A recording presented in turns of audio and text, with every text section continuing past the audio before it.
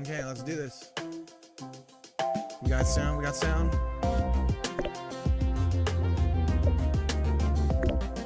Oh, I can resume the run. That's nice.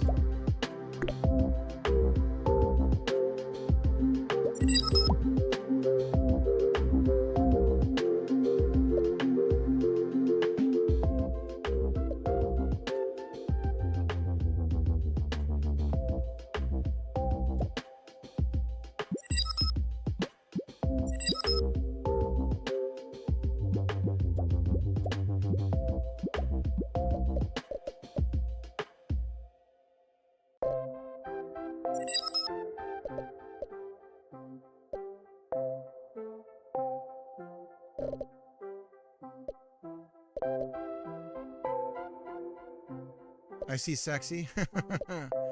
Growling, dude, how's it going with the AC, man? Oh, so it wasn't the throttle body. So now we're looking at a $12 part that I can replace. It is the crankshaft position sensor, which is basically just a little magnet. $12 part. If this ends up being it, then all I needed to do is spend 12 bucks on a part. I'm gonna be livid. But we'll see. We're gonna continue on and try and get this figured out on the car. The engine runs great. That's the crazy part. I've got the car running so good. It just turns off. It's like, oh, I'm done.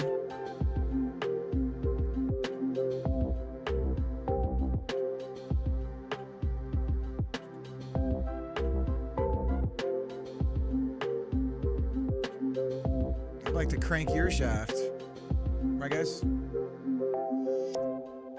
We're gonna crank each other's shafts. As long as we don't, the rule is we don't look at each other in the eyes, right? We can crank each other's shafts, but we just can't look in the eyes. Praying for your car, soul. Thank you. And there's another sensor, there's an airflow sensor that I'm gonna replace as well. And if it's not that, it's worse. It's something about some loose electrical component. The trick is to wear sunglasses when you do it. That's a good idea.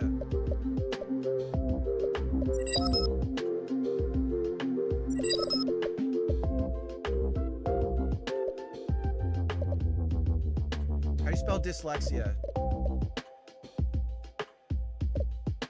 Guys, how do you spell dyslexia? Isn't that ironic?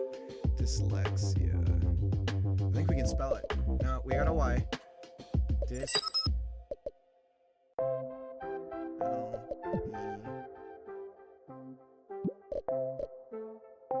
We kind of have to spell it, don't we? Yeah, no kissing and don't look at my feet. Gotcha. Dudes, look at this. Dyslexia. Damn, that's a good one. 8X. Let's do it.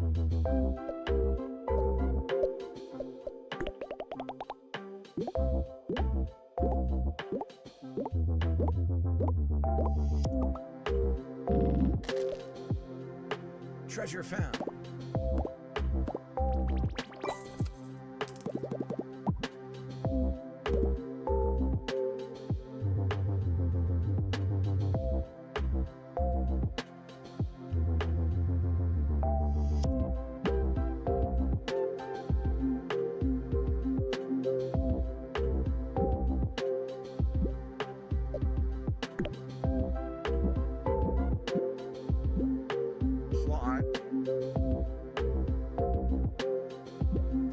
Just throw in the S like you do.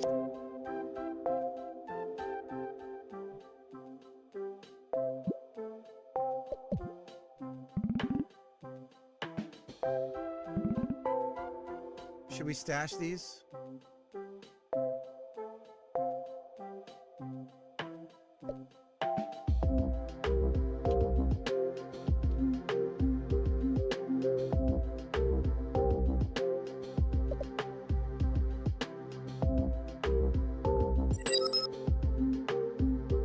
Stash them Stash the money.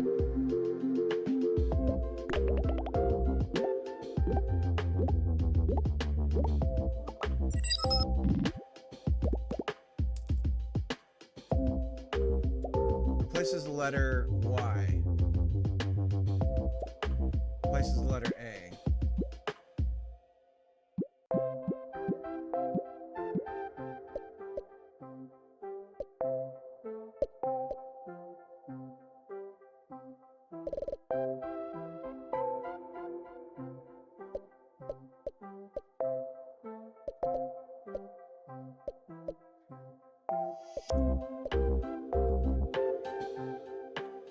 I mean, we got yap.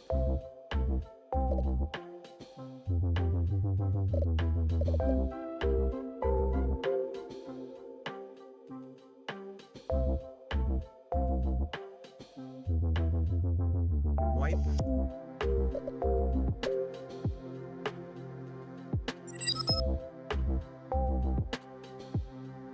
Myopia.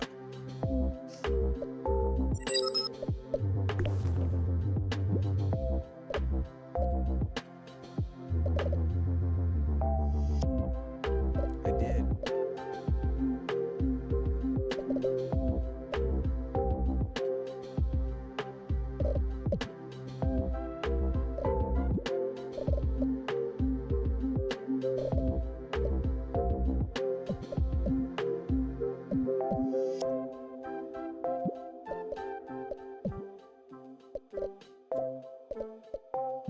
I do wish that all of the letters were always physically connected to the world and everything.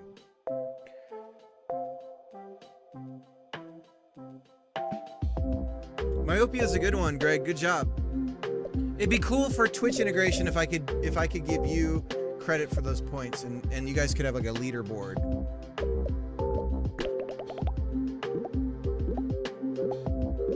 There would also, I mean, the Twitch integration, it feels like there needs to be a leave this game on for people to play while you're like, you know, pissing your pants or something. Extra points at the end of the word. Places the letter L.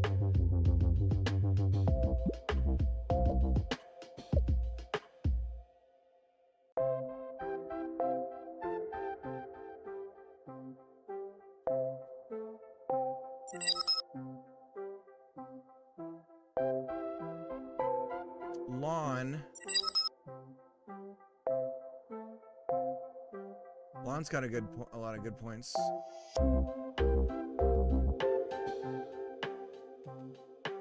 I know many word. Can't say word when speak. Brain bad. Boom Trout, what's up? We're playing a little bit of Lexi Spell and then we're gonna get to it. Lawn's okay.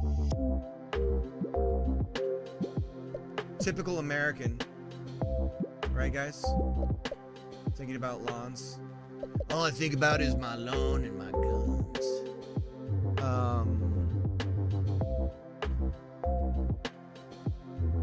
We could do real.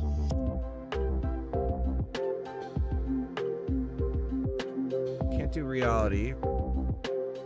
48 points is okay.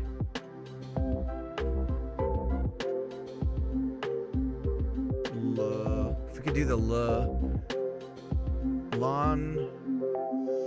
I can't do laundry.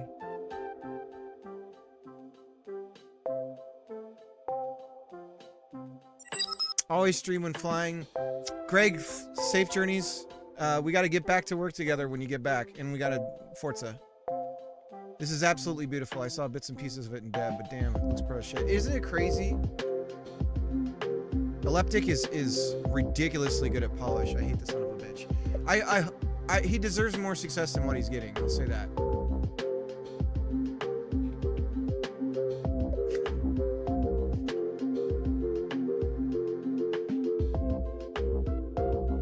He's great.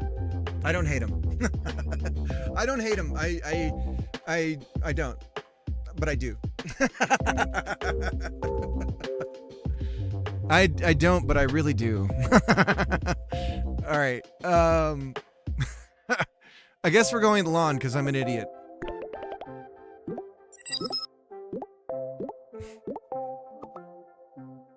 No repeat.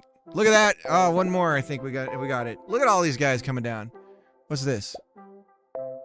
Drop request. What is this? Oops. Okay, well now we know. Oh, I could have pulled that. Oh, that's what the runes are about. Okay, but these are just tagged on it, right? I don't do anything with these. Yeah, you just can play with them. Can I do over here?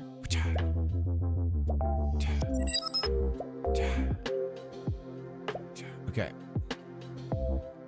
I shouldn't have done that.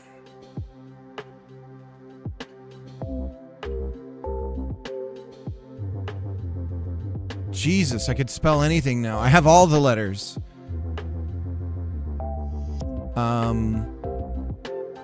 What are some good ones to stash? I feel like stashing Y is good. Understands. That's a good one. Why didn't do the, I've got the Twitch integration. Maybe you have to do a lowercase. That's weird. It's not doing it. Under. Damn. Oh, I don't see a in. Only got one. I don't have enough ins. That's why it's not suggesting it. Okay.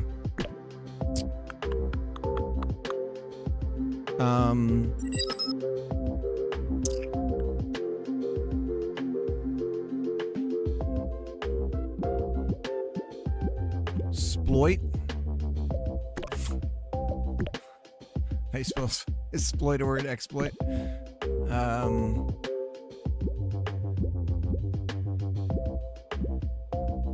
Escape. Rescape. Is rescapes. We could do rescapes, of course.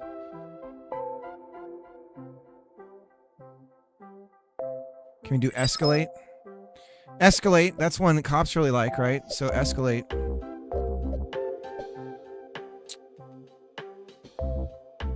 Deny, escalate, retaliate, escapes, escaped. The D is a good one. Can we do rescaped? We could do rescaped. That's a word, right? Past tense of rescape. Is rescape a word? Like landscape, rescaping something?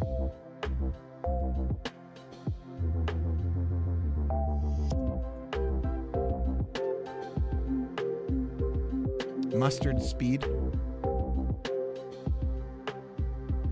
It's a term.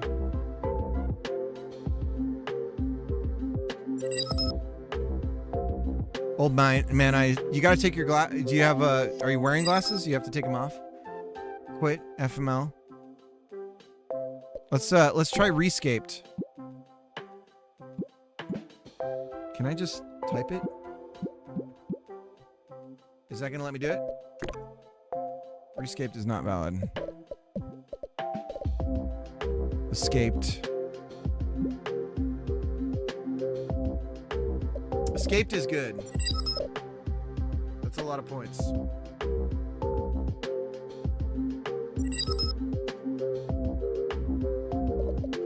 Can we do landscaped? L-A... We can do landscaped.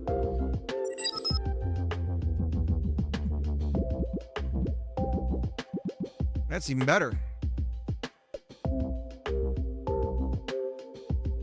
What about landscaper? No, landscaped.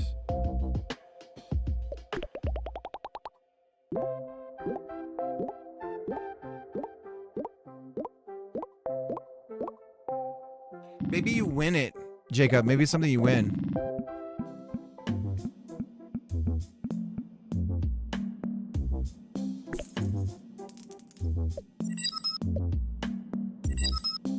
That was a good one. Well, hello, fellow spider something. I missed it.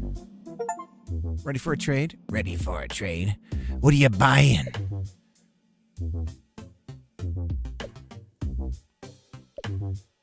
This is letter C.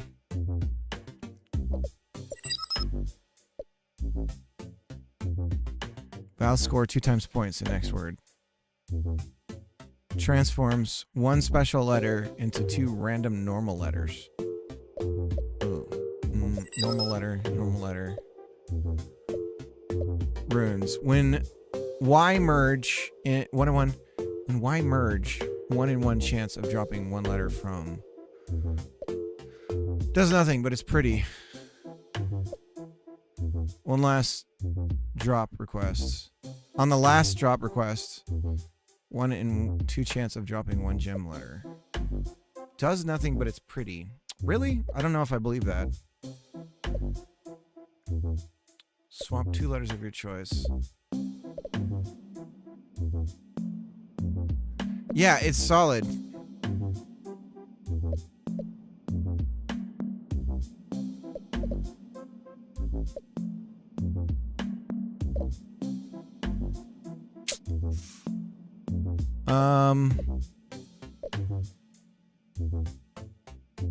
We want to grow our runes. We don't want to decrease our runes. So we're going to trade our Y. And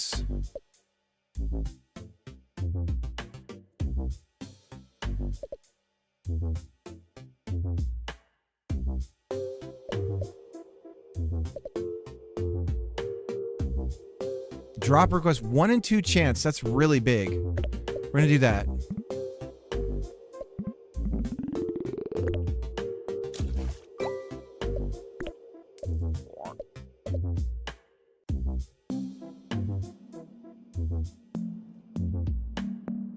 Spilled fucking coffee on me like a drunk sailor.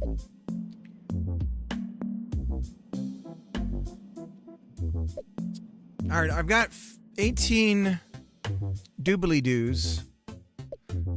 Special letters applied 2 times points to the neighbors in the word. Ooh, that's good. Oh, well, we got to get that. So these are permanent boosts. Or is it only on this round? 3 multi for words that equal 3 letters. That's also good when you can't think of anything. 65 points if the next letter in the word is also the next letter in the alphabet. Wow. Again, there's probably a lot of probabilities on this. I could see you breaking it down if you just have swap 2 letters of your choice. Reveal letters of a 6-letter word never used since the beginning of the run. Each drop request, 1-in-20 chance of 10 points to all gem letters. For each drop request, a 1-in-20 chance of 10 points to all gem letters. That's not very good. When a vowel is dropped, 1-in-10 chance to drop an uncommon letter. 1-in-10 is better than, and to get those uncommon letters is probably good. And it's only 3. We'll do that.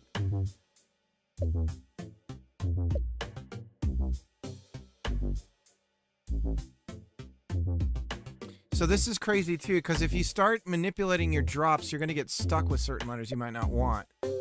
So I'm dubious to change the probability of drops from random to these weighted outcomes. I guess I would just throw this one on.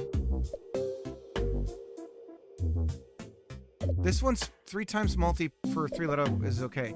I'm just not sure if any of these stick around or go away.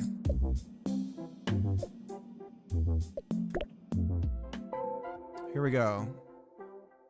No special or gem letters are spawned. Oh. Fuck me. Most of my modifications don't have to do with that stuff anyways. Alright, runes stick around, wands are single use. And you can shuffle the runes.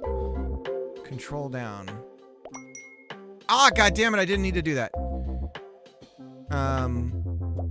Okay, I gotta remember that. I wish it was more like you were dropping them somehow. I'm an idiot. Okay. Well, we've got X.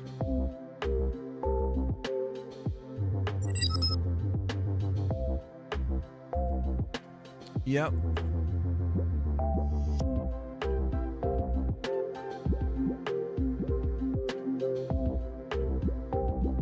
Can we do exfiltrate? No. We can't do exfiltrate. Okay. I don't even know how to spell exfiltrate.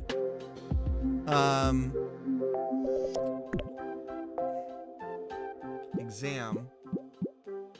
Example? No.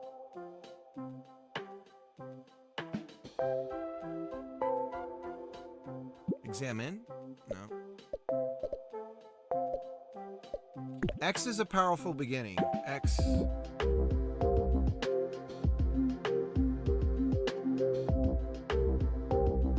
Reflex.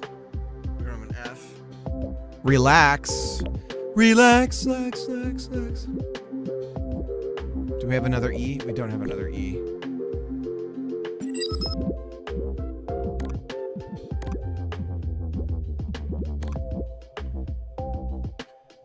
Flexible? Is that in there?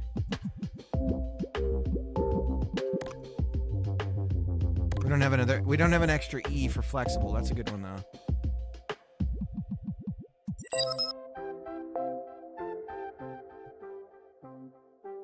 Is that who did this? Nice.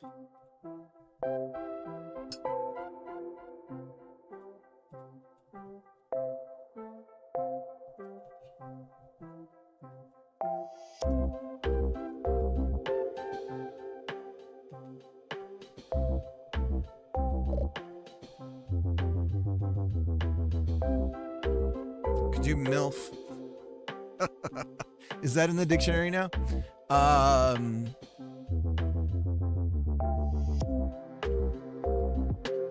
Uber.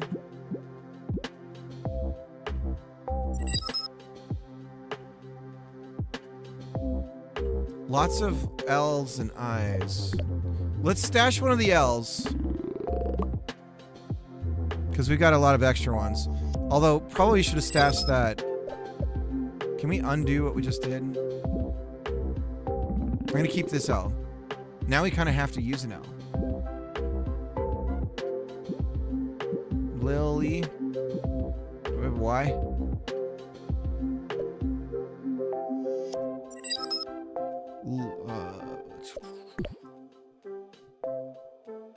Uber labia. She has an Uber labia. It's a medical term. Uber. Can we do Uberkin? Go back.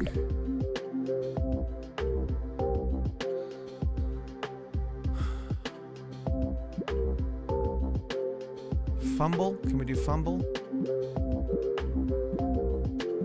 We can do fumble. I'd like to be able to stash the words that I'm doing and see what ones get the better score instead of having to remember. Fumble.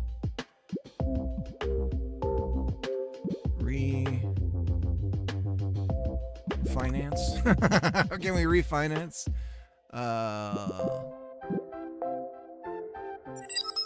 Can do liberty. Can we do liberty? We don't have a Y. Can't. Yeah, we're in the States, so we can't spell liberty.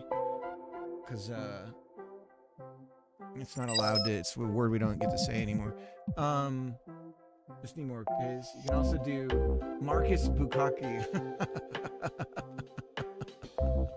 Can we do Marxist? No. Is it Marxist? Yeah, we can do Marxist. Sorry.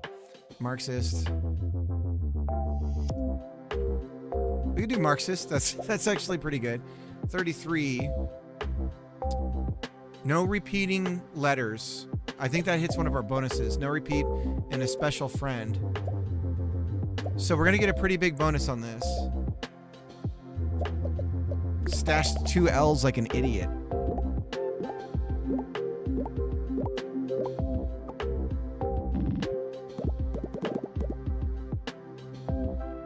God damn, I have 4 L's.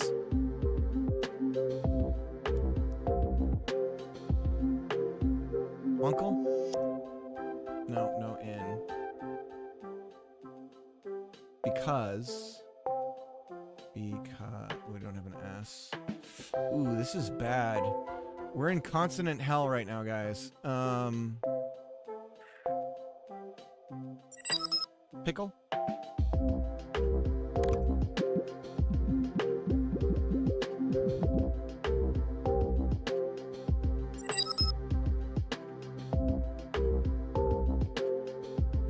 Cole, lick.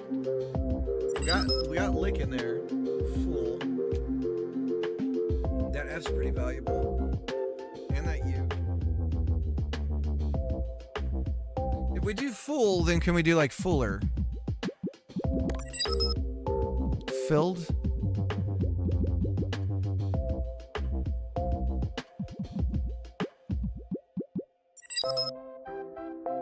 Full is pretty good. Add another D. Pickled. Oh, I can't. I don't have another D. I got the one D. Pickled is pretty good. Pickled's the best we got, I think, so far. Fumble? Can we do fumble? I like all the words that I think of are like, is he talking about himself? Is he referring to himself when he says that? Decimated, destroyed, insignificant. I think we can go with pickled. Pickled's the best we got. Can we do like re-pickled? That's all you need. Yeah, pickled. Yeah. Pickled's good.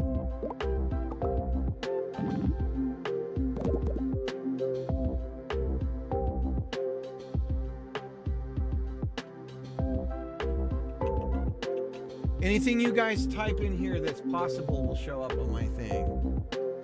Supposedly.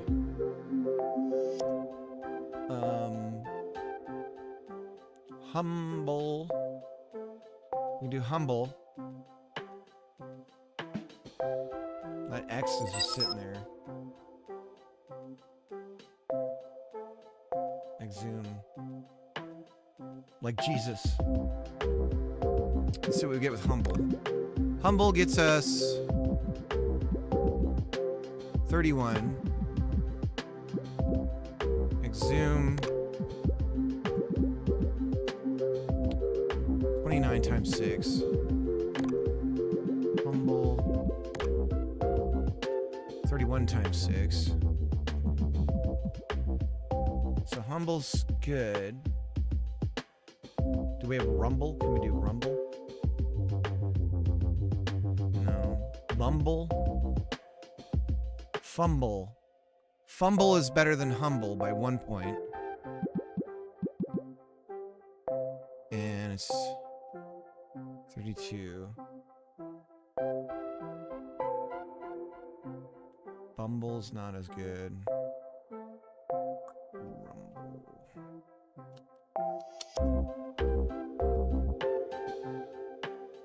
Exhume is nice though, because you get that X out of the way. We might want to do exhume just for like a strategic reason, instead of just always trying to hit the high score.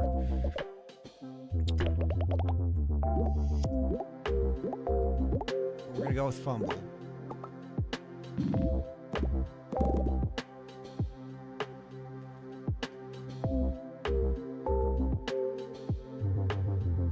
Bloated. Bloated. 27 times 7 for bloated.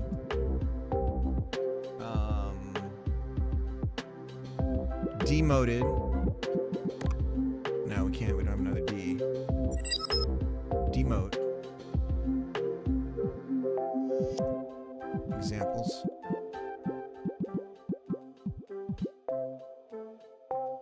Exampled. Exampled is better. Example gets us to 34 times 8. That's really good.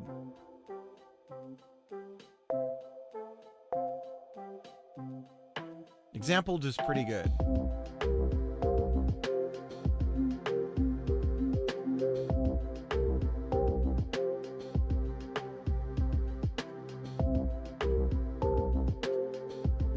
Example's really good. I think we kind of want to do something like that. The X.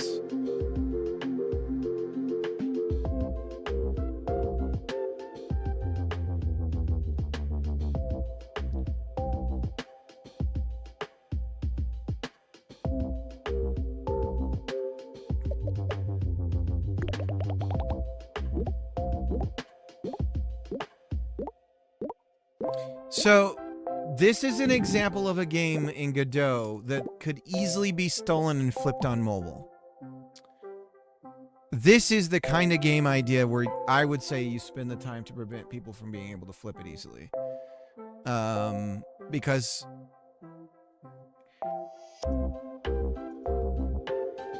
I wonder if he's doing a mobile release of this. Lover. Love. Beloved. Beloved. Gotta keep those vowels around, dude. What if this is already on mobile? I know. Yeah, I want it on mobile right now so I can play on the plane. Giganzo. Giganzo, how you doing? Giganzo, patron saint of Godot.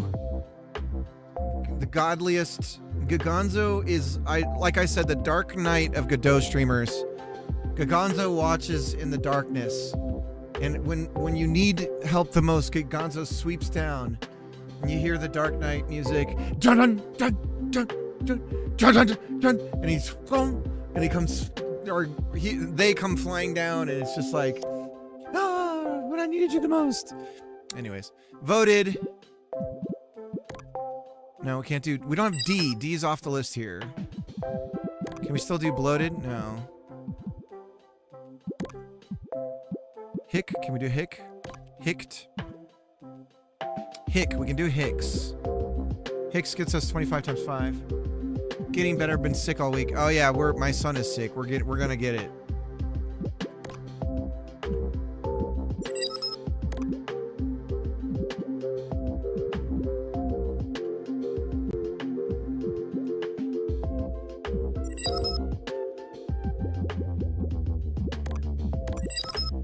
Can't do believe.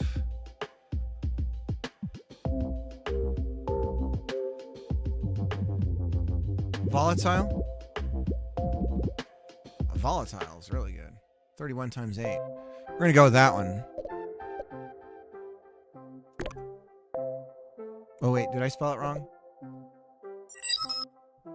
Never mind. Volatile. Do we have an A? We don't have an A. Ah! We can't do because we have no A. Damn, those vowels, dude. That's why I feel like the key to the bag is to put vowels in the bag. You stash your vowels, man. Because you need those vowels. Love it. Need it. Gotta have it. Aren't those ice cream sizes or something?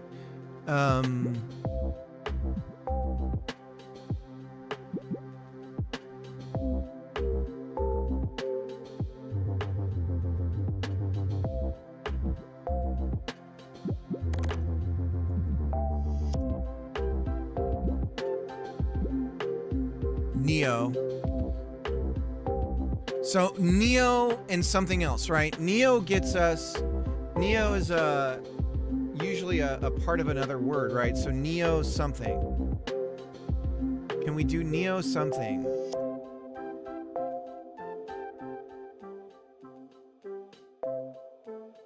We don't have an L, an A, so we can't do like neoclassical.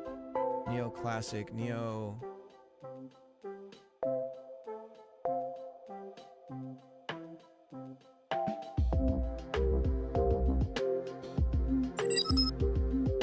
Close. Ooh, that's a good one. Close. 30. Ooh, yeah.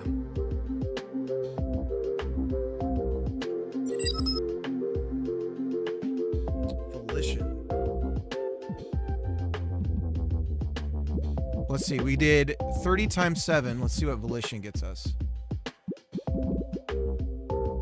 32 times 8. That's way better. We're going to go with that. Or Oblivion. Let's see what Oblivion gets us.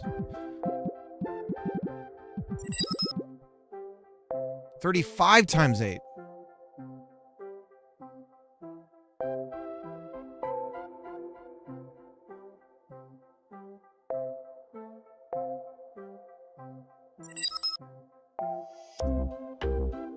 Oblivions. Can we plural? Can you plural Oblivion? Isn't it a singular concept? Can you have multiple Oblivions? Sid, what's up? We'll try with the S. I took it. Dang, this is gonna be huge. 39 times 9. Oh my god, we almost one-shot it. You lost. I didn't know you could lose. Oh shit.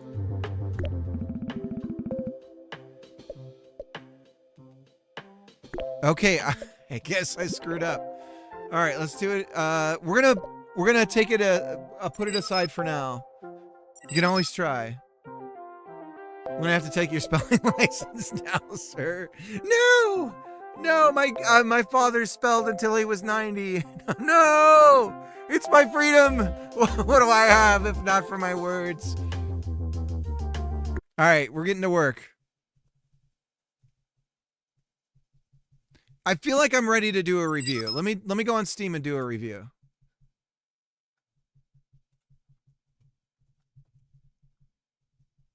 All right. 8 reviews. Let's push it to 10, guys. Let's push it to 10.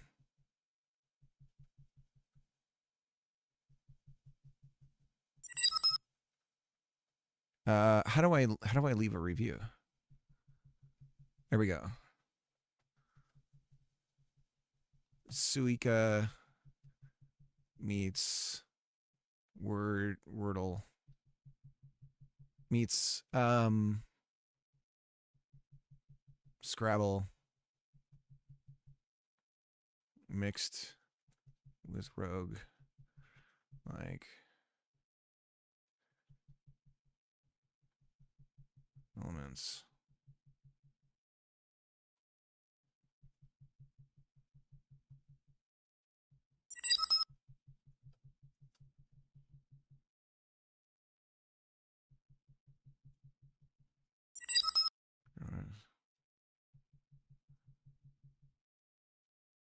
Is it Suika?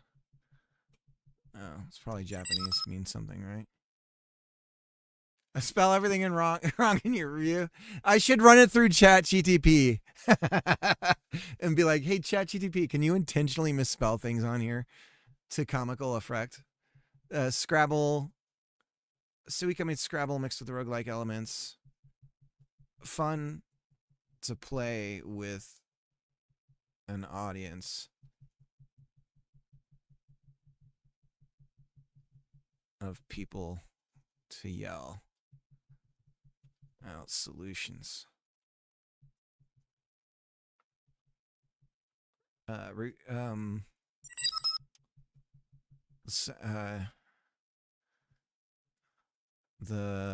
mix of potions and runes allow even a dummy like me the ability to be smart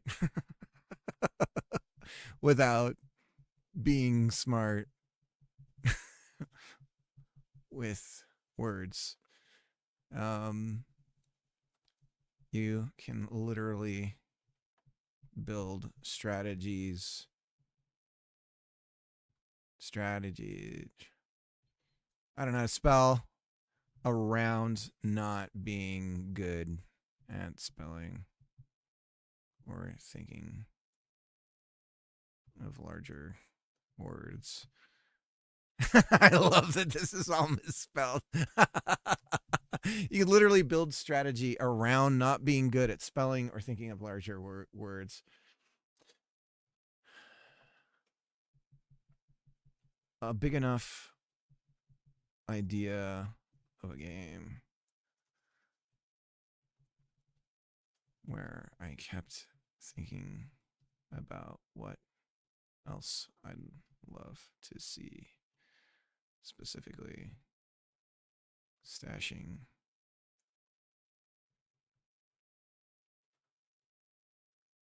Stash. Words to see which I think of has a higher score.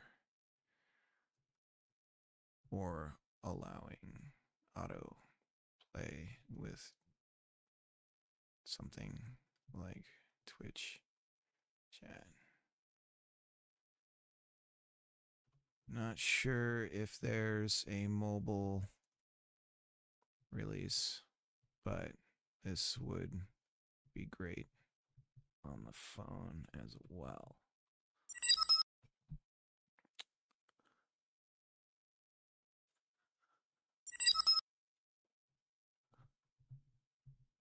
Weenus. That's my PC name here. Okay. We'll attach my Weenus specs. I did not receive it for free. Do you recommend? Yes, I do. I don't have an avatar, apparently. Hi from Greenland. Hopefully we don't invade this week, Em. Testing plain Wi-Fi. Okay, that's good.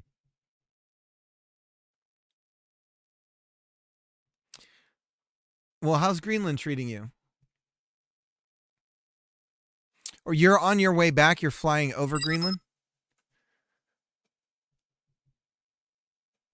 All right. My review is marked as publicly visible. 6 reviews that match the filters. Your languages. Browse all 9 reviews. So does it not show? It like takes a while to show up. Well, hopefully that pushes them to the 10 mark.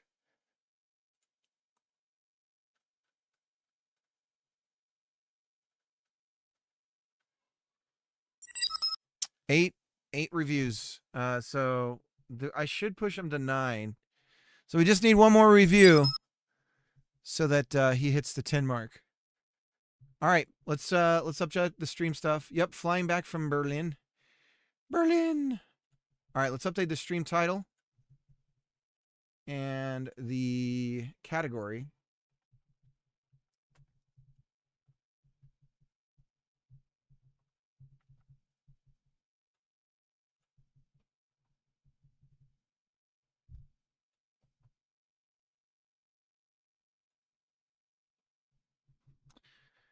To the work we are going here. Let's check out what we did with our little bad guy. Here he is. He just looks around and bounces.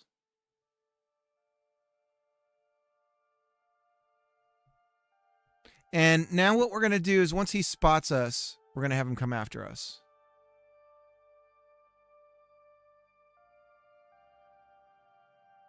You know what we should do too from the bounce is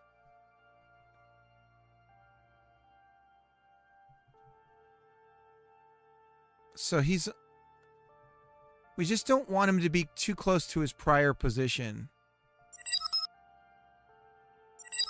So we could have some logic for that. He's a cutie. Anyways. All right, give me a moment. I'm gonna grab a bubbly water, and then we're gonna get to work. I'll put the dude on this thing so we can watch him. We'll just watch him up here. Just like watch him bounce around.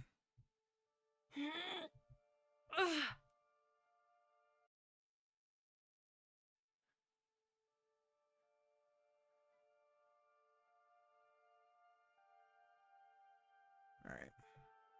Ah.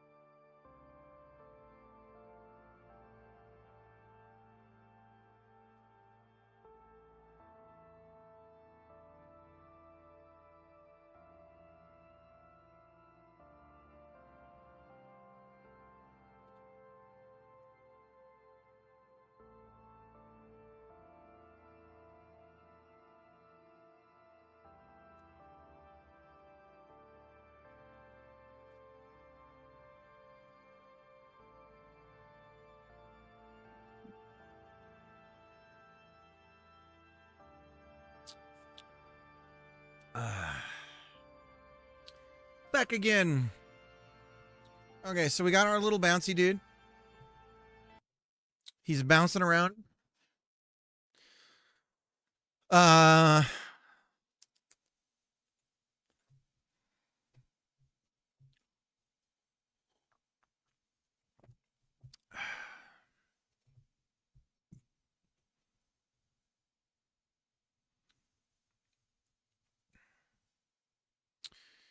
Once he spots us, target spotted, we're going to change state to attack.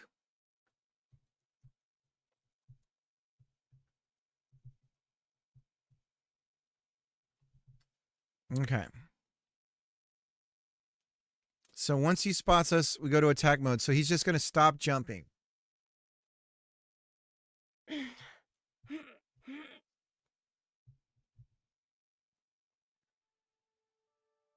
Or he just continues to jump forever.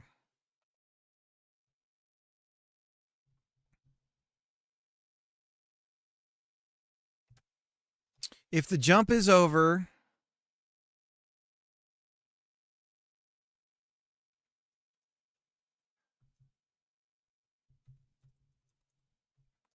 and the state is roam, how about we just do a match of state?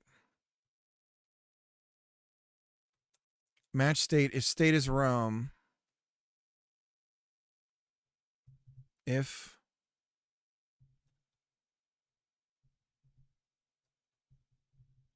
okay. So now he should stop when he sees us.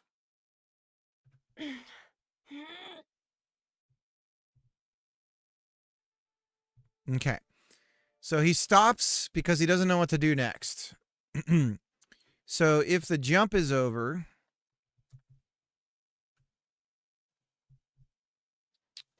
so the jump just naturally ends.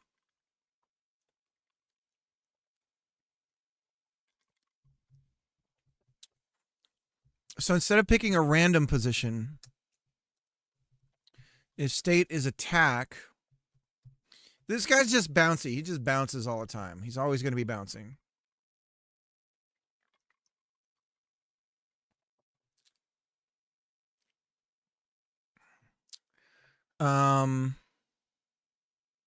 If state is attack and our jump is over and we still have the target spotted. So if the target left, then we go back to, we change our state to state return home.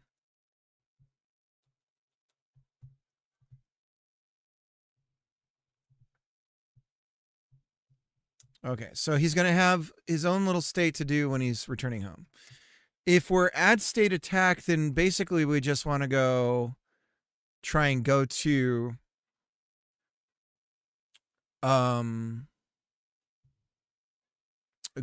us, right? So roam to position should really be jump to position, because it's now going to have, it's implying a little bit more. So search. Oh, I didn't know you could do that. Code, replace, jump to position. Okay. A little bit of a refactor. So state attack. We don't.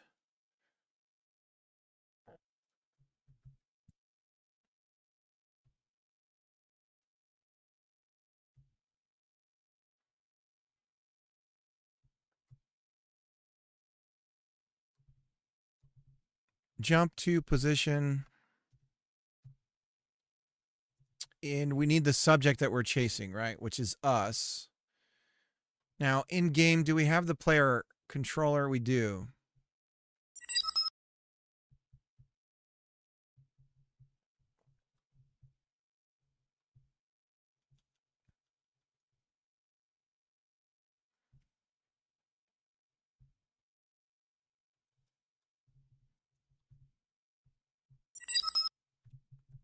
We have attack target, which is just going to be node 3D.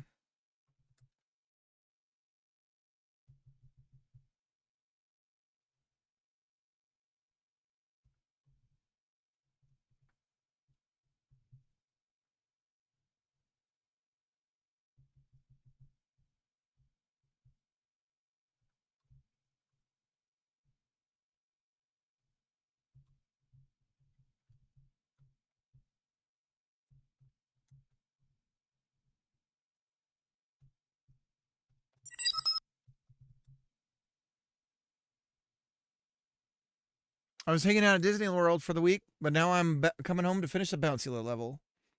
I would also be in the sky, but we're waiting for one last person to board our plane. Must be a very important person.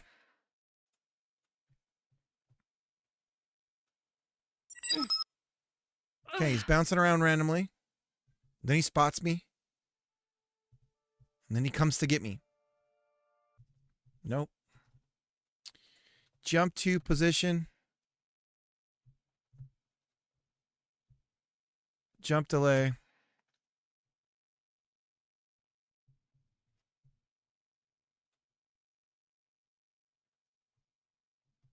Try again.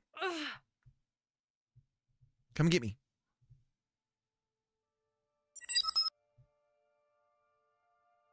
Okay, so he needs to rotate towards me.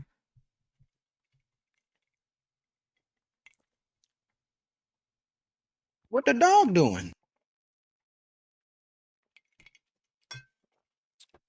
Random roam position.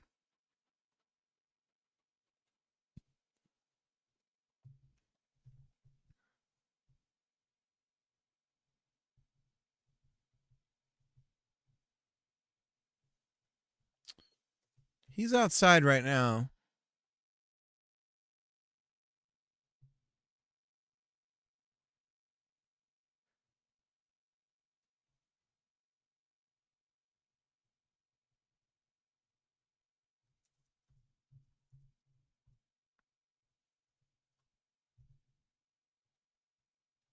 Hmm.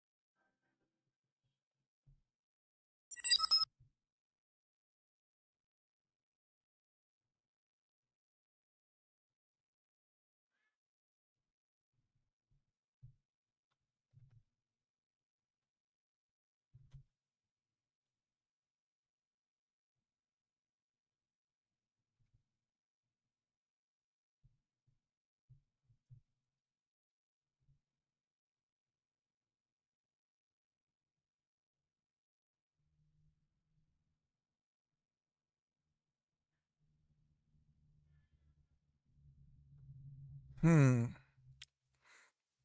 Angle 2. Now this is weird because it can't just be the Y.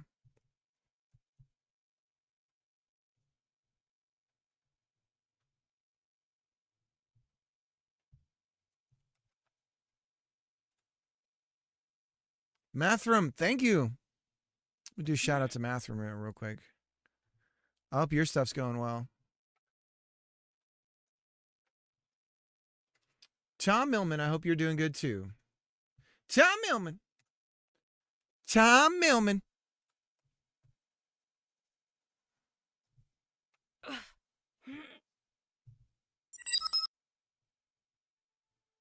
Right here, bro. Right here. Come get me. Over here. Right here. Come here. All right, let's print out our states.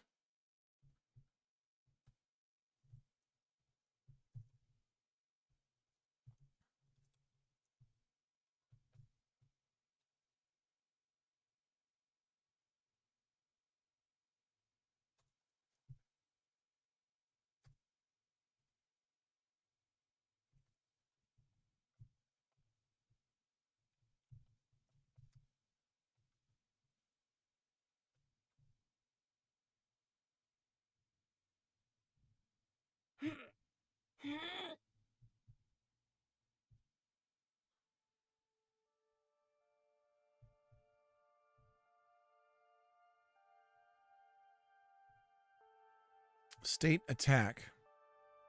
And then he just gets really depressed and doesn't do anything. He just doesn't want to live. He's just done. I jumped, guys. That's what he says.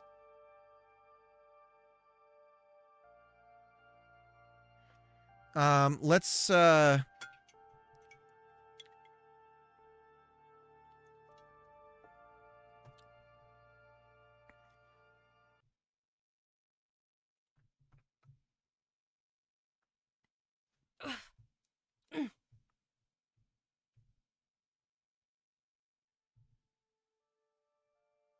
come get me. Target spotted. So attack doesn't do anything once we're doing it. So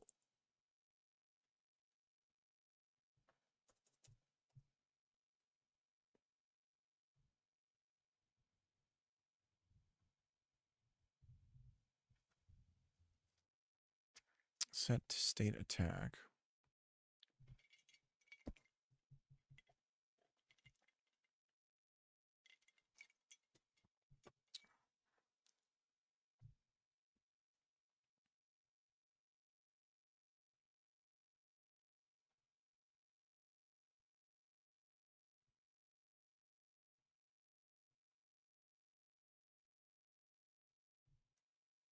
Is on floor. State is jumping. Velocity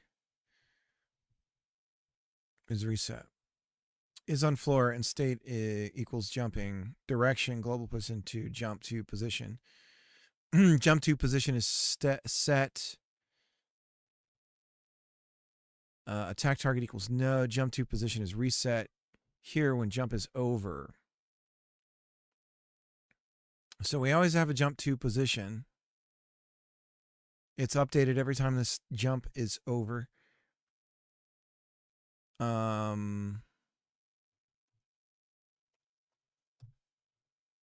go ahead and reset that.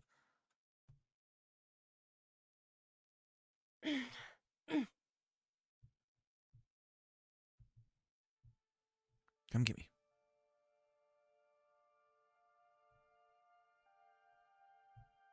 Over here. Yep. And then return home. So that's why he stops. But then if he goes back to attack. So if we go back to attack, our attack target is set. But then set state attack, which should fire again. So set state attack needs to do a check here of whether or not we're jumping or we're over jumping. What our current state of the jump is. So match state jump. And if the state of the jump is that we are... It's not even that. We have our target. Jump to position. So yeah, so that's... We're not updating the target. The target should be updated here. So we update the target here. That's all we have to do. And then that tells us where we're jumping to. Okay, and then... So jump to position. So we're just setting the position of where we're jumping to. So return home, it's as simple as this. If return home fires, then we return to our original position, our jump to position. Our target is our roam starting position. Look at this. It's all coming together. All behavior now is set. It should just work. Okay. I haven't done anything more complicated than single states, really. So having like multiple states to kind of think about is different and new for me. So we should still be able to tween here.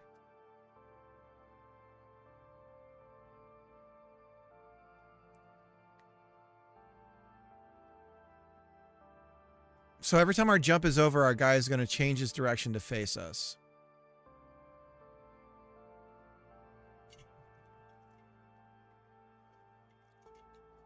Unless we leave the viewable area.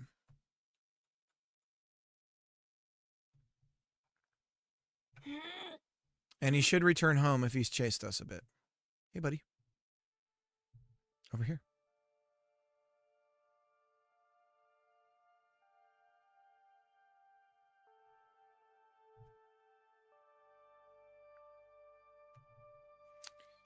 So every time jump is over, we need to change the target. If depending on the state we're in. There he goes. Now he's coming to me. I get out of his way. Return home. And return home fires. We set the jump to position. And then nothing. And so we might want to...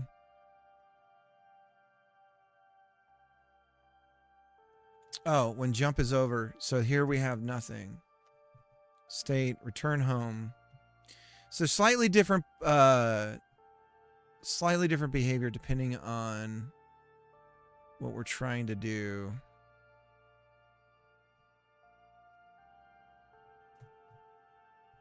Yank 3 lines. And we want that jump delay timer. So now, because we have 3 states that we know about, jump delay timer can be for all of them. And here we're going to go global position angle to... We want to angle towards our original... The jump to position. Our home. Because we're going home, baby.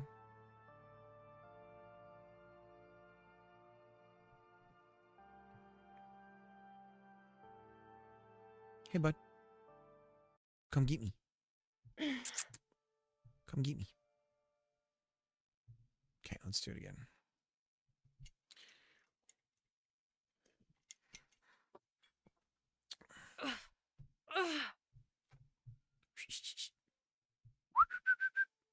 Whoa, what'd he do?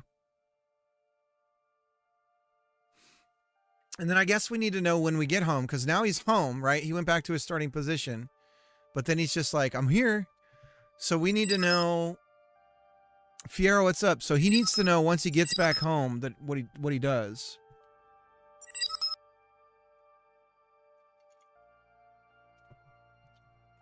M's flying over Greenland right now. She's getting ready. She's part of the 101st Airborne. She's getting ready to drop in on Greenland. Per our fearless leader's request. Our fearless leader.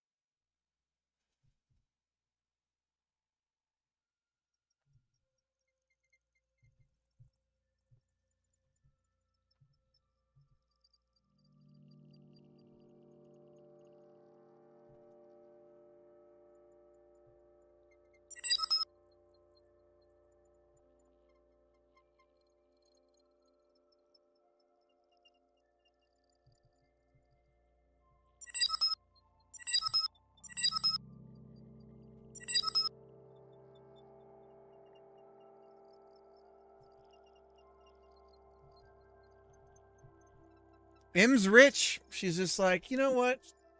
Here you go. Yeah, I have Wi-Fi, sure. Good, keep in touch with my peeps.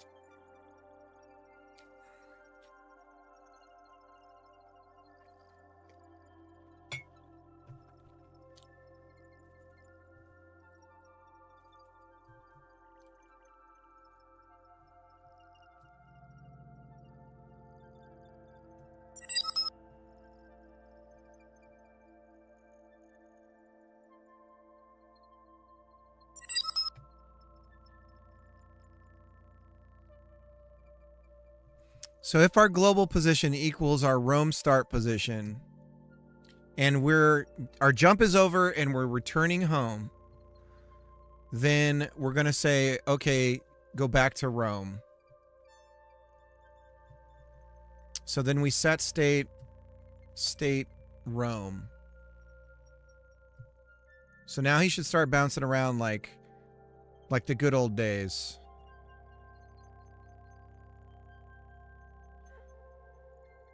And he's not. Why not?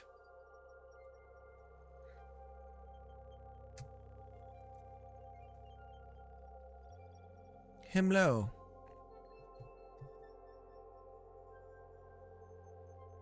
Okay, him low is pointing.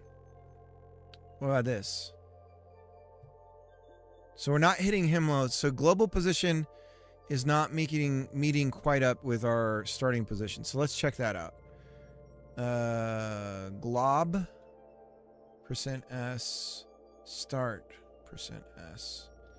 Let's see what the two equal. So global position, comma, Rome starting position.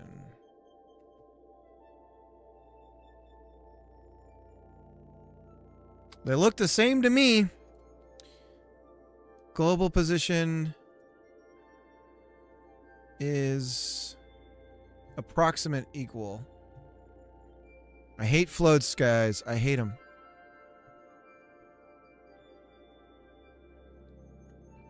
Print. We got him. We got M. How about that? Nope. The fuck? They're the same! Those two numbers are the same. Now, see, we have a little bit of a floater there. I hate this. I hate floats. Hate them. Hate floats.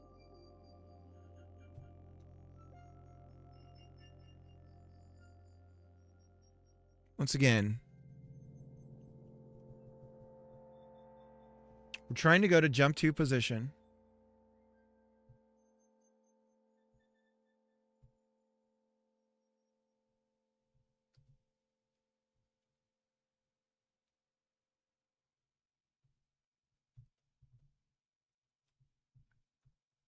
Equal %s. Equal is false. Can we adjust the approximation value? The range of the approximation?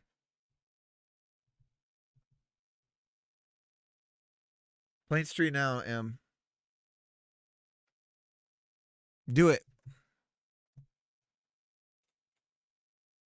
Hate floats, guys. I hate them with a passion. And I don't want to have to use like an area. You know, I don't want to have to use other things when I've got math in front of me. It should be good enough.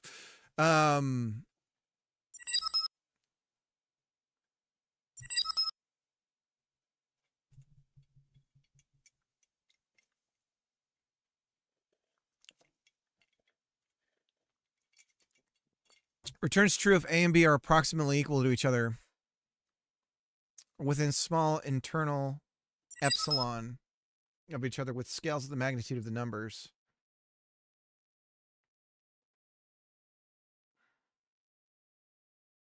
Approx not working? No.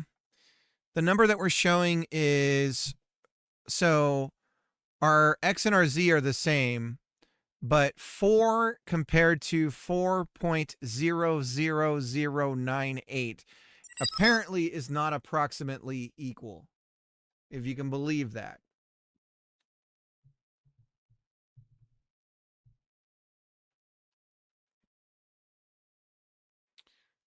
So it says that the approximate equal returns true to this vector if this vector and 2 are approximately equal by running is equal approximate on each component. I did my own approx. Your mom's an approximation. I guess what I could do, but I think I've seen this before. And how much you want to bet that this works? So if I go equal approximate from the math functions from global, right? So is equal approx, if I do it on every single, so we do is equal approx A and B, right? So we go global position X compared to Rome starting position X. Because I've done this before. This will be okay. And I opened a bug report about this years ago. This is going to work, cool. I bet. Cool? Because Yeah, cool. You think it's cool? whatever it's doing with vectors is different than when even though it says it isn't, it is different. This is going to work. Thank you so much for the raid. Give me just a moment here. I'm mid-thought. X, we're going to do Z. And this is going to work.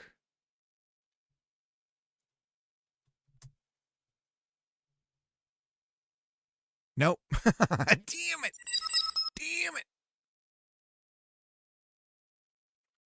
No, we got him. Still just printing Himlo. Keduvas, thank you for the raid. Am I saying that right? You can yell at me, or everyone in your party can laugh at me. Thanks for coming in. Let me check out what was going on your stream. Give you a follow. Let's see. Is it Kedu? We'll go with the Japanese one. You're able to look at the nitty gritty of the pixel art, look at the outlines, get the styles, get the techniques, and add it into your own art. Here we go. There we go. The whole principle working on channel stuff behind there's this idea of having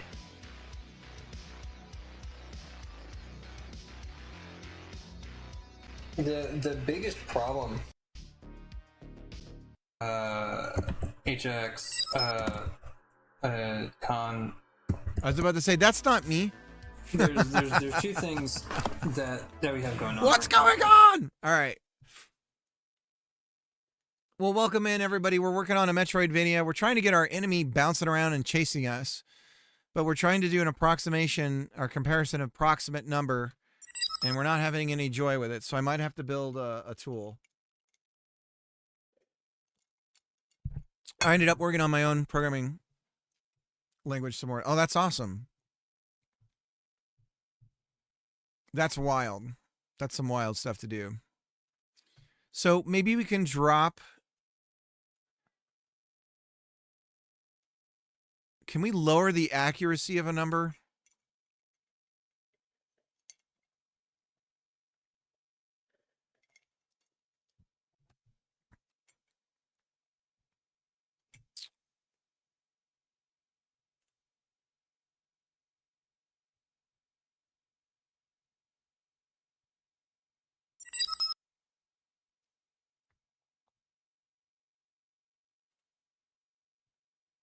Clamp? Is clamp the word we would do?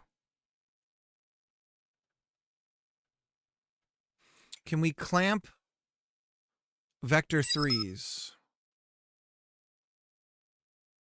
Returns a new vector with all components clamped between min and max. So these are maximum numbers. These aren't the remainders. We want to reduce the remainder, the number of decimal points that we would have for remainder.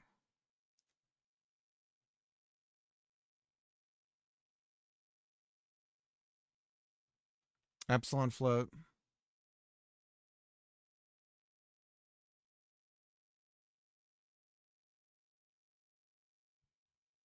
A be absolute. That's all I wanted to know.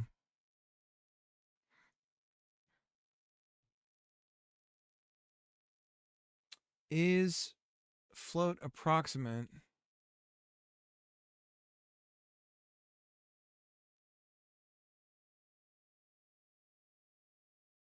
Did we subtract the 2 from the absolute value?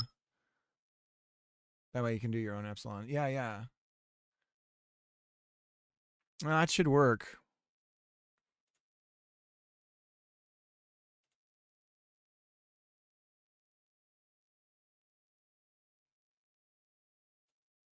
All right, let's see. You copy it.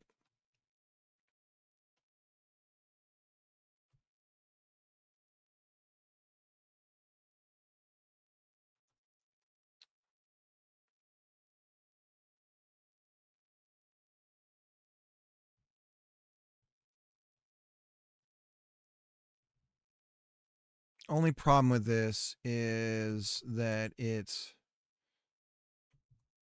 can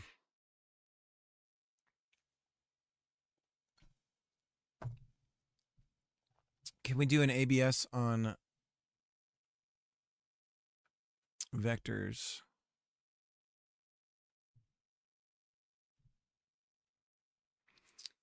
So this wouldn't work for vector. Like if you had, yeah.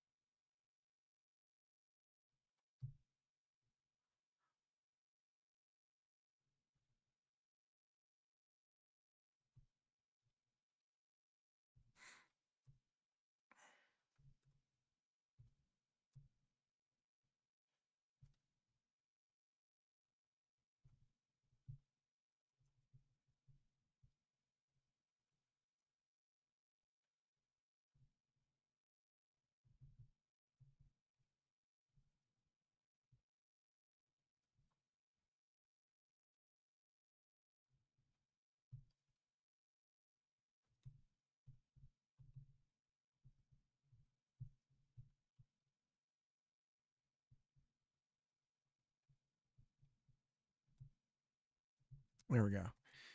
So what's the programming language for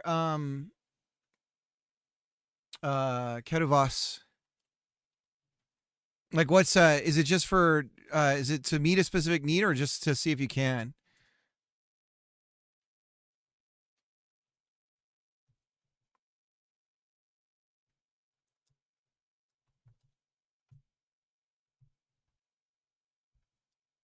So if any of these, oh, do we want to return true on these?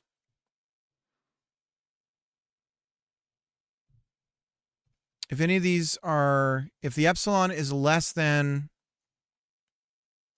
the absolute, then it's approximately equal. Otherwise, it's false. All right.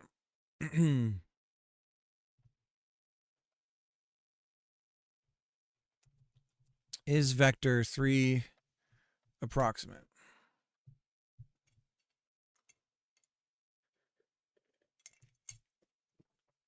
And okay, so we did a little bit of our own, this is our own cricketization of this.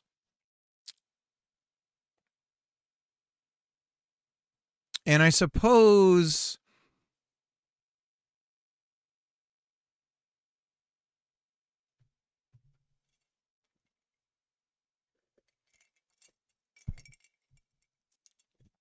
this is technically the same as if we did this.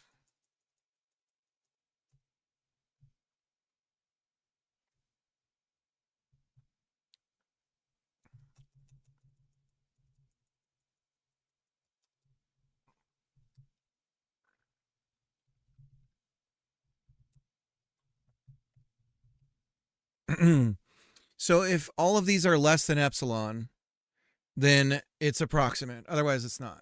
So there we go. I'm just not super happy with most languages, so I started thinking about how I would design one and how it would work. And the more I thought about it, the more it became reasonable to actually make it happen.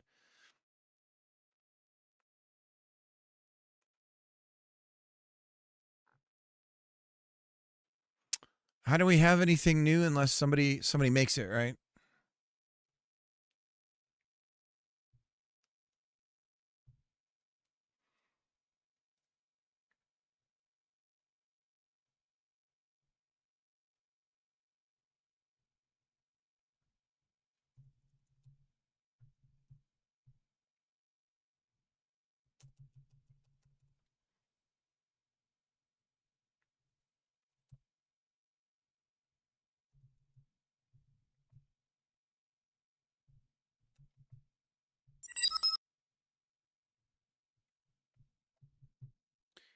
Okay, let's see.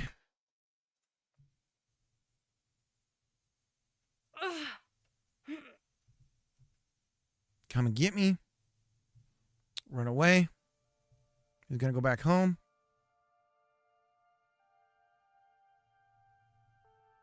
He's back to Rome. Come and get me. Goes back to Rome. Come and get me. Come get me.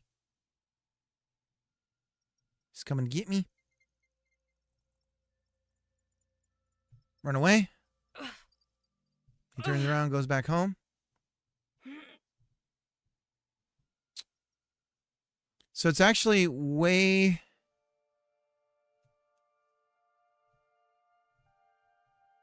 We got him.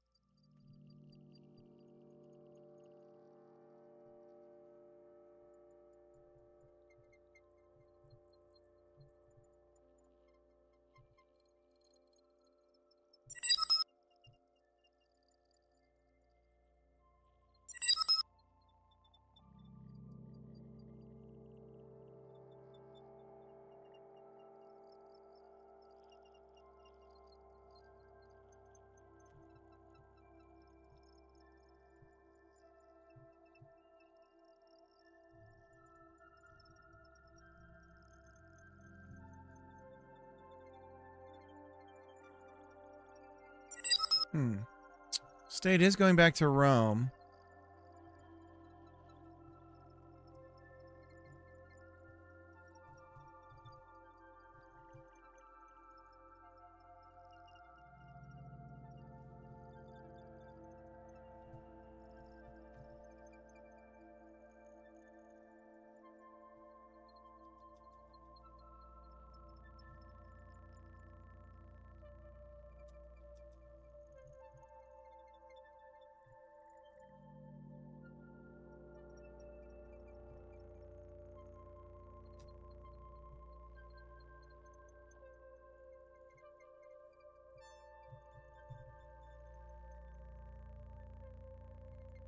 Come get me. Run away.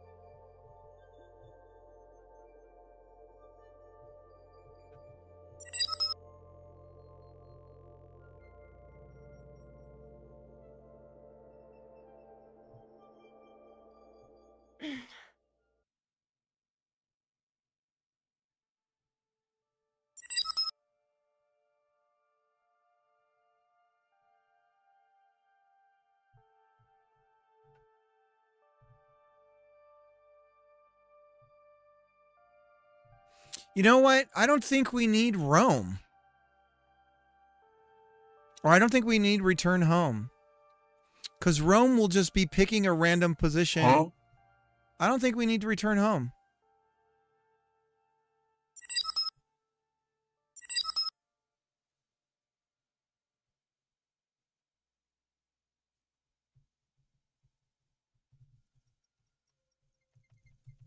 I think we might be overthinking some of this.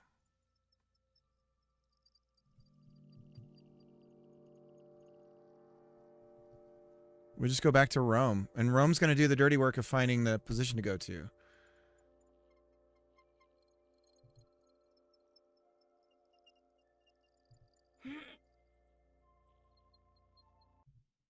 Let's see.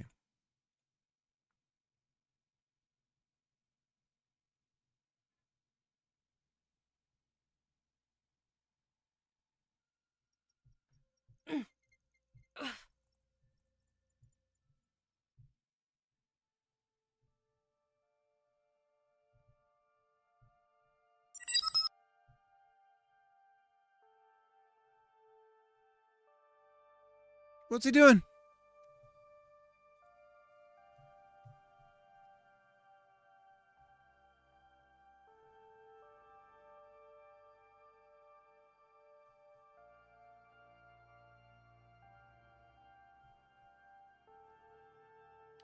The vector approximate check wrong? That's what I was asking earlier. And nobody said anything, so I was like, I think this is right.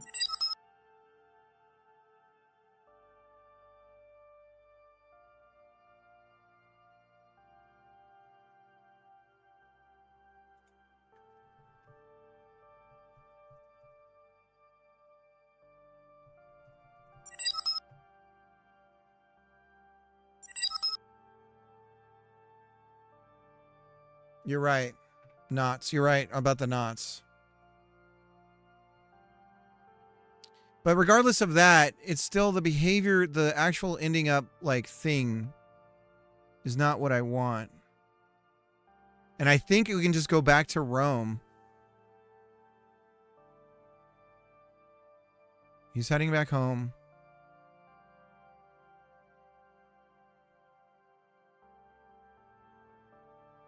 Now he's not jumping. He's not changing back to...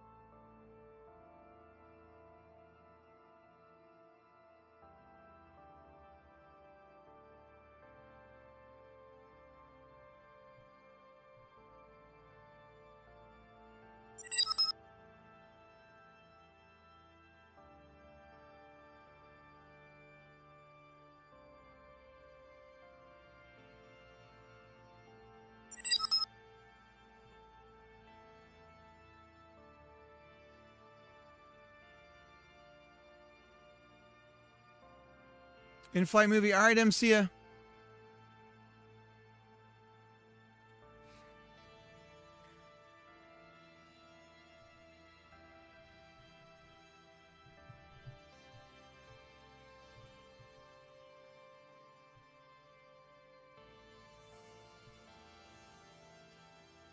This is so weird that this causes an issue.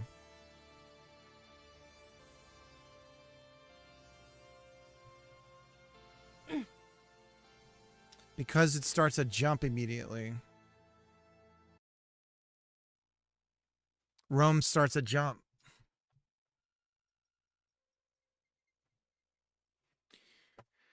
I think at this point, what we really want to do is always have...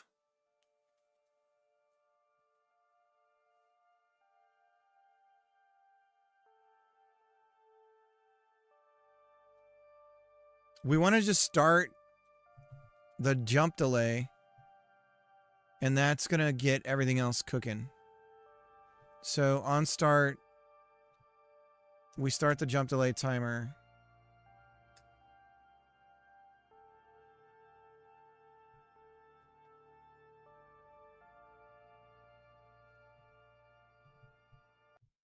Let's see.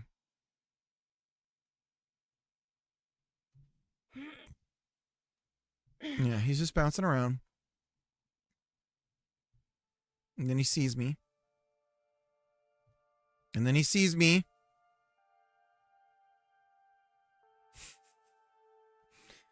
Little bastard.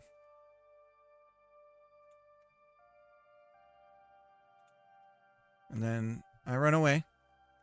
And he goes back to... Oh, it's doing return home still. We don't want to return home. We want roam. We just want roam and return home. Or just roam and attack. So let's try it again. Over here, buddy.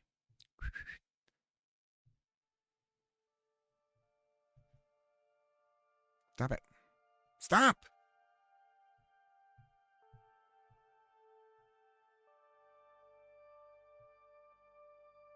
So this introduces a different bug that we can fix. Now if I walk away, he should just go back to a roam position. And he's just going to hop around. Okay. So we didn't need the approximate. He just goes hopping back home. So now we have a bug with...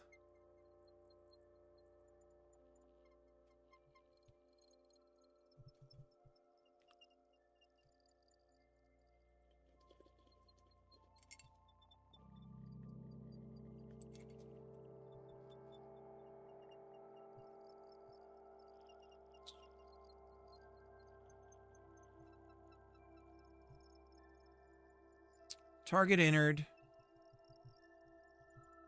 We set the jump position to the target global position.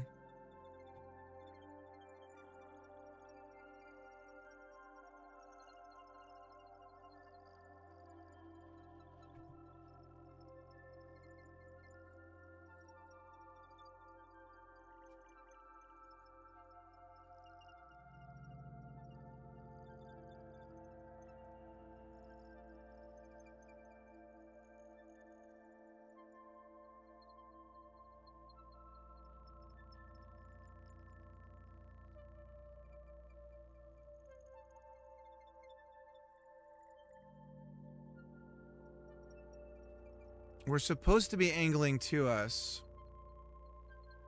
Let's get rid of that.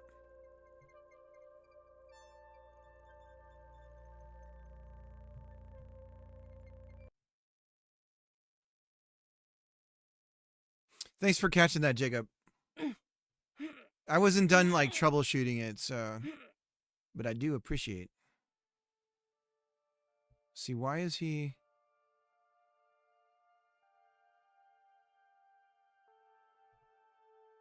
And I walk away.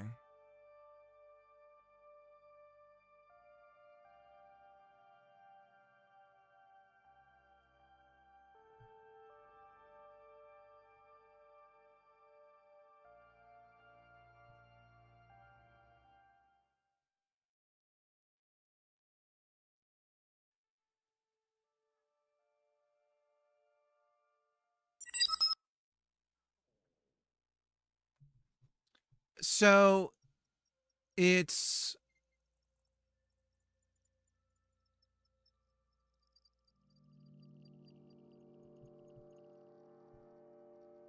okay.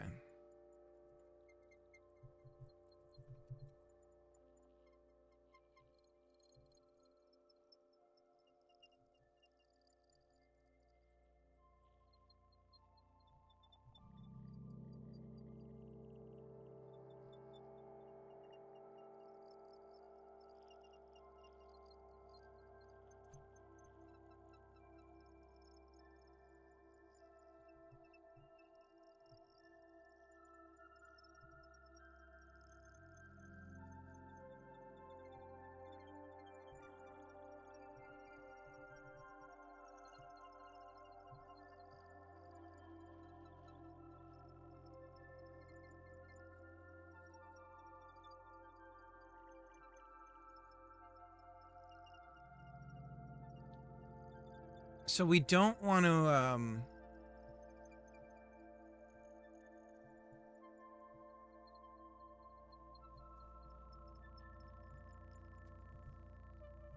so if we have an attack target,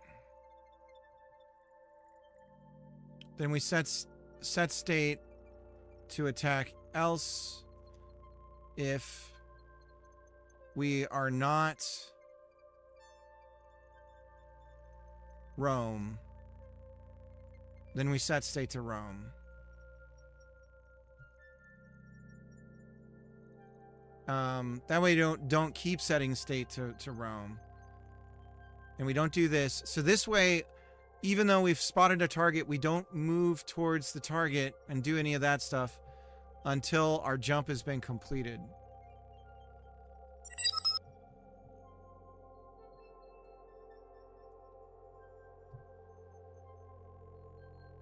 No, Rome. Rome. No. No, it's no problem. It's generally why I just don't take other code. Because it just ends up like I didn't think it through, and so my brain kind of shuts off. But no, I was getting thrown off by the logic anyways.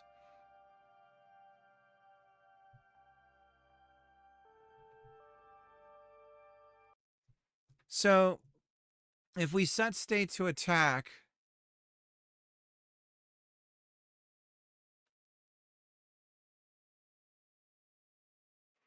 we just don't want to immediately, because setting state to attack is fine. Here.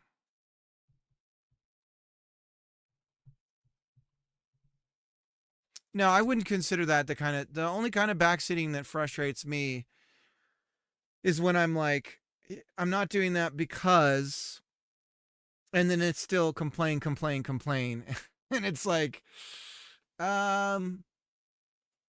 know, or anytime I get put on a defensive position for what it is I'm trying to do in a way where the critique is not constructive.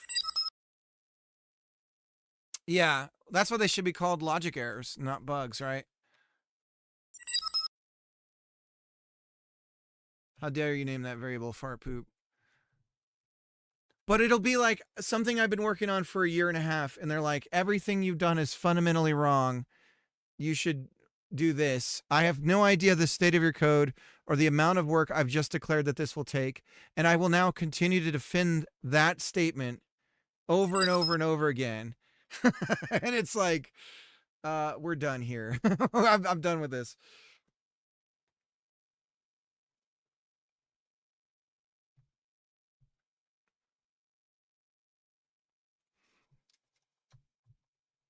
It's hard to explain. There's like certain things where it's like, okay, I'm not here to like, you know, this isn't a philosophical stream about my code. You know what I mean? Like when it starts to get like that, it's like, okay, we can stop now. But no, that was perfectly valid. I don't know why I threw the knots in there in the first place, actually.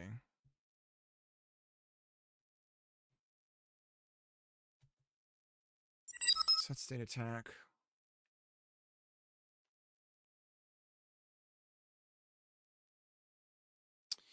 How about we do this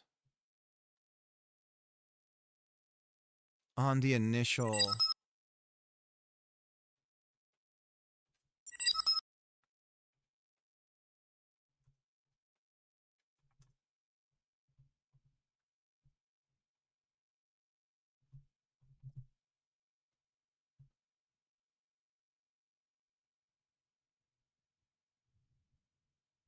It was when you restructured it, it became broken. You had it, then you cleaned it up.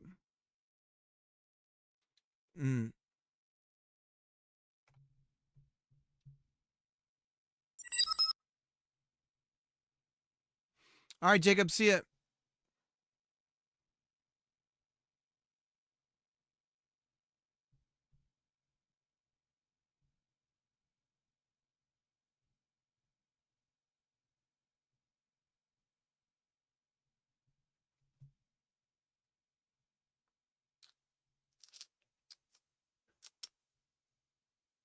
Oh, by the way, we got to plug Jacob's, Jacob, your game's on Steam now. Damn it. I got to be better at this. Footy. Fabled Footy. This is Jacob's game. Jacob should be plugging this or reminding me to shout him out now. Here it is, Fabled Footy. You can wishlist it now on Steam.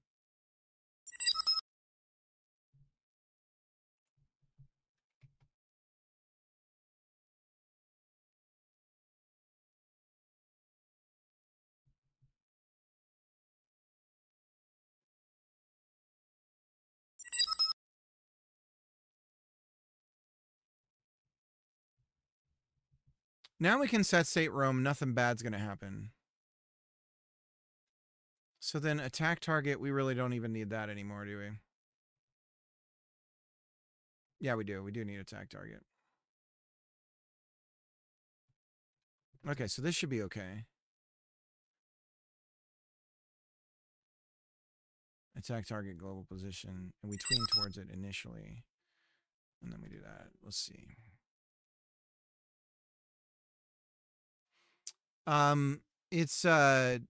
It's just your good old Neo Vim.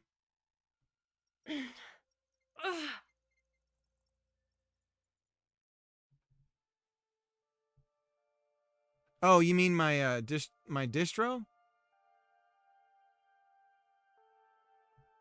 Come on, dude. Look at me. Come to me. Go back home. Look at me again. Why does he turn? He's turning away. Stop it.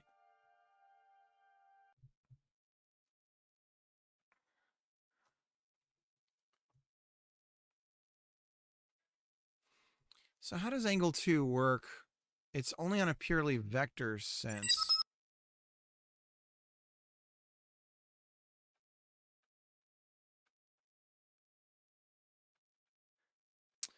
Do we need basis for this?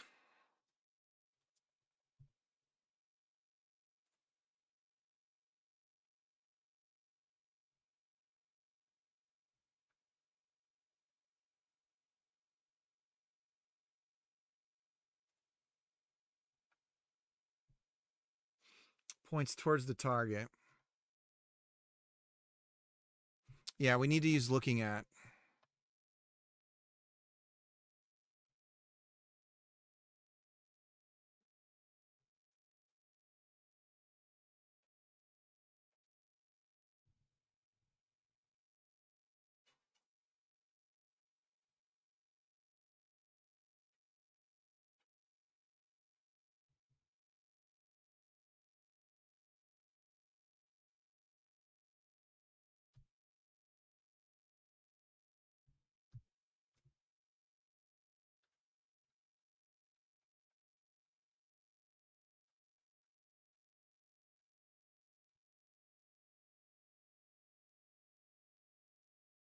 Get Euler.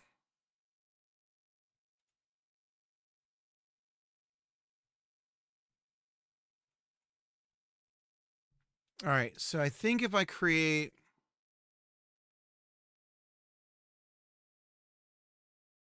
He's a little shy. Yeah. I'm doing... I just have Omarchi. It's just Omarchi. But it's Wayland with Arch.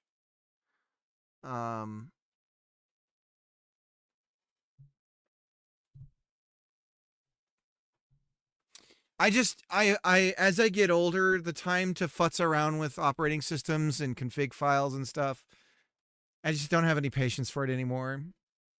And Omarchi is basically like, here's my configs, bro. Hope you like it. And so I'm like, these are fine. And I like windowed OSs. Or tiled OSs.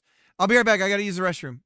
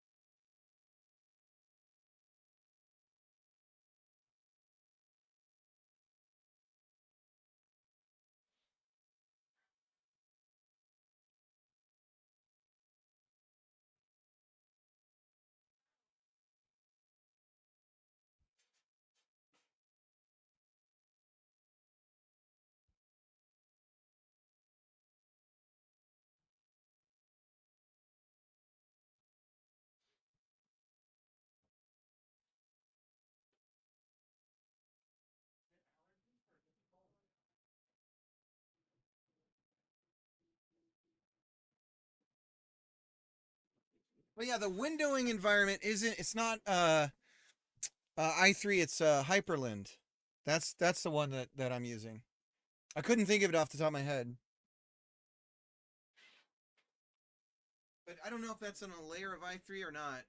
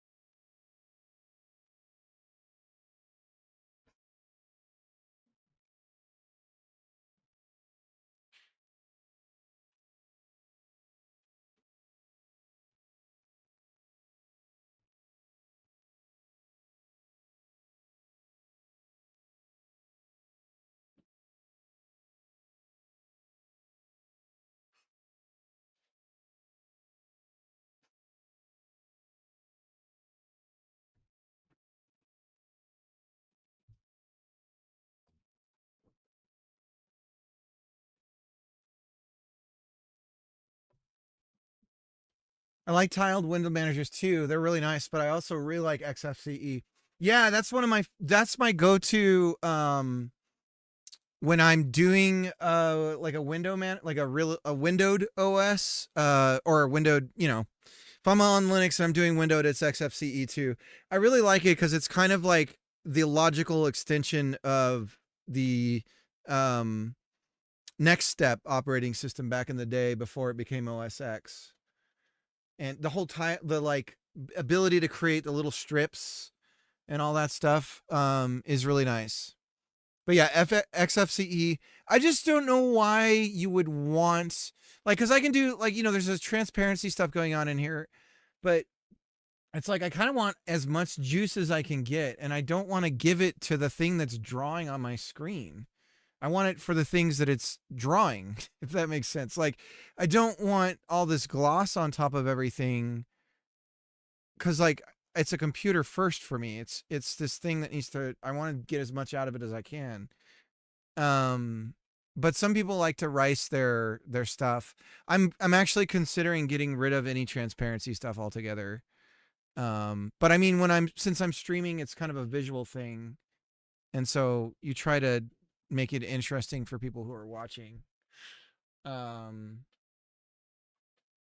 yeah, XFCE is my fave as well for windowed.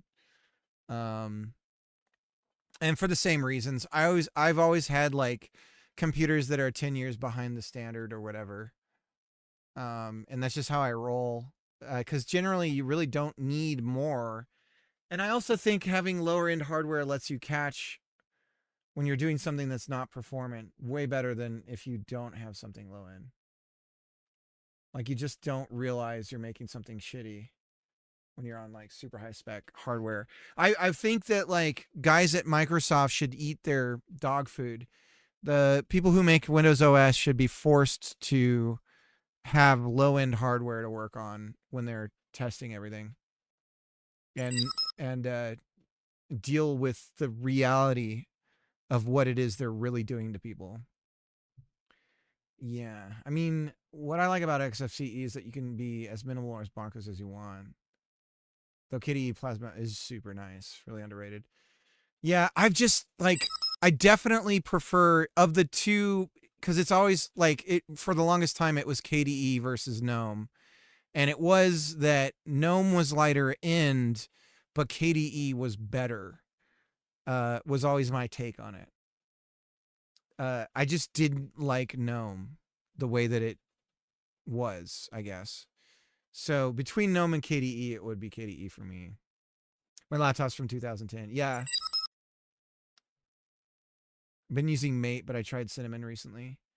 So is that you're on not you're on the open sourced version of Mint. You're on Mint? Yeah. Mint's nice. Mint with XFCE. I was rolling that for a bit.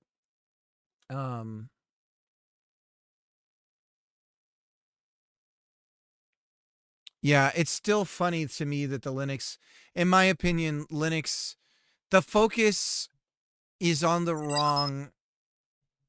There should be, like, in order for Linux to really take off for regular, dudes, it should be opinionated, heavily opinionated. The fact that you can download a distro and it's got 7 options for, like, GUI is like, what are you doing? Like, have an opinion about this and be strong about it. And I think that's one of the reasons why Omarchi is, even though it's just a set of configs, which is true of any Linux distro technically, it's not. It's got a very strong opinion about what it's supposed to be. I haven't used that PC in like 8 months though. I'll be updating it, trying to get the GPU fixed soon. If you're having issues with drivers on, like one thing is you want to make sure in your BIOS that you have safe boot disabled, because that'll make the GPU shit. It won't even be able to tell. It depends on your GPU setup, but it won't be able to tell. It won't be able to talk to the GPU properly.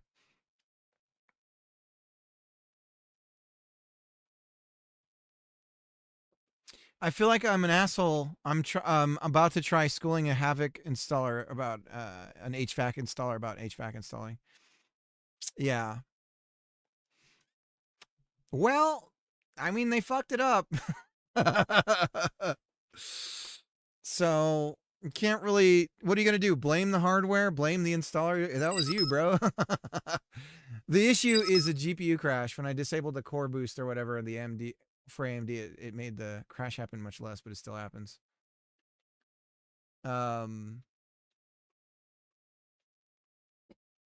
That sucks though, dude. That really sucks. Dude, this car is driving me nuts.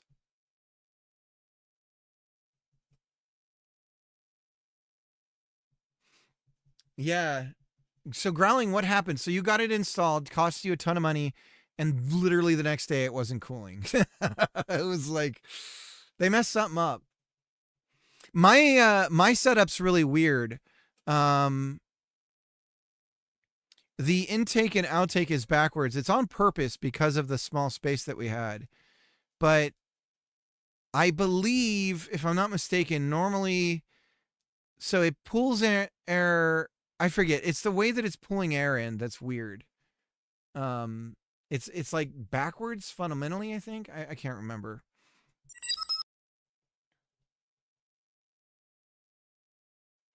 I got my tech card. That's all. Poor Growling, man. Growling's got screwed. Our in-laws gifted us. We had this tank of a HVAC in our house, and our house was like built in the 80s or whatever, right? And the in-laws were like, "Oh, for your wedding gift, we're gonna get you a brand new AC unit." We didn't. There was the only reason why that would have even been a thing is we had a leak that we didn't know about, and it flooded underneath our floating floor. And I figured it out, and we got it fixed, and that was it. And this thing was super old, but it just worked really well. It kept the house cool, and it worked all the time. They gift us a brand new AC from somebody that they know because one of the in-laws was a realtor. And from then on, every year, we consistently had problems with it and constantly had to call the person over, and they were constantly working on it. And it was just like, oh, this is great. Like, and it sucked for them too, because it was meant to be a gift for us, and all it was like a stress point for us.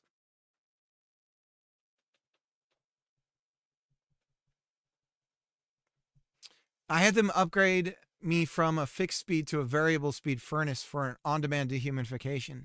I don't think he wired it right. I didn't do the wire for the dehumidification terminal. I asked him if it was done, and he kept saying this T10 Plus thermostat is one of the best. It's smart, so it just knows what to do.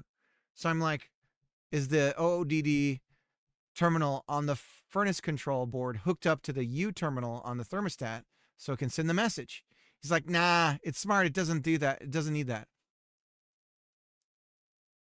It needs to be able to see in order to know what to do, though. It's like Helen Keller, right? Helen Keller was only smart because she had smart people writing for her.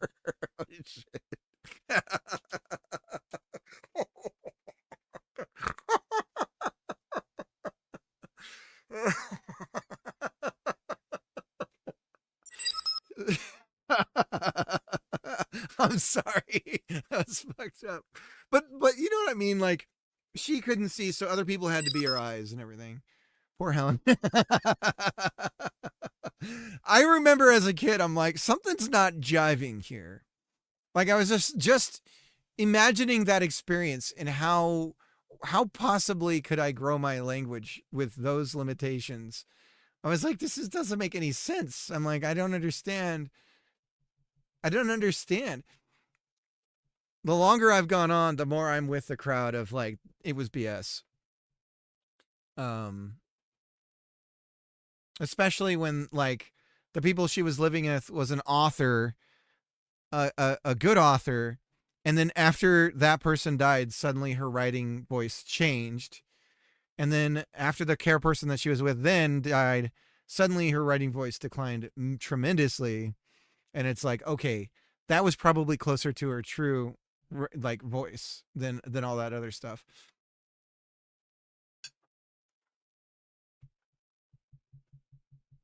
But I mean, you know, and they gave so many excuses, but it's like she's describing fireworks. And it's like, and colors. And the excuse is, oh, well, she's just using what she's read and everything. And it's like, I don't know. Like, why would you write about an experience that you're not having as well? That's the part that also doesn't make any sense.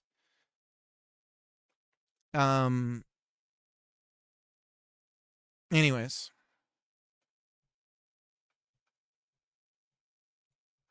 I'm going on a Helen Keller rant.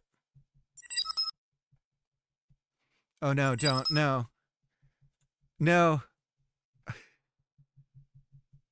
Helen Keller, right? Helen Keller. It's like Helen Keller, right? Helen Keller was only smart because she had smart people writing for her.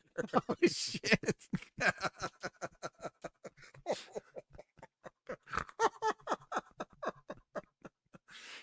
It cracks me up even now seeing it.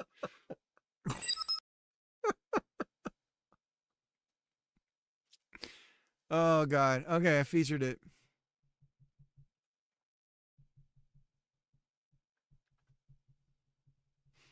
All right, I gotta hide my face while I eat this leftover za.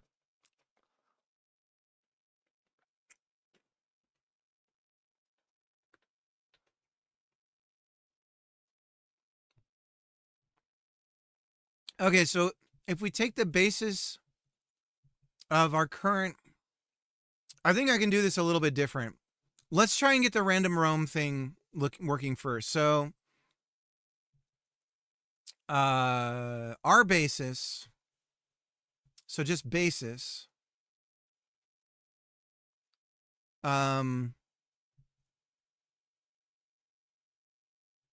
looking at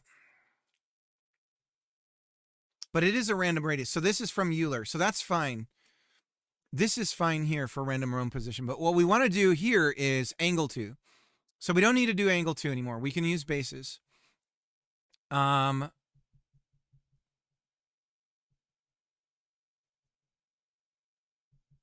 tween property quaternion. I don't understand any of this stuff. I'm going to be honest with you guys. We're in math land. And things get bad when we're in math land.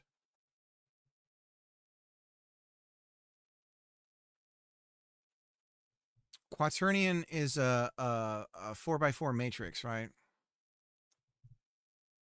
Which means something about doing math against 3 axes. Quaternion from basis. Can we get quaternion when we're in basis?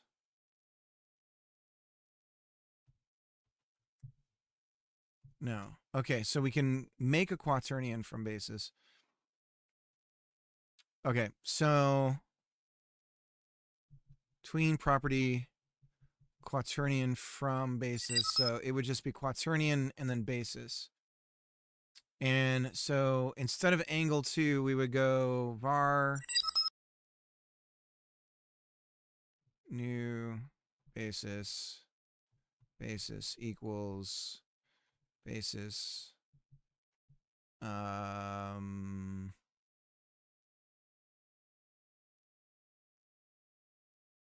angle 2 quaternion. Nope.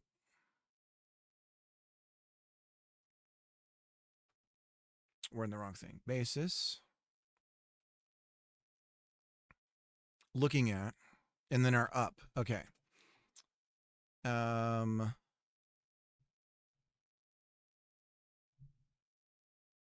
Target is attack target, global position, vector 3 up, and then use model front. We're not going to care about that.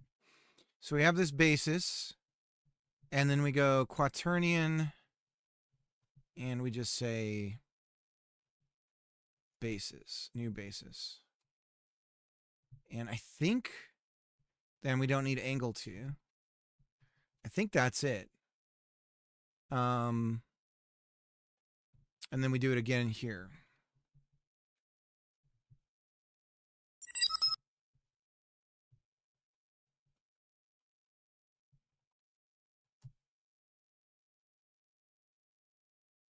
Wixer, what's up? I'm either a genius or a complete idiot, but I'm creating my own chiptune generator simply using math and music knowledge. I don't think that's dumb. I mean, have you seen that terminal music editor, the CLI that you can make music in?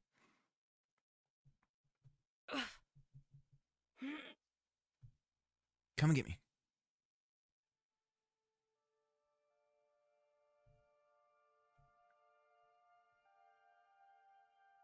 All right, he goes back home, so that's fine. So it's just he's still not looking at us.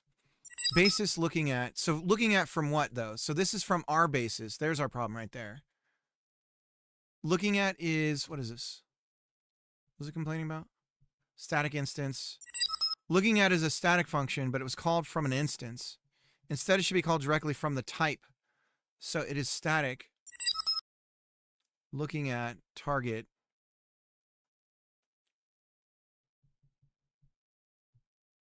So how do we make a basis from a basis? So we have to make a new basis. So var new basis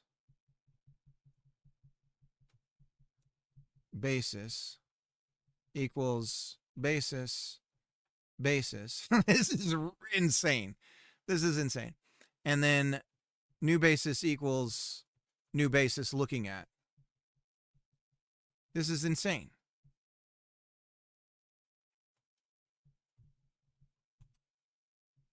We don't need var. This is wild. Looking at is static. Looking at. So how does it know where the rotation should be if okay, looking at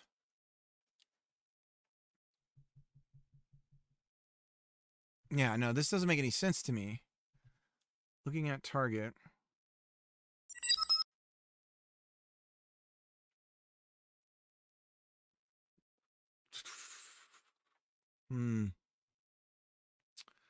Something's funky here, boys. What's our rotation? Let's print that out.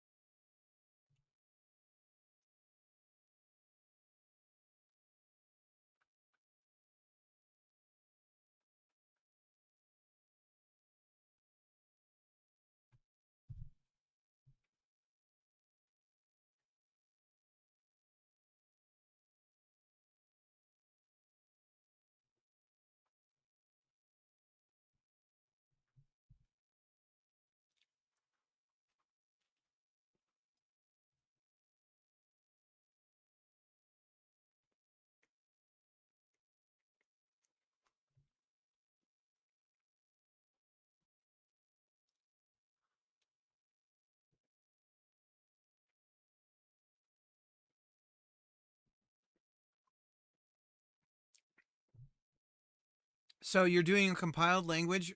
Is it memory managed? Is it garbage collected?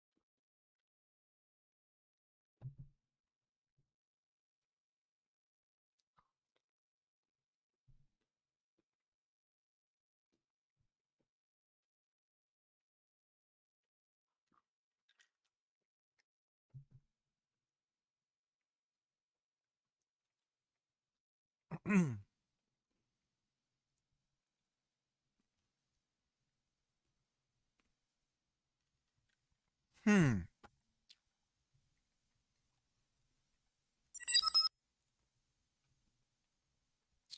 Get angle.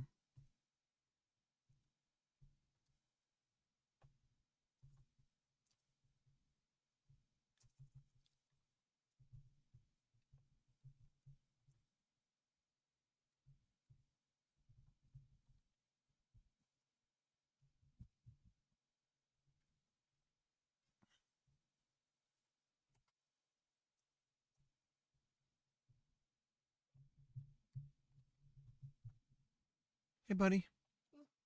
How you doing? Good.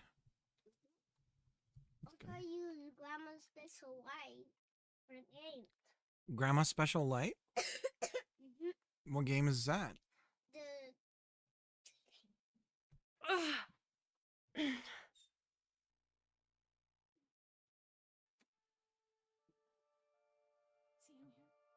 He's hiding under my chair.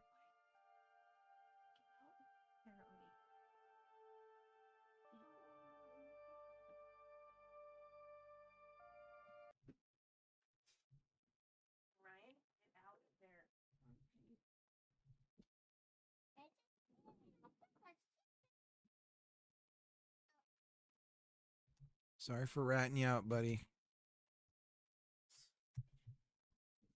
Please. Trish. Everyone can hear you. So. Okay. He's getting in trouble, guys. My little man busted by the cops. With 5-0.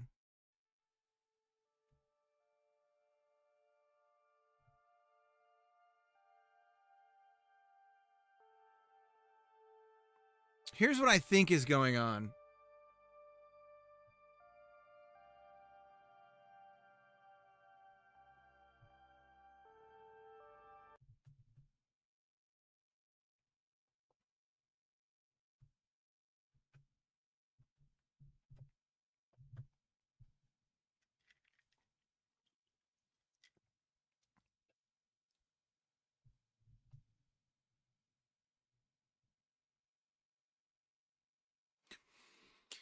Angle 2.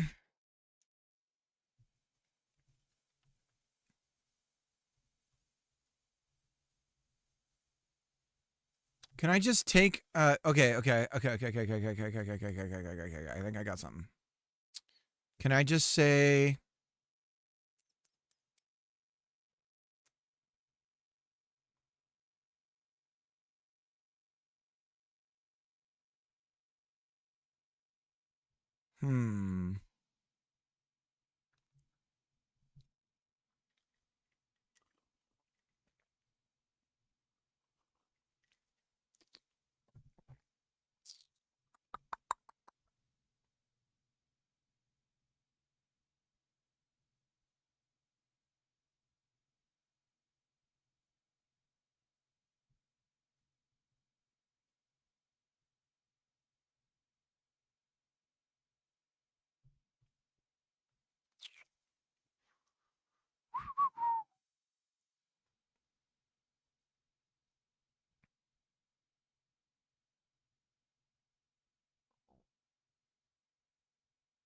from Euler.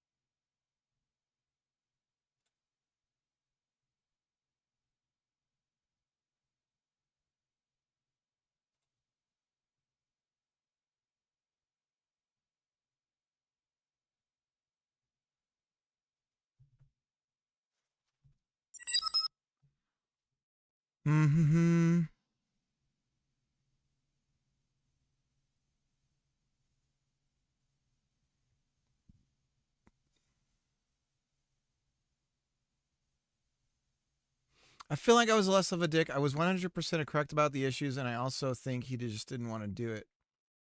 Is he what do they call it when you're in a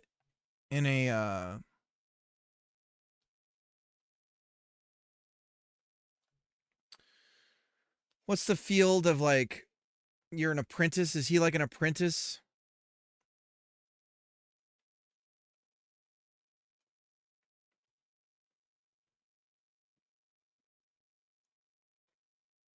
Because it sounds like he's a subcontractor. It just has vibes of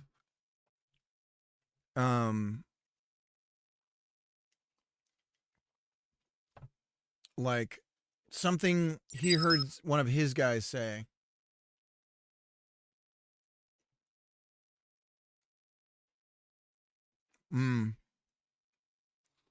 So he's the one who's like, yeah, you fucked it up. Here's what you did. Don't do it next time. Otherwise, you're fired.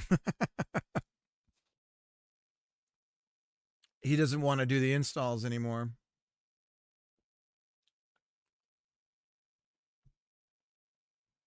I don't blame him, man. Climbing under houses and stuff. Ugh.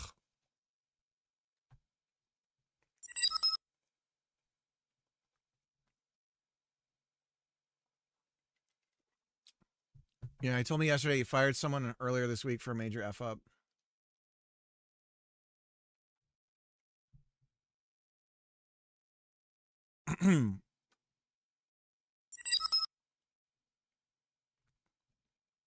I love install service sucks. Yeah, because you get everyone yelling at you. You do the installs and whatever, you're the hero. It's worse. I'm in Houston, a single floor, 1800s era, square foot house. Oh, 18. Oh, sorry, not 1800s, but 1800 square foot house. So high roof surface area, and the attic gets mad hot. And that's where the AC is. Oh, no. At least your AC is in some place where you're not going to hear it going.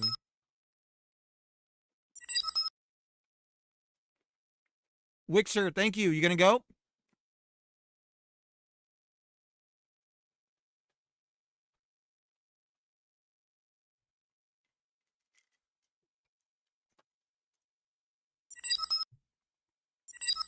No, I just came.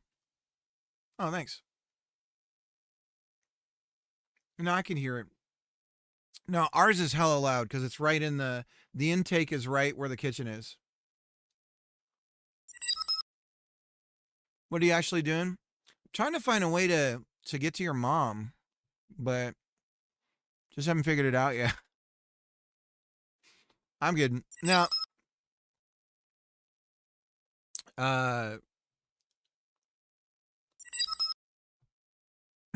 we're trying to get our dude to rotate to a target using a tween, not lerping.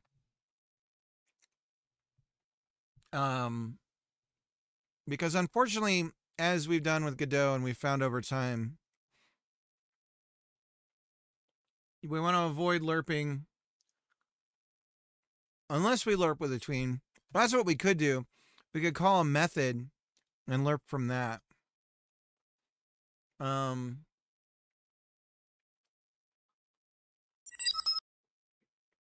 is a tween.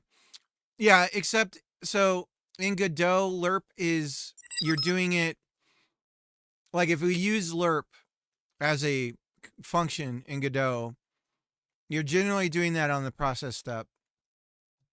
And so then you're calling your scripting language more often on process. And like it ends up eating up your cycles way more than if you used what Godot calls a tween, which then sends it to the engine and the engine handles it. Does that make sense? So you get to C++ quicker than if you do a lerp on a process step in Godot. Hopefully that makes sense.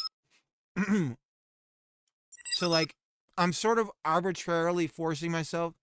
Sorry, I got food in my mouth right now, so it probably sounds disgusting. I'm like arbitrarily forcing this on myself so I get better at this.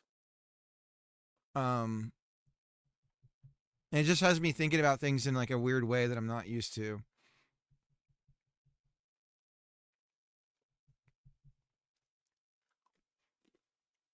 I think if we use direction 2 and then we use the Y value,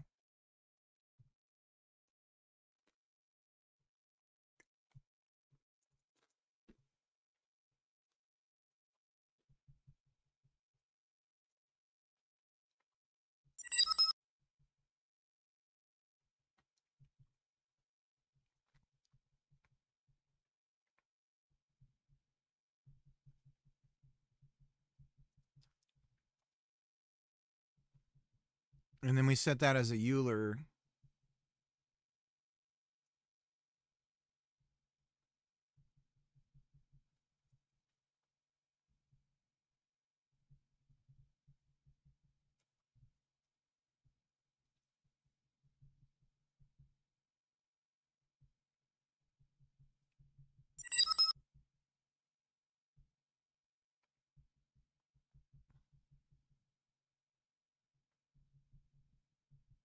Euler.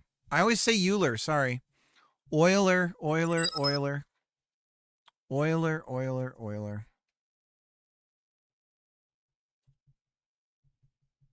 Too many arguments from Euler. Oh, we need the Y.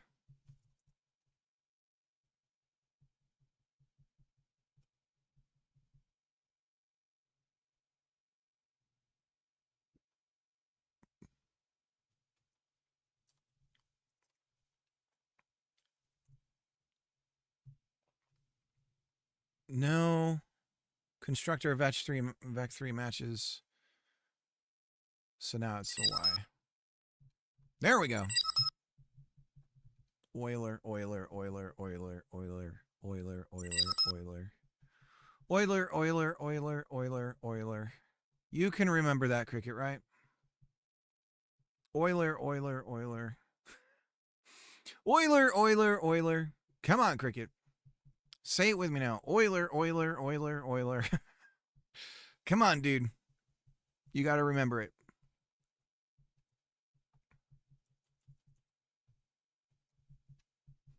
Euler, Euler, Euler, Euler. Come on, man.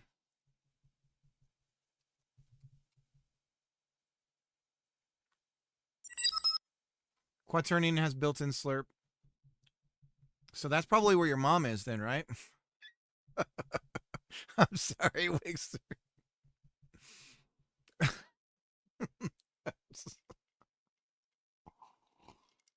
We found her. She's in Quaternion.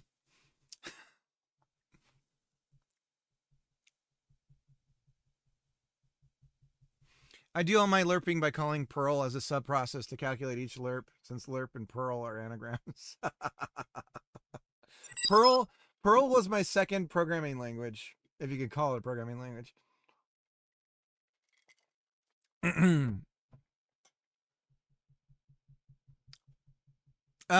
Yeah, man. Perl, holy smokes. That was an era. I remember the guy that put me on Perl was like, it's going to stick around, PHP's not going to last, you know. Blah, blah, blah.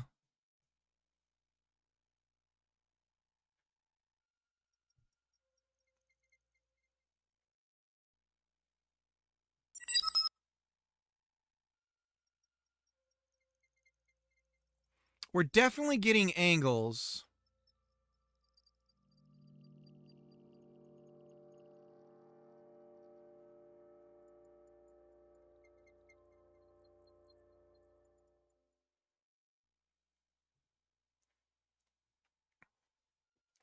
I mean, it's kind of better than what we had.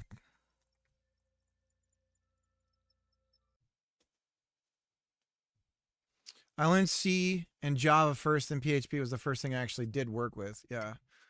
Then I went to Perl because I mostly did back-end work like system architecture, so I would make back-end scripts with them. Yeah, because, yeah, Perl, I could see that for like, yeah. It would be better to work with Perl on that stuff than PHP as like running PHP and then the file name or whatever. At my previous job, I became well known for making extremely terse Perl one-liners that basically look like, yeah, because Perl and regex were like really, those were like a little married couple. Like you could, yeah. I actually did do that once, yeah. Yeah, PHP, it's just kind of, and debugging PHP is just, it just sucks. Doesn't Ruby and Perl go hand in hand? I don't know. I remember when Ruby was like taking off. Funnily enough, the guy who did Ruby was is the guy who does the Omarchi configs, I believe.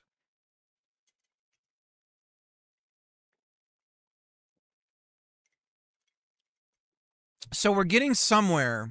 We're just not where we want to get to.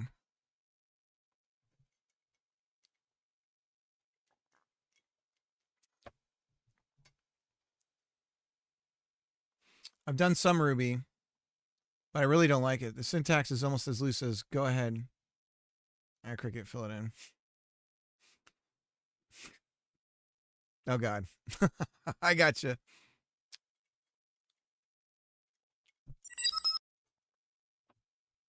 Why are you doing premium time optimization? It isn't though, because it immediately, like, anytime I ever hit processor and do that stuff, it immediately is like, why did I do this? But it's not really premature. I'm just trying to understand more than anything, but I guess I could stop. But I'm like right on the cusp of it. And it's like something I really want to try to understand too. So I'm just kind of forcing myself to live in this. Vector 3, get Euler. From Euler. Ferris Euler. Now we had from Euler here. We create a basis. We're not even using this basis. What is the point of that?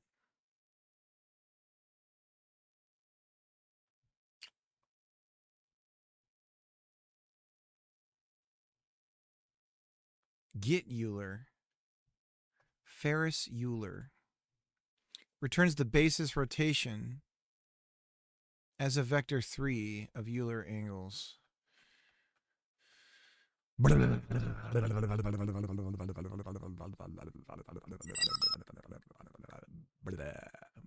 Axion angle. Basis axion angle from Euler. Ferris Euler.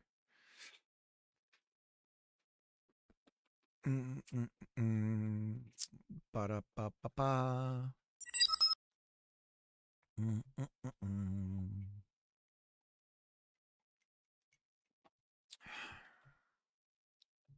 2 points in space.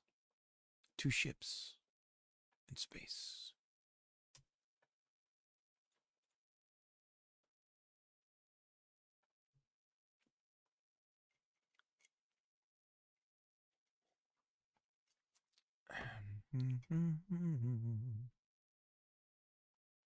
Ba ba ba ba ba. Do do do do do. Do do do. Here's another way we could do it.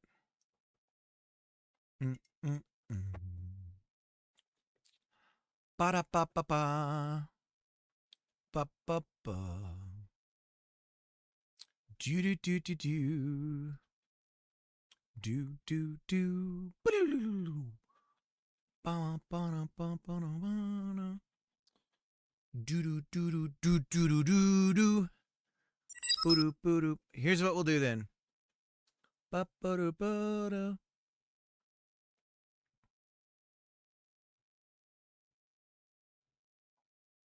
But you need to make it tween yourself, right? Because you have to tween the method. I'm with you. I'm with you.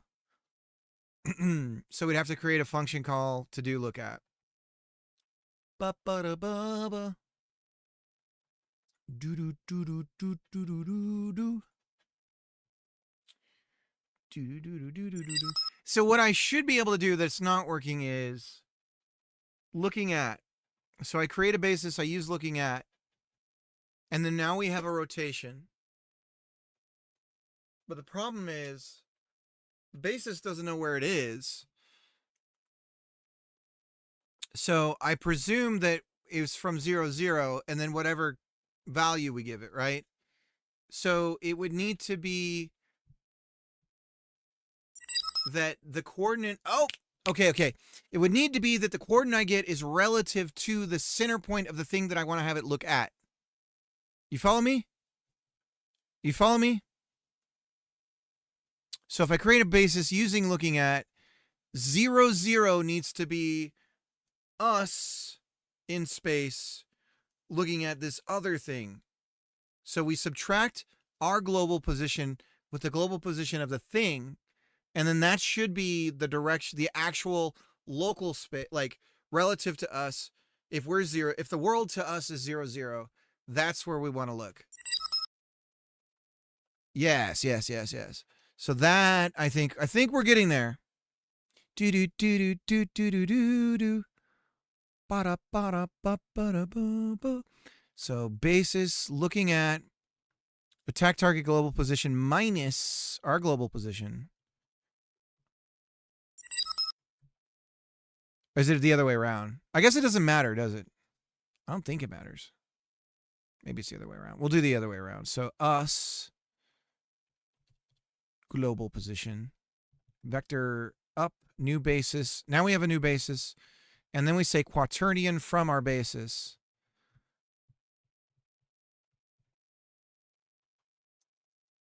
New basis.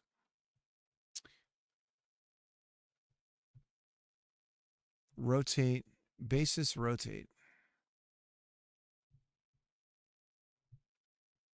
Quaternion, basis, rotate. I think we got it. But why create a new tween every time? Because we don't know where we're looking. It goes away. Godot, once the tween is done, Godot ref counts it and just nukes it.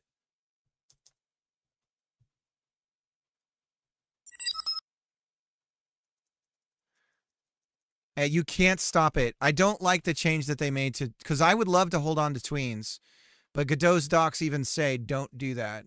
Like, we take care of that for you. Stop. Stop trying to be smart.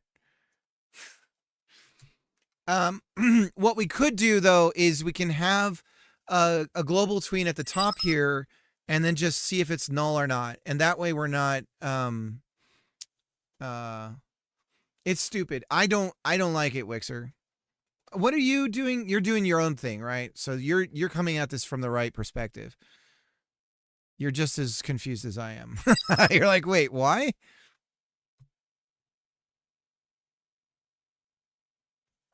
I'm a whiny tween. Please sit down and have fun. Just sit down and have fun, damn it. Bell 8, what's up? There's Mini Cricket. Hey, dudes, I'm doing a puzzle. That's my daughter. Come and get me.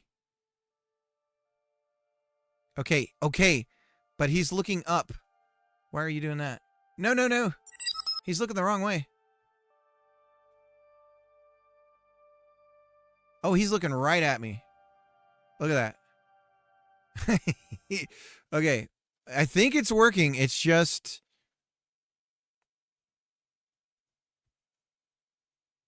we don't want... I thought I had vector basis looking at. Our up is up. So I don't even need to specify that. I think we're in a good spot. We're in a better spot than we've been.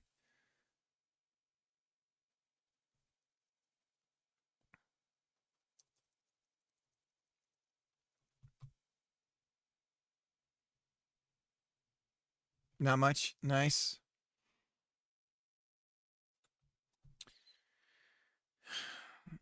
Sometimes you think you're going to get something done fast, and other times it doesn't end up fast at all. All right, see me. He's coming to get me. I scoot over. He's coming to get me. Scoot over. He's coming to get me again. He's so cute. Look at him comes to get me. Come here, little man. Come here. That's a good boy. That's a good boy. Over here. Okay, so when he's pissed, I think he should look at me really quick. We're going to cut the time in half. Yes, for using magic numbers. Leave me alone. I'm going to turn this into a funk just so we are only calling it one spot. Okay, so he's still rotating wrong, right? Because every axis is rotating. So that confuses me because, again, we have this axis that we're basing it from. So we should only be rotating our Z and our X, not our Y. No, I'm sorry. We should only be rotating around the Y. But instead, he's literally changing where he's looking. Why?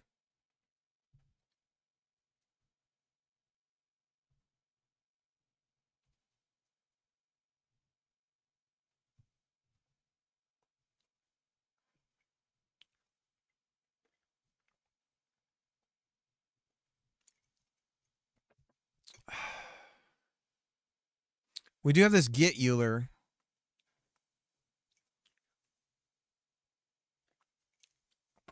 So we could say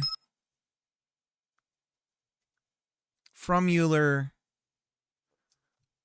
basis rotate, get Euler. And then we're only giving it the Euler. Euler. We're only giving it the Euler value. God, it's going to take me a long time to get that right. Euler. Oh, nobody can see that, Miss Brick Minnie. You gotta put that. Have Mama put it on Discord, and then you'll be able to share it.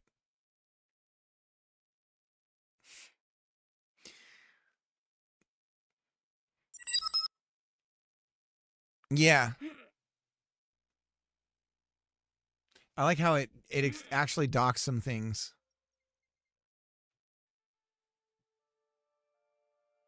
Is that just...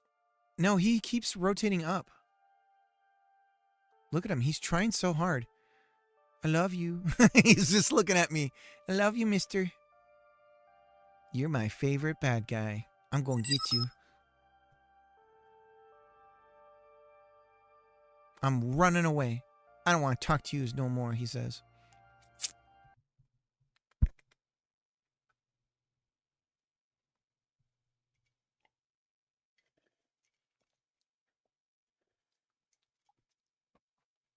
From Euler.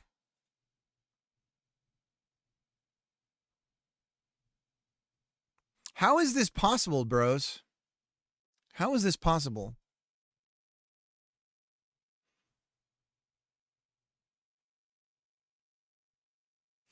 Basis looking at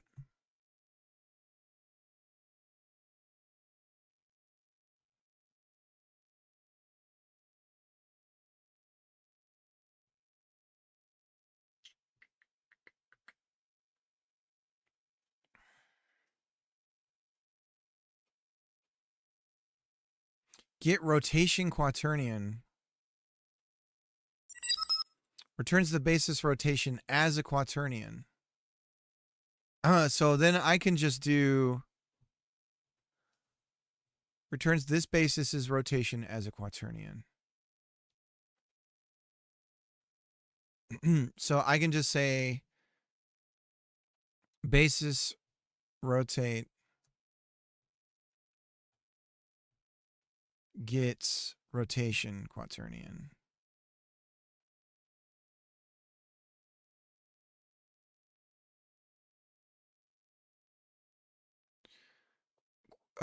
Quaternions are much more suitable for 3D math, but less intuitive. For user interfaces, considering using get Euler method, which return Euler angles. Euler angles. Sorry, guys. I'm going to keep doing that. Euler. They should just spell it Euler. These sons of bitches. Oh, sorry. I got to be careful. My daughter's watching. All right. Euler.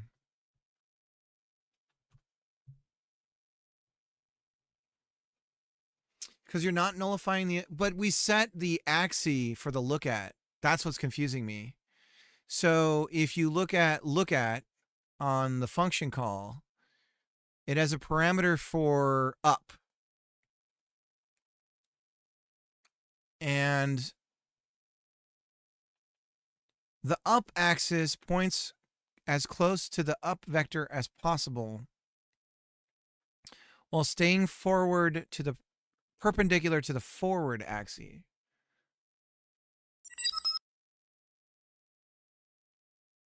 Yeah, that's for math. The target and up cannot be vector 0. So in that case, like you're saying,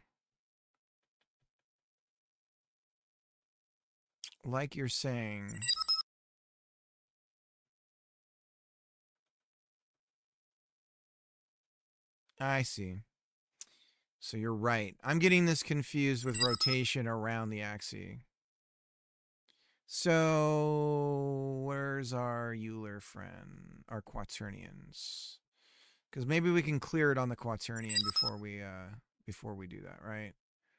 So quaternion, can we clear... Are these the properties right here?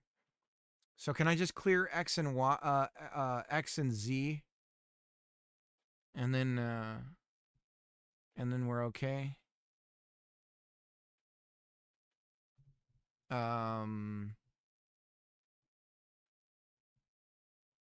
So if we use basis, var, quaternion, rotation equals quaternion this, and then we just say quaternion rotation X 0, quaternion rotation Z 0, and then we say quaternion rotation, and we're gonna steal all of this to the end of time. Go over here, paste it in. Oops. Whoa. Like this. Delete these 5 lines. And give it a shot.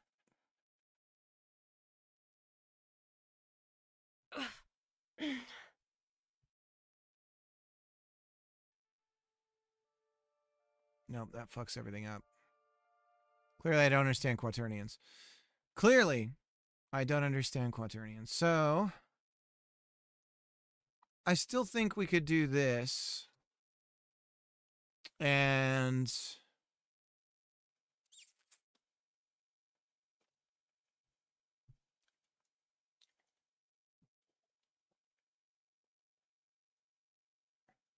if we get Euler,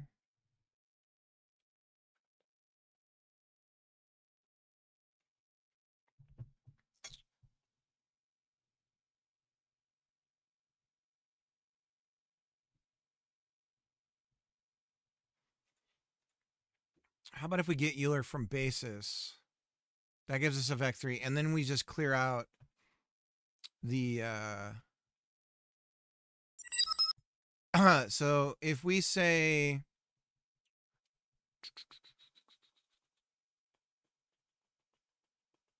this is wild. Quaternion vector 3 0 comma basis whoop. We don't need this. Basis rotate, then we get Euler. Euler, gosh darn it. We get Euler. Y only. And then we make the rest that. And we got to close that in. Quaternion. No constructor matches. Quaternion from Euler.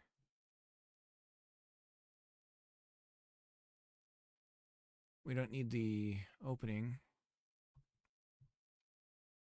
There we go. I think this might do it. Okay. Euler. From Euler. Get Euler. We just get the Y value on the Euler.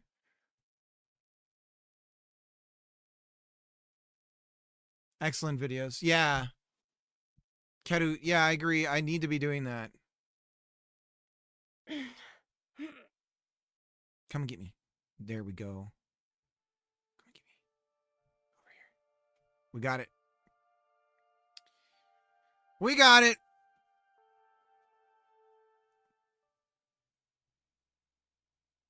And then we go over here, and he's going to return home. Okay, so, and then when he's returning home, we need him to, because I get why he's not flipping around either, because it's not being triggered. Okay, so, what have we learned? What have we learned?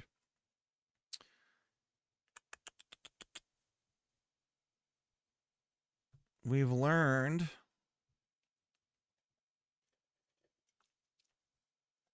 that I suck at math.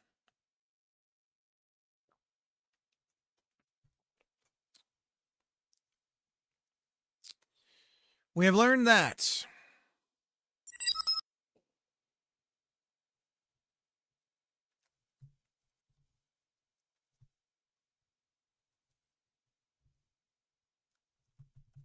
So we'll have a function called rotate to target.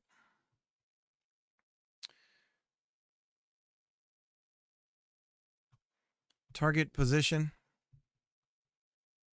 Vector 3.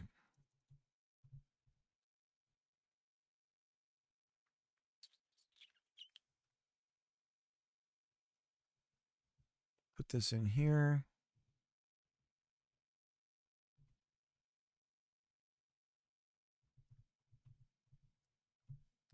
Target position.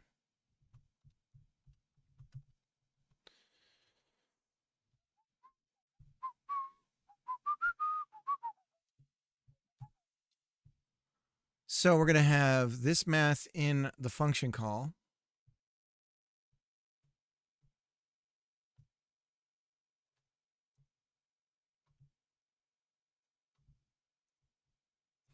And we can actually rotate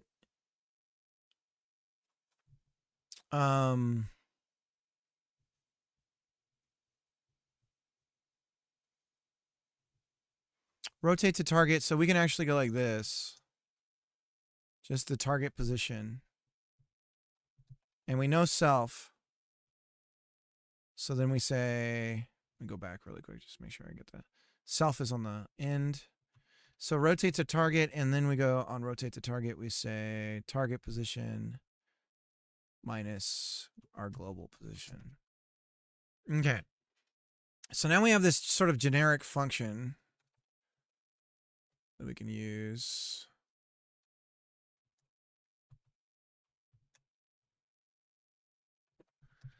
And I think we could use this for... Problem is we're doing something kind of special here. So I don't think we can do this. Because this whole random radius thing and the angle thing and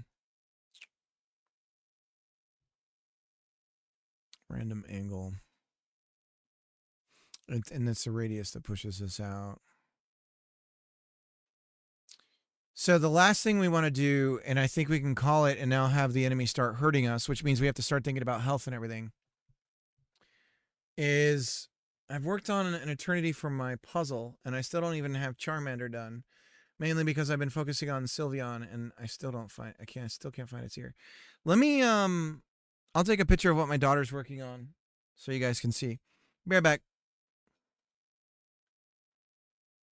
When we come back, we'll start doing, we'll fix the last thing where it's not rotating when it's heading back to its home position. And then we'll start working on the idea of health and all that stuff.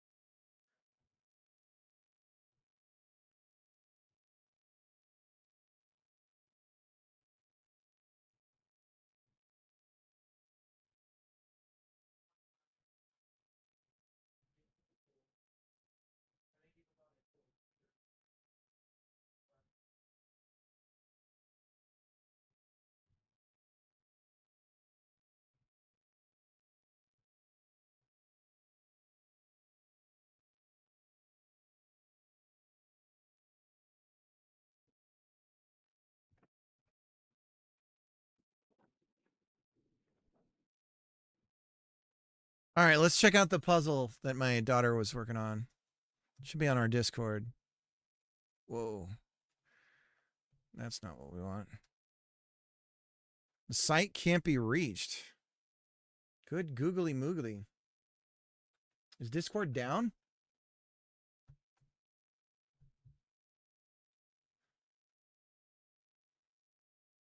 Ugh.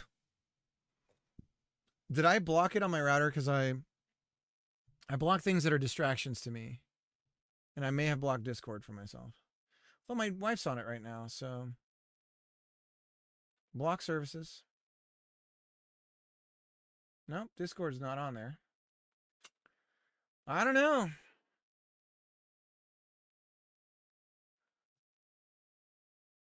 Well, I can't show the picture unless, Miss Cricket, can you put the link in the chat? Of the picture in Discord, maybe? Perhaps. Mayhaps. 3 blue, 1 brown. You're brown. A brown poo-poo. I don't know. I don't know.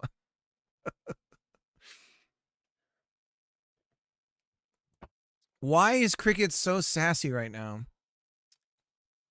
Why is he sassy? I don't know. Don't ask me. We're gonna go, yeah, okay, so last thing we have to look at is the logic of if we're roaming, rotate to target. We're always gonna rotate to target. If global distance terms, random roam position, roam starting position, jump to position, random roam position, rotate to target, jump to position. How about that? Jump to position. Then we don't need to do any of this stuff here. Because we're returning our target here. We're setting our target to that position. And then we're going to rotate to that jump position. And that should fix it. So from now on, we should always be rotating even when we are roaming. And if it's...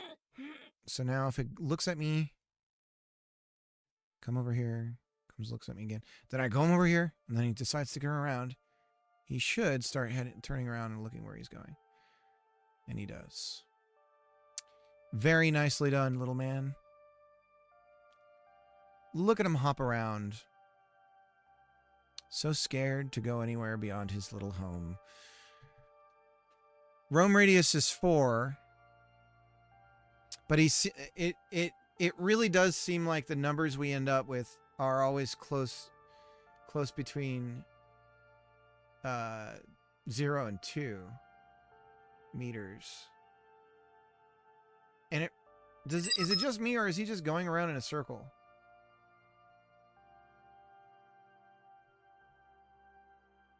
Or is it just that, why is he going around in a circle? Because he's trying to get home?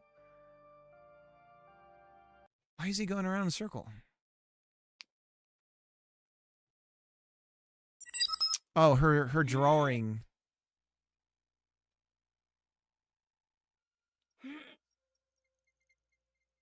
See, here he's jumping randomly.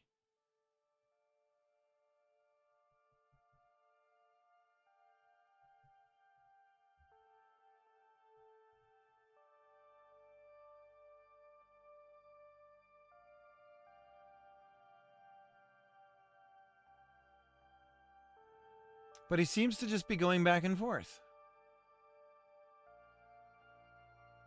What in the heck? He's not reaching his destination.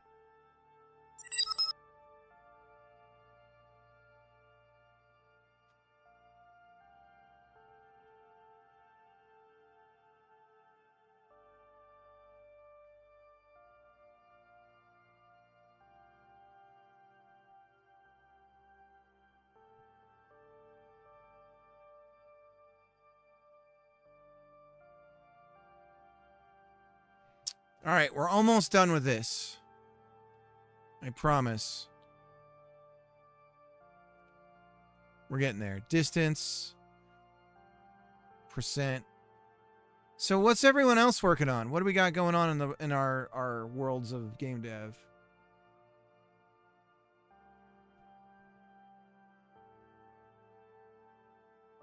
He's going the distance. He's going for speed.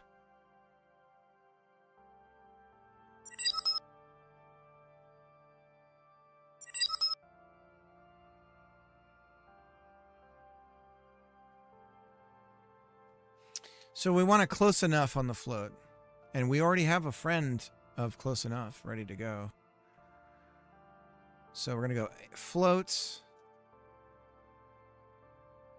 Floats. Absolute A. Epsilon. You're an epsilon.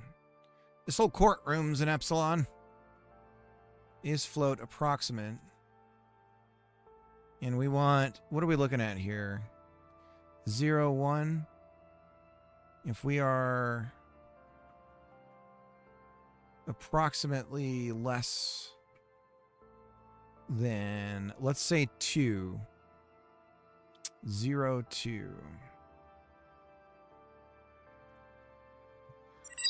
Is float approximate. And why don't we just set epsilon? We can set epsilon. Is float approximate to. So instead of distance, global distance is float approximate. And is float approximate to. Expected at least 2.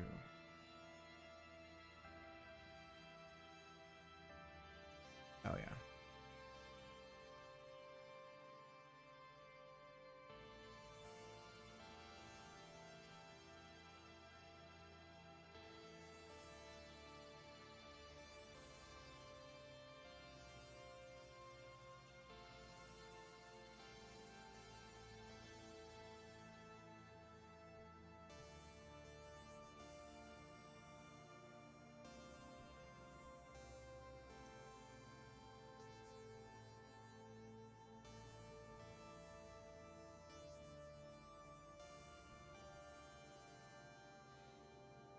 Hmm.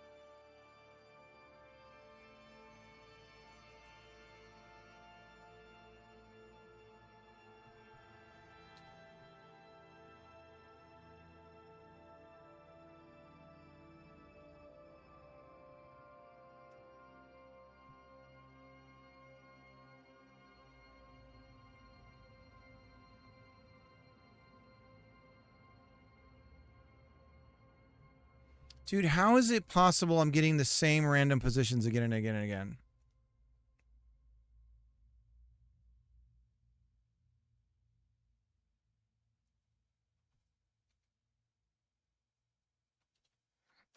I'm not supposed to have to seed when I use... I mean, obviously you want to do a seed, but... How am I getting the same position over and over again?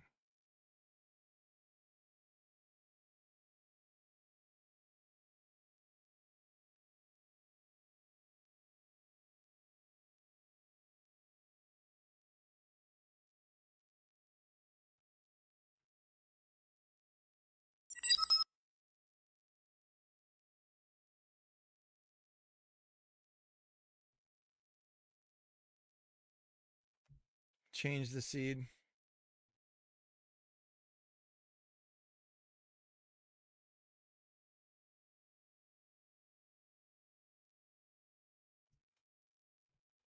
Wait a second. Wait a second.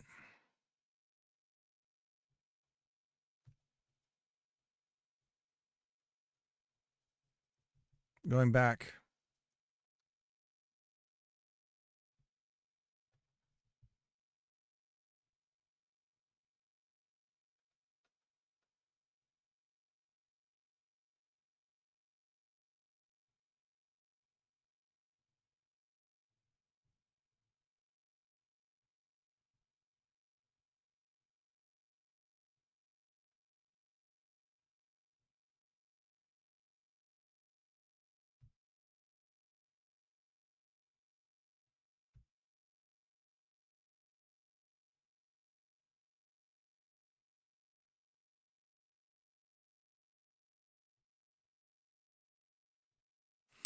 Wow, this is just wrong. Okay, I'll be back. I can fix this. I've got to grab some more drink and take a plate back, and we'll get this all done. Only 3 hours. Man, it's been feeling like a super long session. This is a really good sign.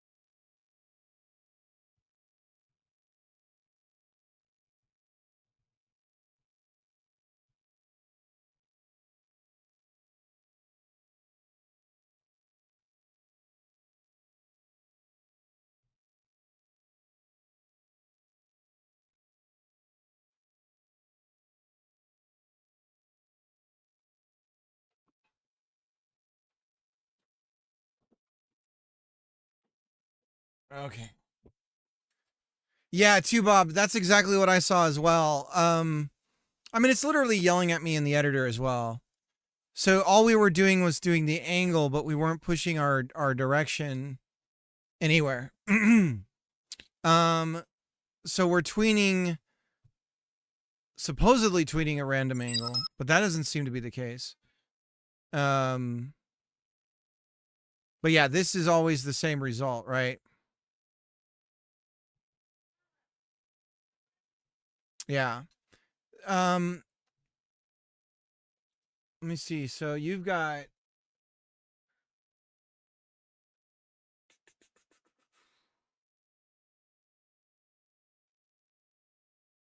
those are the same. offset the cosine. Right, so the triangle and the zero is us times the random radius. Converts the round angle into a 2D position on XY. Yeah. Sine. It's random radius. I think you meant that. So what I'm trying to do is, I'll draw it out. Because I don't think that's right. If I tell you what I'm doing, I think that'll help. I should be able to do it with only vector math.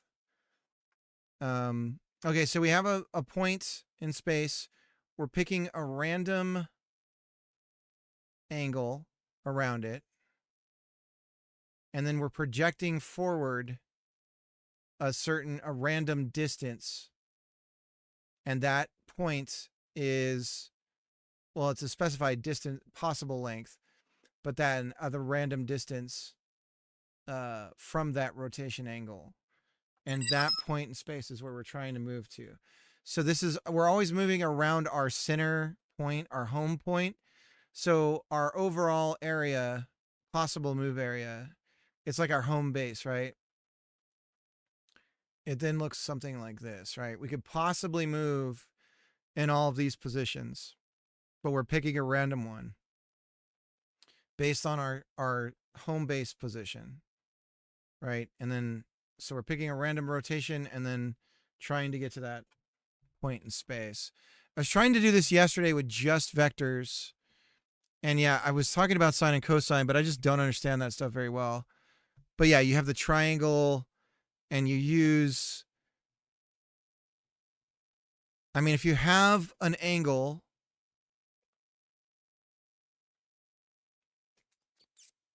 you have 2 points,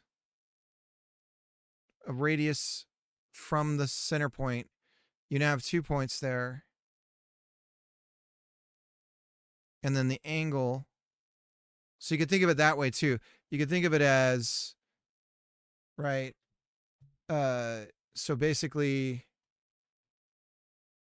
you go out your distance and then you have the angle that goes around. God. So this goes out and then it goes around and then you have your other side of the triangle. So I have these 2 points here and then that one.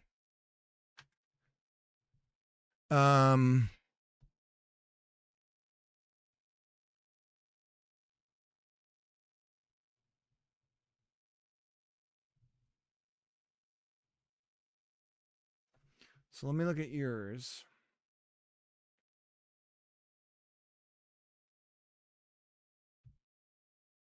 Cosine random angle times the random radius.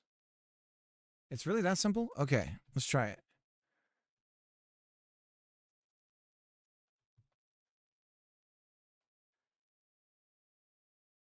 From random roam position. What the dog doing? Do we even need from?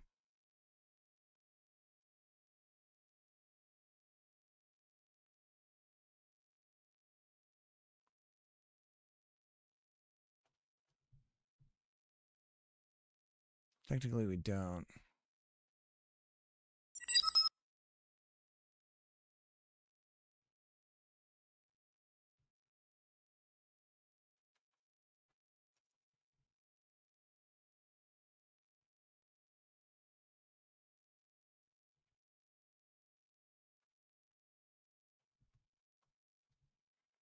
Sine random radius, 0, cosine random radius times random angle. Is that what we're talking about? From, no, I found it by itself. It's right here. From. So why do we need from? We don't.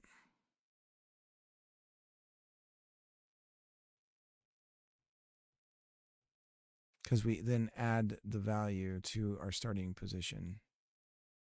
And that becomes our jump to position. So it would look like this. And then we don't need from.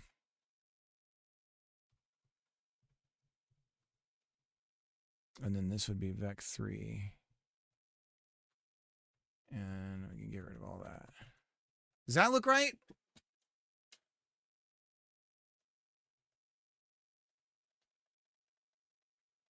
Basis times random dir plus from, I guess.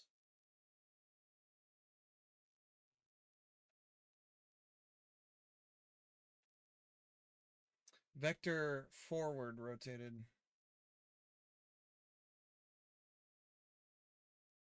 Up in the random angle. Then we return the basis times the random dir.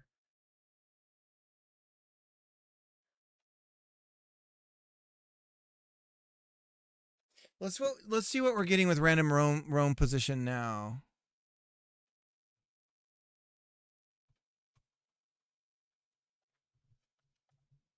I think we're close.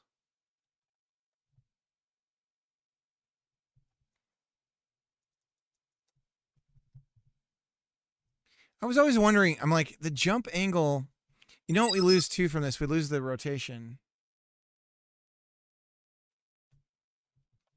We lose the rotation. Hang on, let's go back. We still need the tweening. We don't need bases.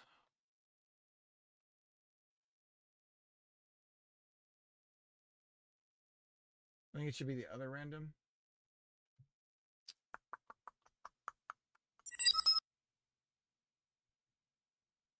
Random angle. So you're saying angle, random angle times the radius?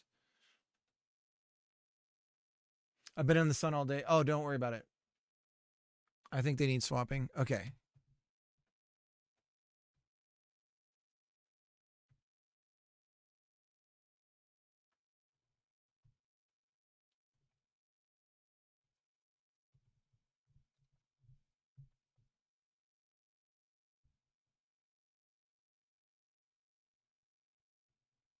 I think you might be right.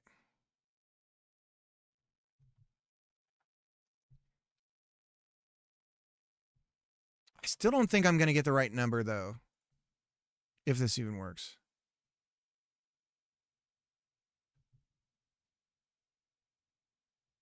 Set state jump. Land 60. Rotate to target. Attack target. Global position. Roam. Attack target. We don't want to rotate to attack target. We want to rotate to jump position.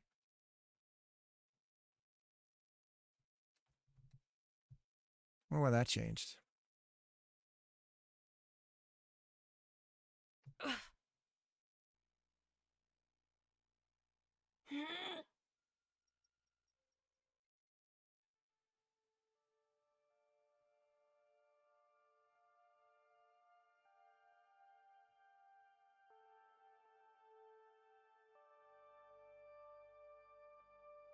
We already have rotate to target. We have a jump position. So we don't need this.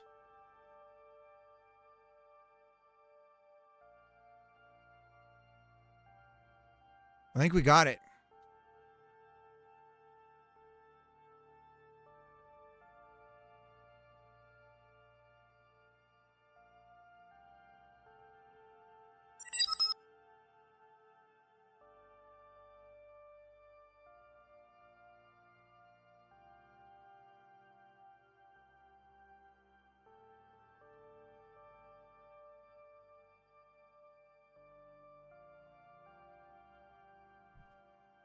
It looks good. Let's go up to him and get him to follow us.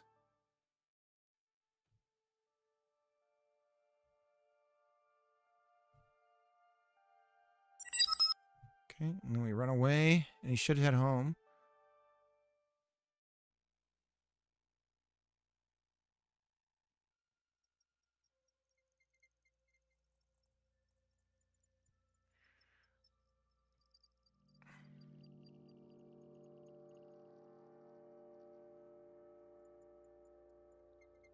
Dudes, thank you so much for the math, too, Bob. I was struggling with that yesterday for so long, and then I got stuck on the tweeting for the rotation stuff, and then I just left the old math there and thought I had it because I'm an idiot.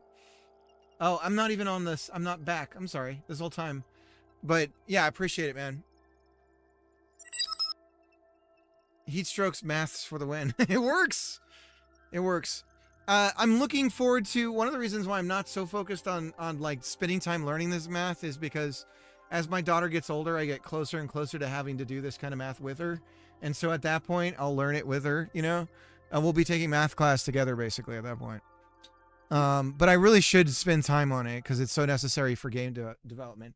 Whoever is out there lying about you don't need to know math, it's partially true if you're the one telling everyone else what to do. But if you're the one doing it, it's not true at all. If you're indie and somebody tells you don't need to know math, maybe. But if you're trying to do anything interesting, you probably do need to know math. But if you're doing like grids and stuff like that, it's probably not that big a deal. But this is still shit. Do you guys know why this is shit? Because I do. Because this still doesn't take into account traversing up something. I remember the moment my kids surpassed my math abilities and they went to private schools. It was depressing. I get it. I get it.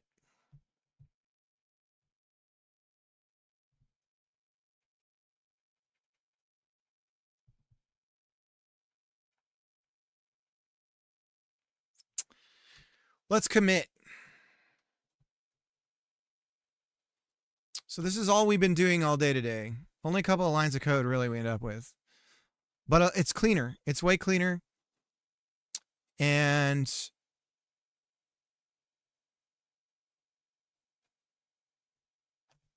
yeah, and we like it.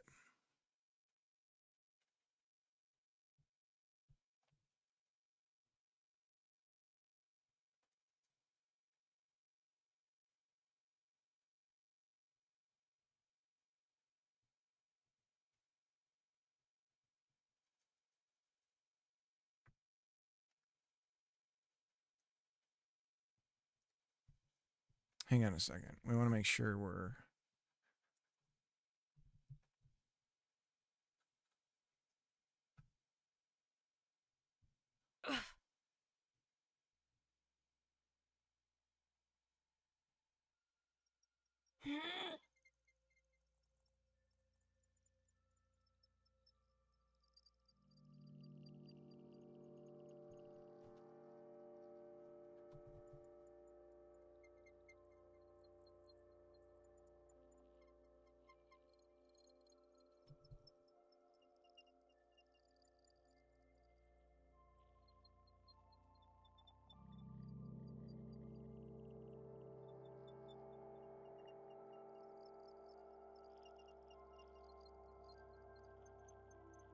It's pretty fair.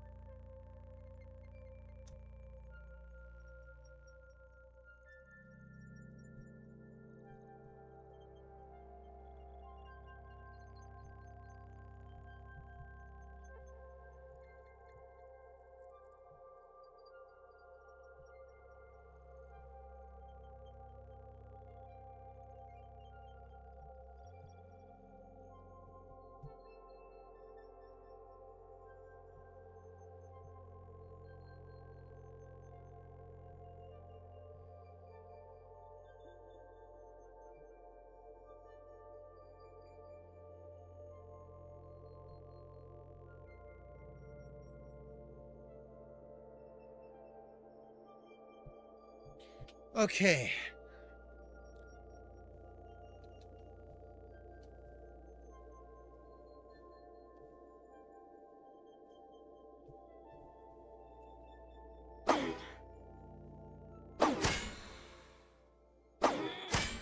All right, let's work on getting hurt.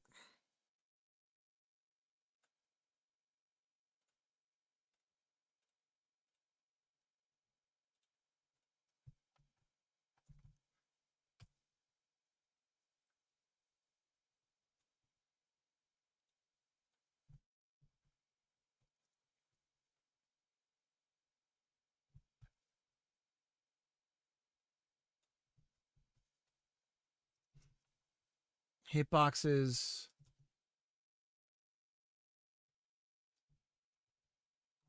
And health.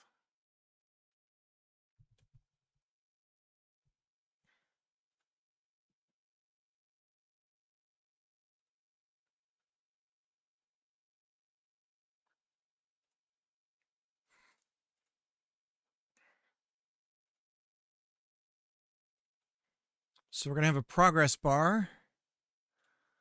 We don't want to show percentages. Value, let's set it at 50. Let's do that. And we'll expand this. And we don't want to show percent. And then it gets super tiny, which is nice, he said sarcastically. Minimum size, 20? There we go. Okay, so there's our health bar. We're done. We did it. Health bar complete. Still got some work to go here. We're going to go ahead and pad this area in a margin container. And we're going to go blah, blah, blah, blah, blah. Constants.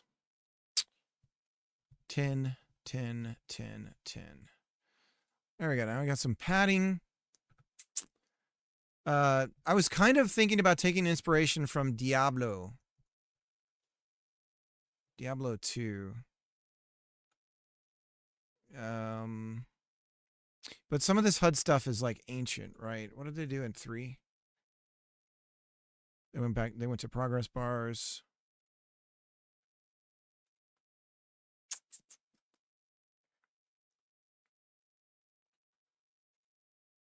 No, they kept the mana pools and stuff. I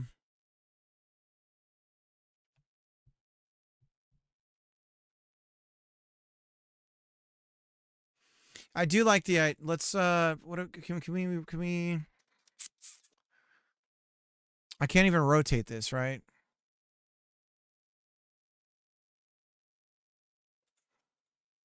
I can here.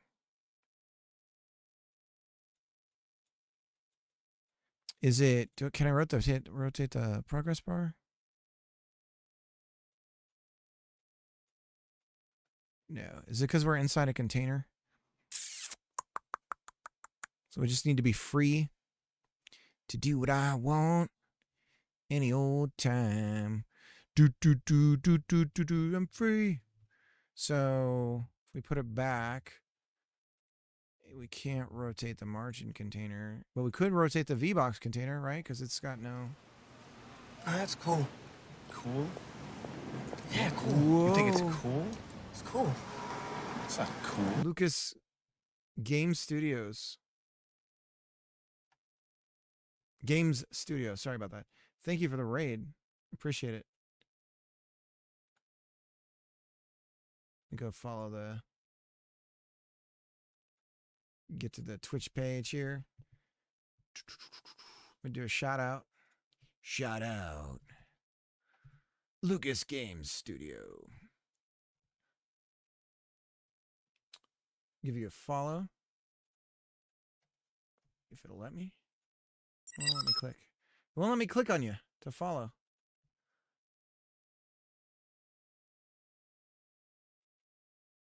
Trying. I'm trying, dude. We'll see. It won't let me follow you. Oh, are you a relatively new account? I can't. It won't let me follow you yet. Why won't it let me follow you? It like won't let me. So I wanted to support. No, you're not new. Yeah. Thank you. Let me check out the stream. This is weird. Check this out. I can't follow you. There we go. Never mind. I lied. I'm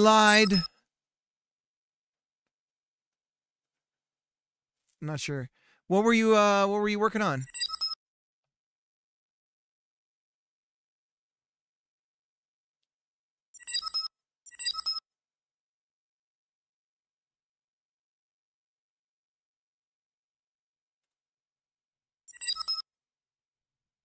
Making a fishing incremental.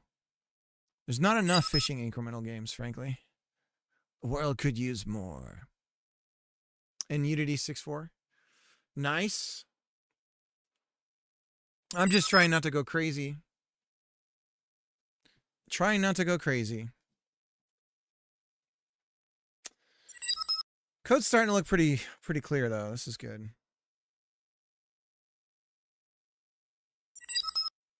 When we started, there wasn't. Ballsy move. Bold move. Trying not to go crazy.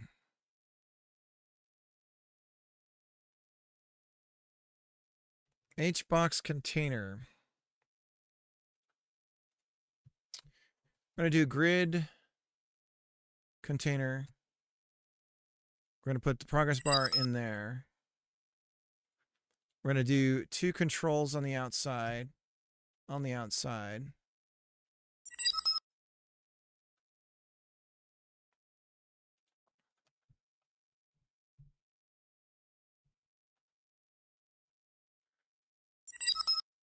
We're going to have both of the outer controls expand.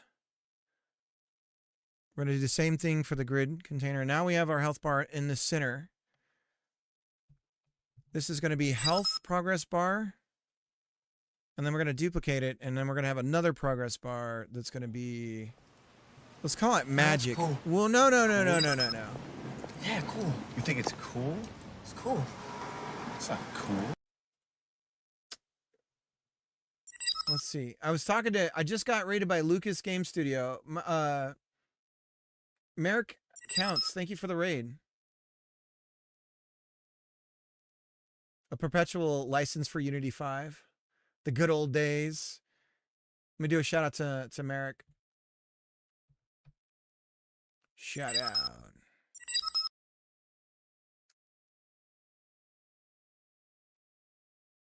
I started learning Unity with version 5. Nice. I was an Xbox guy, but I guess I started learning on a VIC-20. Back in the old days. Thank you so much. Thank you for the raid. What were you working on? Welcome in, everybody. We're working on making a Metroidvania. So we're constantly reading through 30-page I think I've been rated by you before. I'm not sure why I didn't follow, but I apologize if that's the case. Doing tech news and AI stuff or open source. Whoa! It just kind of was that like a 2-second clip? There's the bot from today. That was weird. Why are we building like that?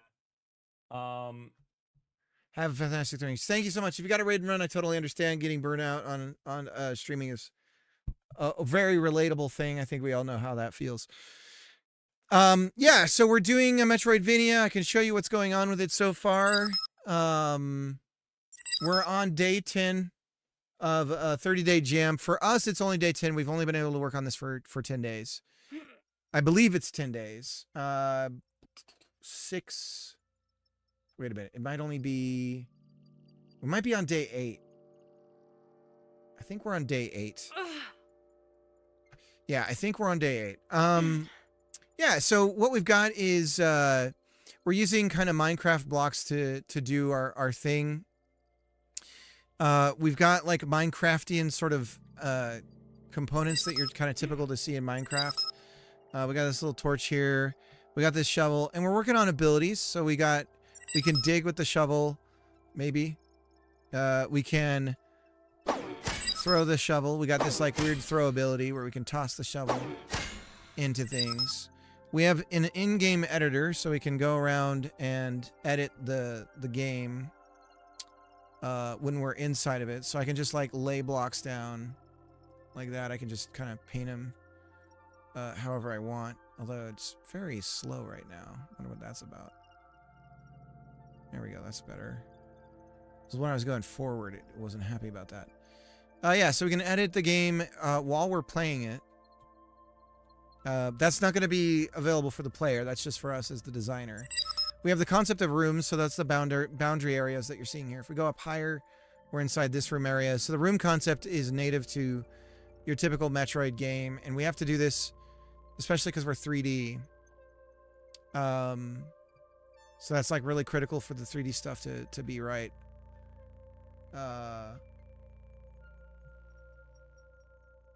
Just us, right? Yeah, so then we go back to the player controller. And we have this enemy. He's bouncing around. So that green square there is his little home base. We just set the block to that color so we could make sure that he was working right. We have when we transition between biomes, so we can set a biome for a room, and the lighting and everything changes as we move from one to the other. So we have biome-specific music and lighting that changes as we go in. And then we have the enemy bouncing around. This is what we're working on today. And if we go to the enemy, he sees us, and then he starts chasing us. And he's pretty slow right now. We'll probably speed him up, have him be a little bit more intense. Once we leave him and he doesn't see us anymore, he goes back to roaming around his little playground area.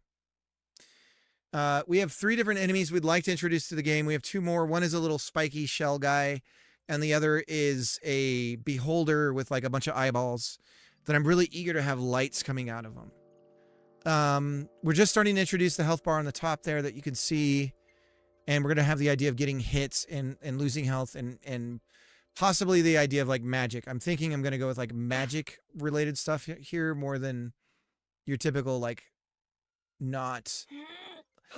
I'm definitely going to be influenced more by Super Metroid than any other Metroidvania as we work on this. That's the GOAT for me. Gotta go. All right. Thank you so much.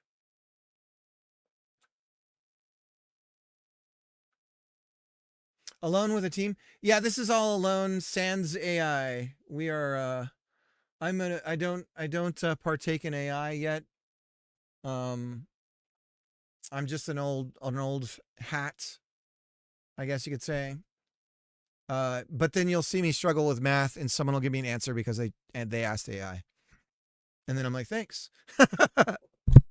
So I guess I do use AI. And occasionally, like in a search result, it'll be like, oh, this is an example how we use the code or whatever. So that'll be that, you know, it's true that like it's leaking in for sure. But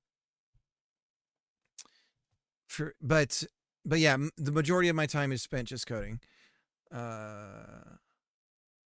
Check out our game, All You Can Fish, when you find time for it. Let me check it out on Steam. Let me go to Lucas Game Studios. Why is it not easy just to go to someone's stream for me right now? Why is this a thing that it's so hard for me? There we go. And then there should be a link here, right? And about... Speaking of Steam... Oh, that's right. I don't see... Got to update your About page so we have links to it. Is it on Steam? Let me see. You're probably already gone. There it is. We're gonna wishlist this. Let's check out the video.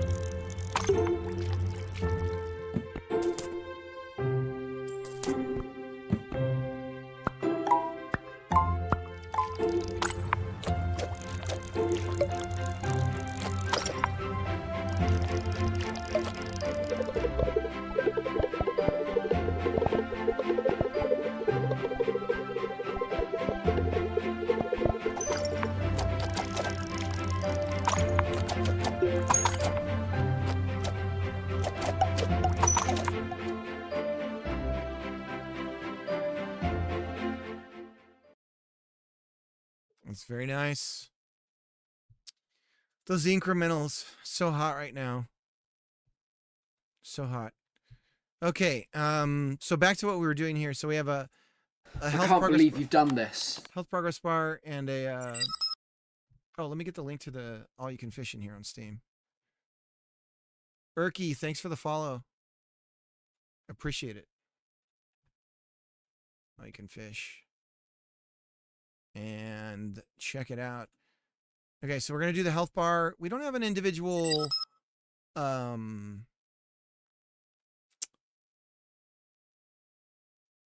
could not parse. Lies. Yes, you can. Add enemy. Funk. Hit. How do we describe? We'll have a hurt function. And then we'll have an amount that we can set for it, right? So hurt will take, I guess for now we'll deal with ints. Amount, integer. And you know what? We're getting into, this is going to become UI code. So here's what we're going to do. For now, I'm just going to make this into its own scene and call it UI. Save it. Go in there. Rename this to UI.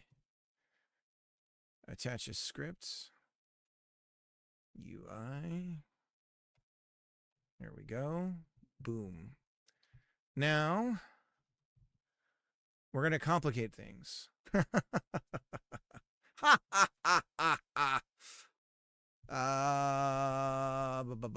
going to go over here and set our exports for health. Health bar. Progress bar. Mana bar.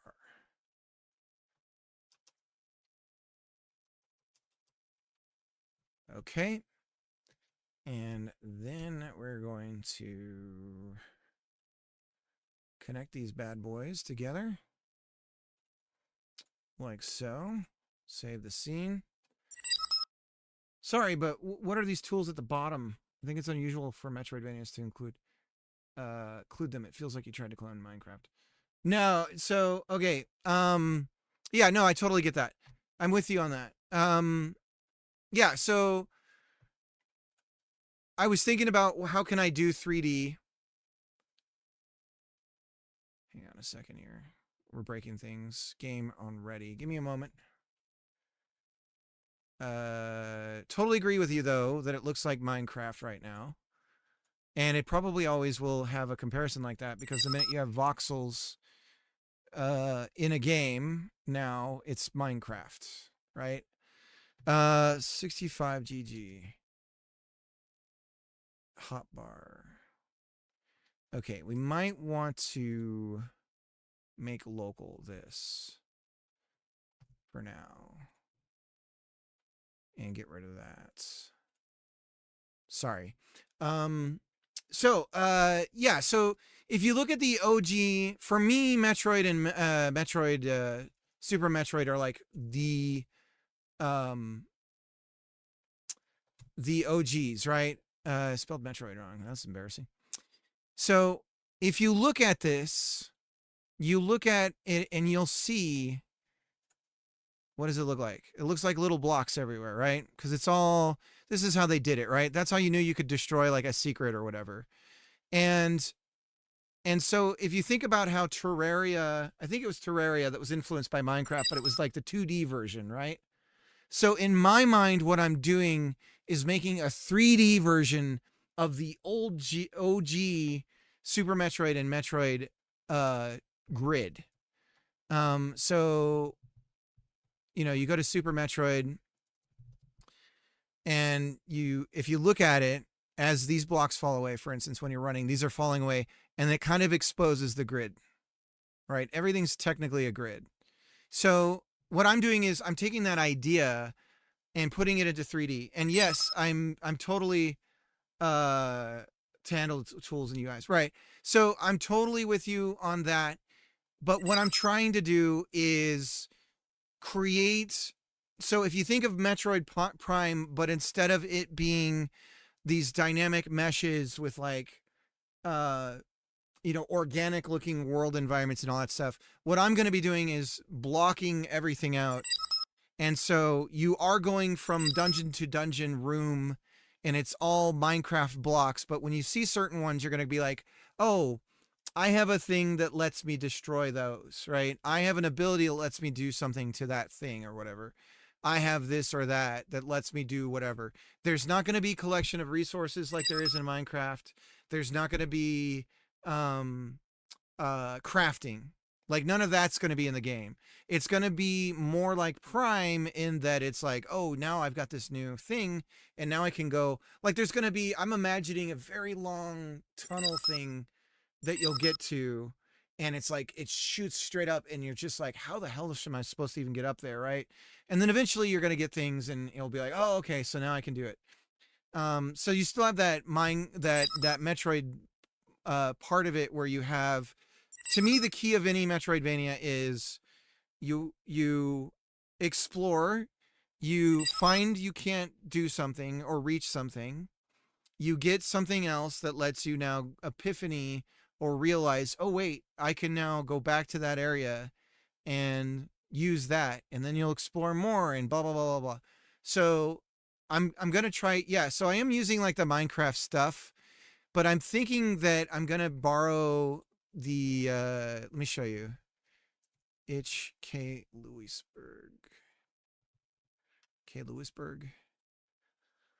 Loisburg? I'm not sure how to say it. But I think I'm going to end up swapping out the shovels and everything for these bad boys here. And so you'll have like more magic-based items on your person.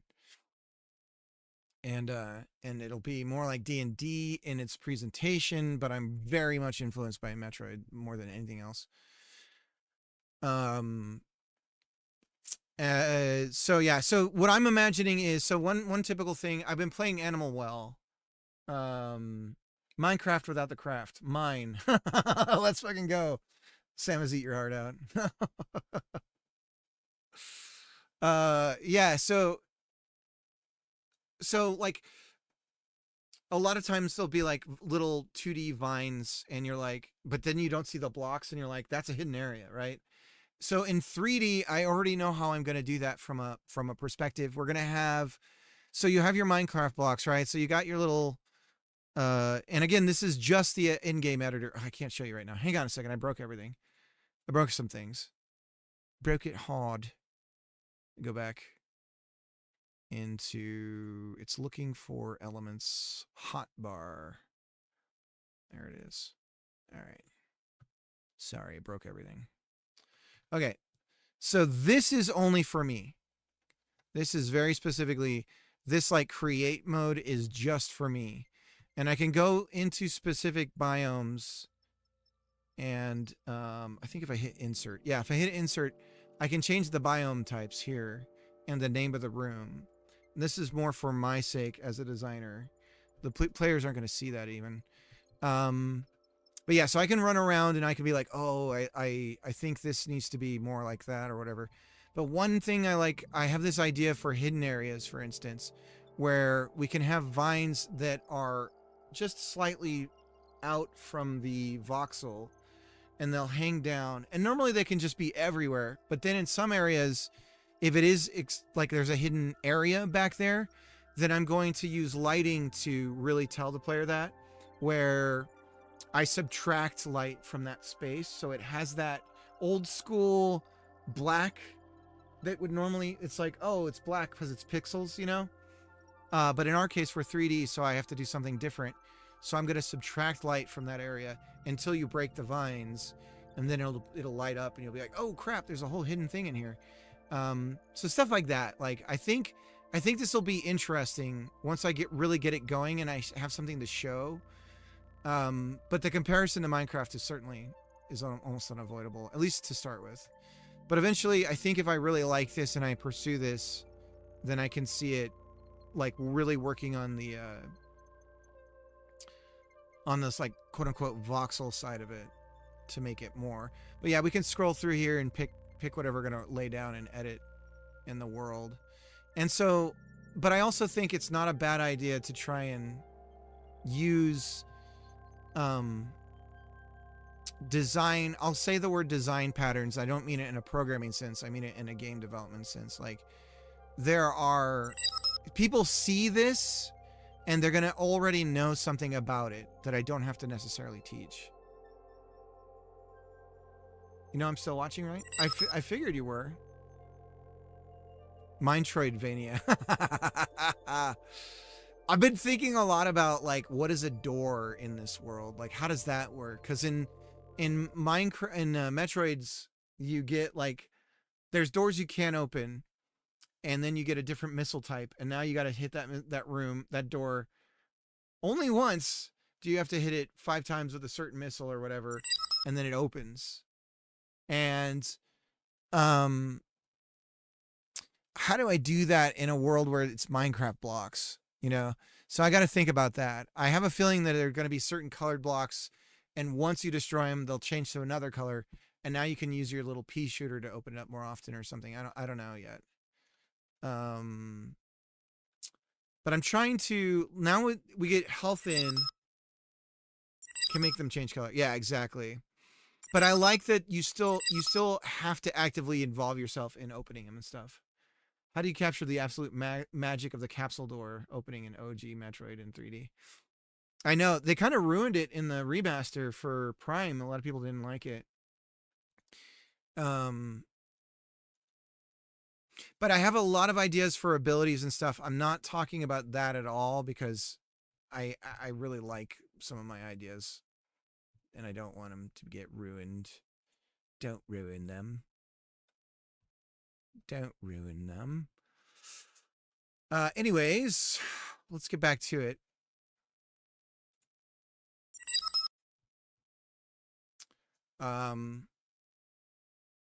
Yeah, and the other thing that I'm really excited to mess with this whole thing is lighting and using lighting. Like right here, if we just go back in here, you see this little shaft of light.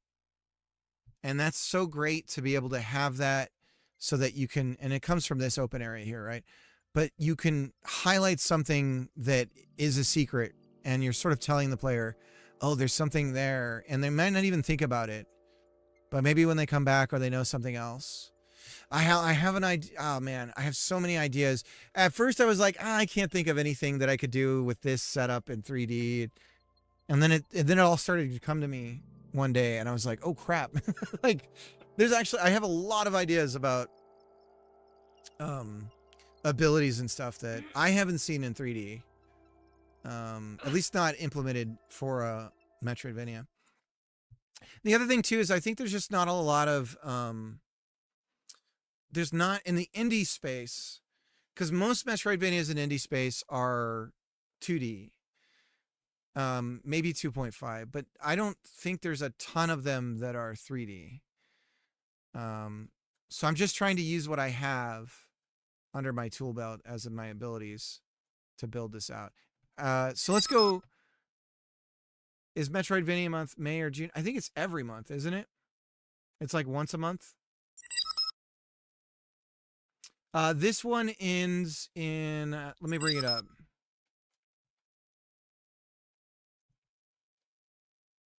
So I'm doing this with a jam, but I'm probably going to keep going on it. Metroidvania month is on itch. And let me bring it over here. Jams. Here we go. What's his name's doing a jam, right? Brackies has got one. Make a game in 1 week. Did this happen? Theme. Team voting is not open yet. So Brackies has got one. Bazillion people joining. And then there's a GMTK jam. Jesus, could you imagine 14K? Imagine winning that. Anyways, 16 days remain. So for me, that's only 7 working days, because I can only work 3 days out of the weeks. So I'm not going to make the jam. I'll tell you that. I'm going to do what I can, but Oh, and then so when you're editing the world, like calendar month. Well, it is a month. Yeah, it is a month. It's not the calendar month. Yeah, you're right. You're right. I want to say maybe there's like a 15-day break between them or something. Yeah, get the heck on with it. So if we go to the editor, it's this, what is it? It's this block here for the enemy. So if I put one here, right here and right here, they're going to probably fall off the edge. No. Nah, yeah, he should be okay. So then if I close and bake the room, now we're going to see those blocks, right? And this block is for that other guy. If we run the game, then there should be 3 enemies up there. Yeah. They're all going to be bouncing around doing their own thing. I think the countdown timer should probably be random so we don't end up with this like patterned movement thing. Because the only way to really not have that happen is to change how the little waiting time. Oh! Okay. All right, let's get back to it.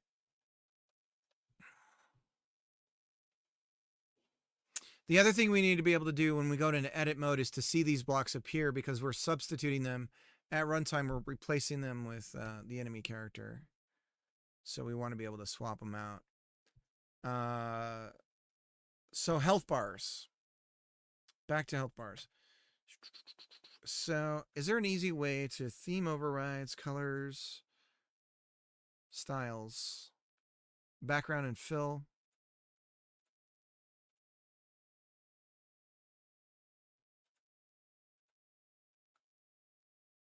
And won't let me change them.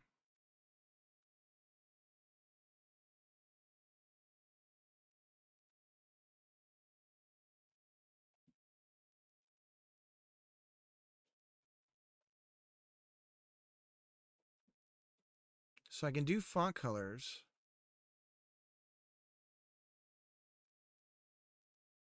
Modify the property in the resource picker instead.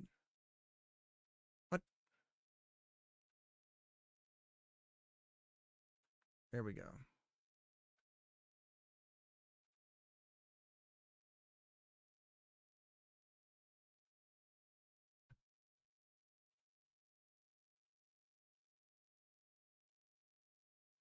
So the fill, we're going to go with green, right? Classic health bar. Background, we're going to be transparent by some degree. And let's go with white transparency so that it reads in pretty much everything. So we have no border width or anything. Let's copy this one and paste it into this one's fill. Or background, sorry. Oops, we got it backwards. Background. Copy.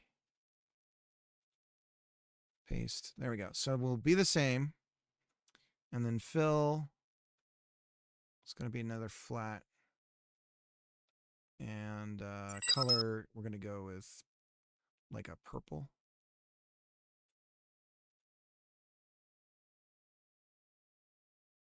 Oops, not line. Style box line. Flat. I'm going to go with like a purple. Line. Why does it keep doing that? Flat. There we go.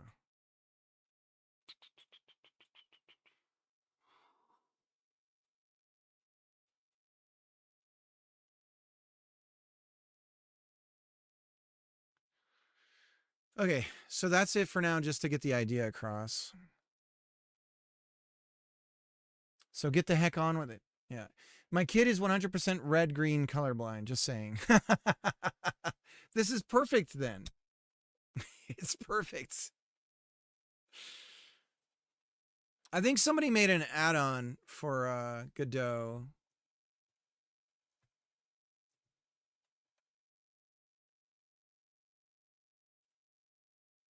A color blindness simulator to help you design for everyone. A small plugin that allows you to change the colorblind filter options for color changing and glow effects in your games created in Godot. All through a small interface that allows you to create and add these shaders and place them in your desired scenes. Let's see what this one's like.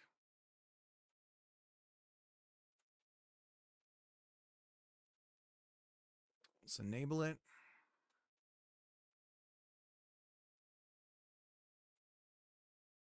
So how does it work?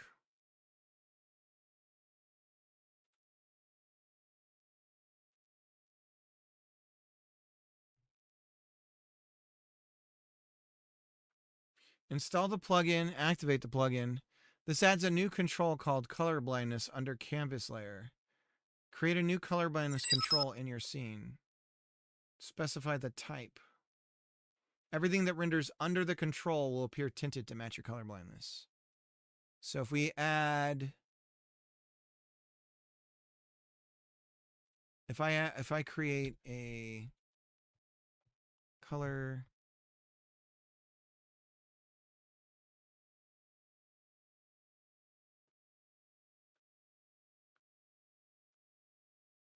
this adds a new control called color blindness. There it is. And then if we put UI under that,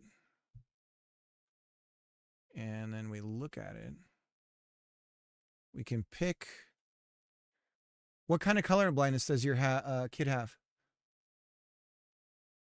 Do you know?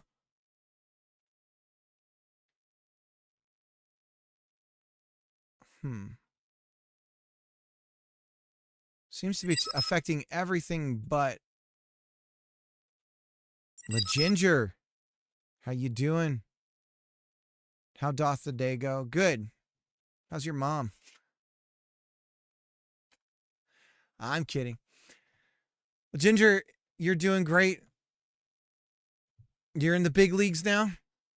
Let's do it. Do I have a... Mom's all right. Still a prick. All right. Oh, it doesn't show that. That's weird. It doesn't seem to be applying to the UI at all. It does work, though. Like in-game. Oh, there we go.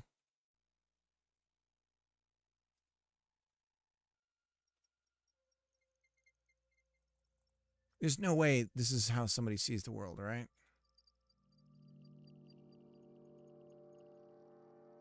Wild.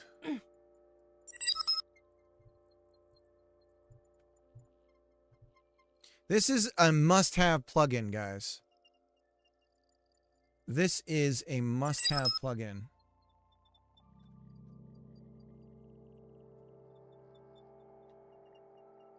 He sees most things as brown. Yeah, see that red is now brown. Brown and yellow. And blue and gray is all he sees. Yeah, so this must be it. Wild.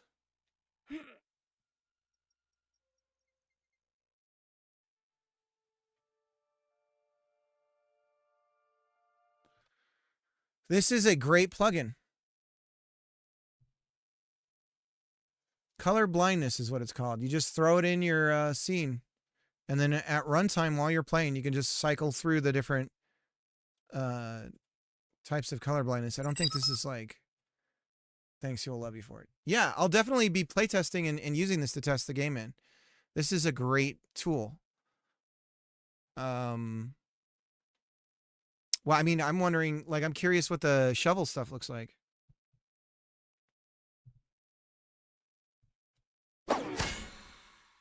Wild.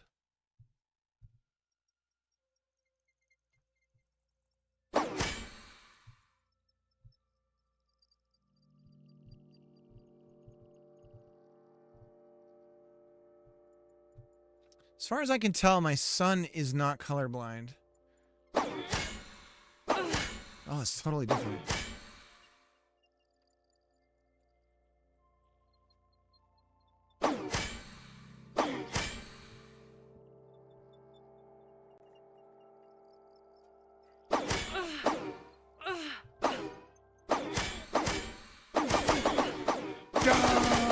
All right, let's get the hit going. So we have the UI for the scene. We need to be able to set the value. So func set health bar. And we go like this. And we say health bar. And we say value. And we say health bar value equals float. But we don't do that, right? We're not going to say value equals value. We're going to tween it, right? So we go bar, tween,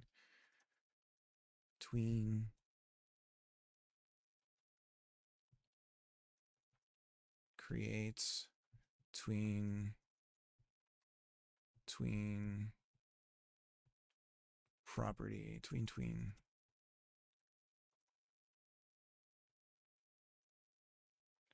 Tween property, we're going to say health bar.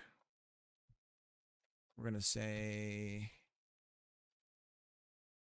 value. And we're going to say a time, which is like half a second. Quicker than that, like a quarter of a second. Value is never used in set health bar. That's bullshit. It is used right down here.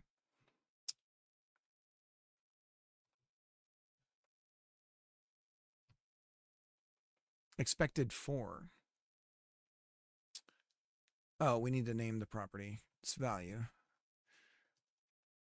There we go. Okay. I guess a quarter of a second. We'll see if that works. Set health bar. And then we do the same thing for the mana.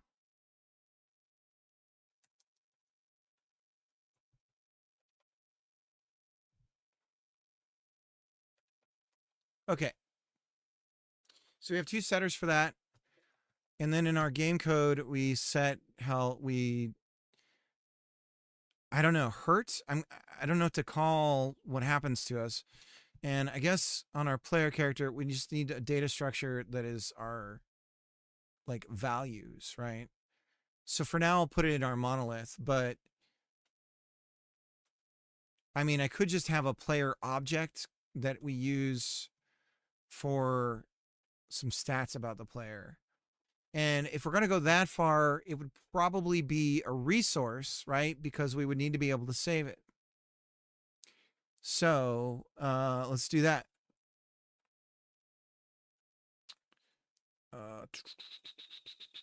Scripts, resources, create new script, resource, player. Inherits resource.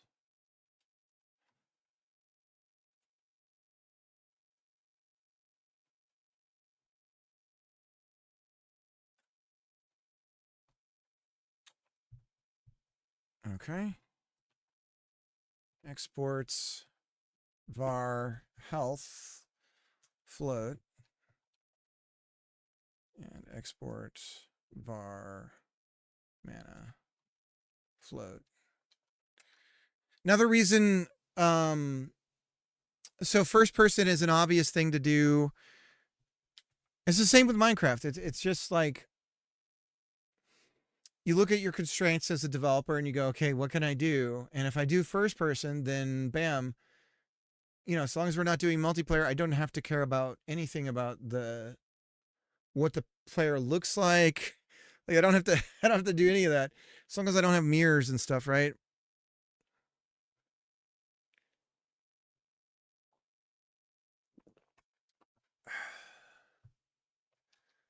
So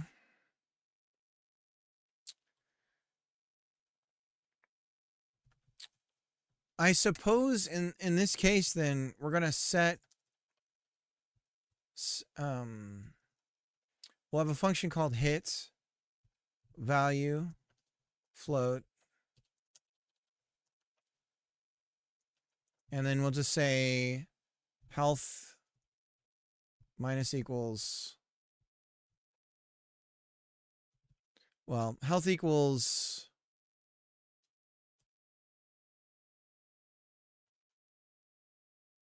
min clamp range.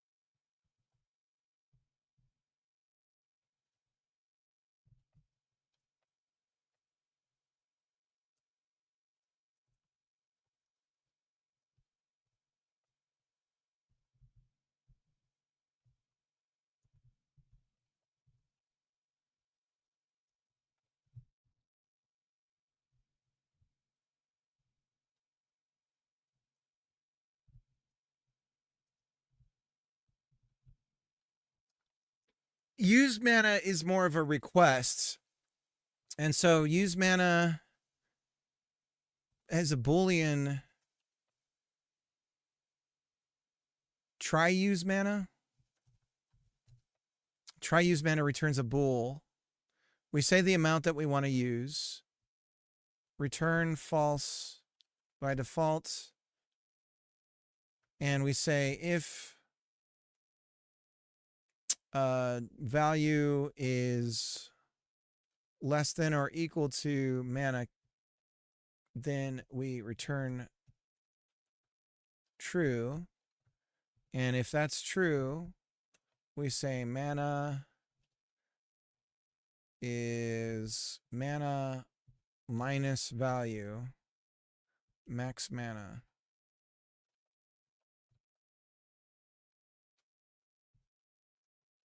And I guess we'll do 100 there to just kind of start somewhere. And then the other thing we want to do is anytime we do any of this stuff, we're going to call to the UI and tell the UI what we want to do. Now we're going to try and separate the UI out because I want to be able to talk about to it on its own. And just keep it out of the game code. Like the core game code. So the only thing we have to worry about right now is hotbar. What were we doing in game that involved hotbar?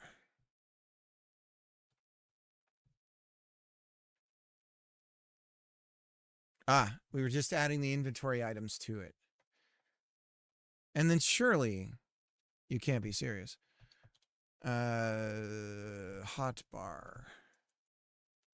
Gotta be used somewhere else, right? No. Not at all. Okay. And we're going through UI inventory item. For each item type, config item. This code all goes in UI now. On ready in UI. So over here, we say func ready. And we paste that in. And then UI inventory item we instantiate. So we're going to just go up here, steal that, put that here. Hotbar items and hotbar. So we're going to steal hotbar. like that. And we're going to steal hotbar items, which I don't see anywhere. It's an array. I'm going to go over here. Okay. So that gives us everything we need to be able to instantiate the... I think I drank there once. The hot bar.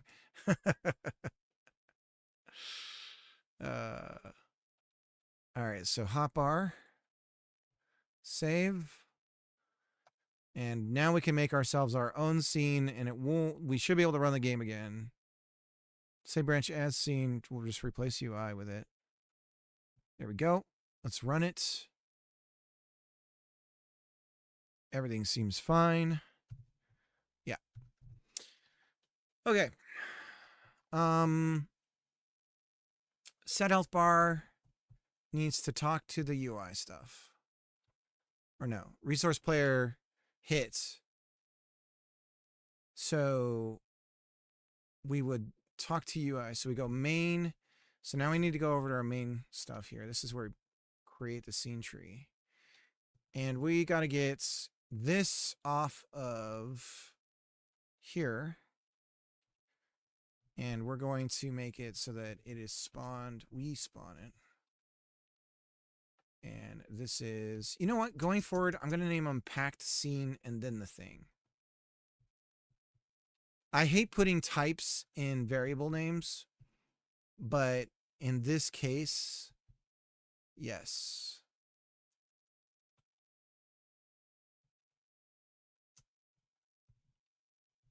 And then this is UI.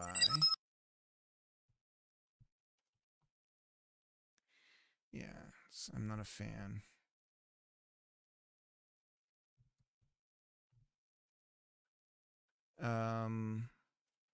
So the UI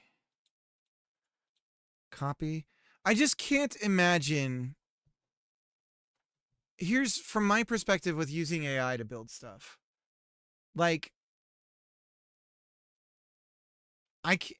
for particular things where I know what I want, I can't imagine trying to fight somebody else to make it.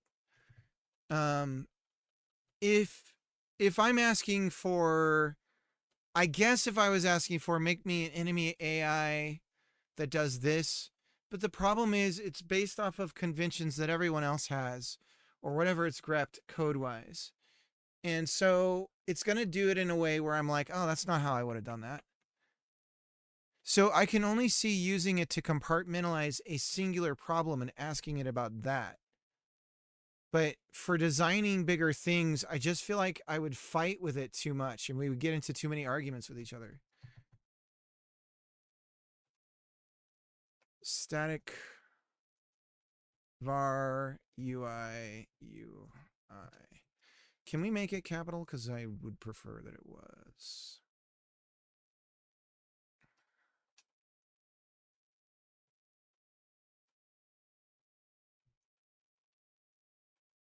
Oh, it exists. I'm not going to listen to you. UI equals packed scene UI instantiate. Oops. Add child. These are my singletons. I don't use Godot's. I just kind of make my own.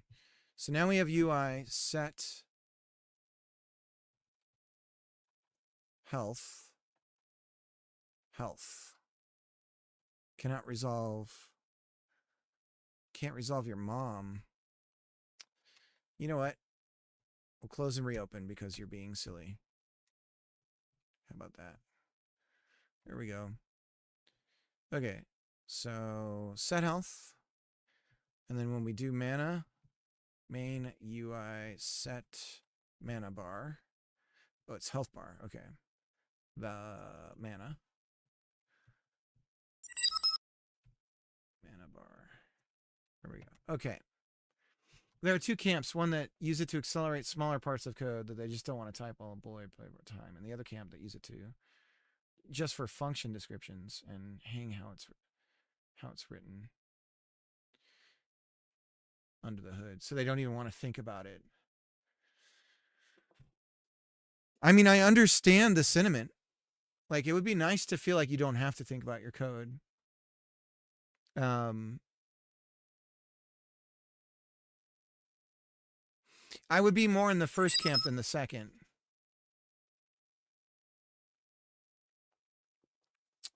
But it is vibes, right?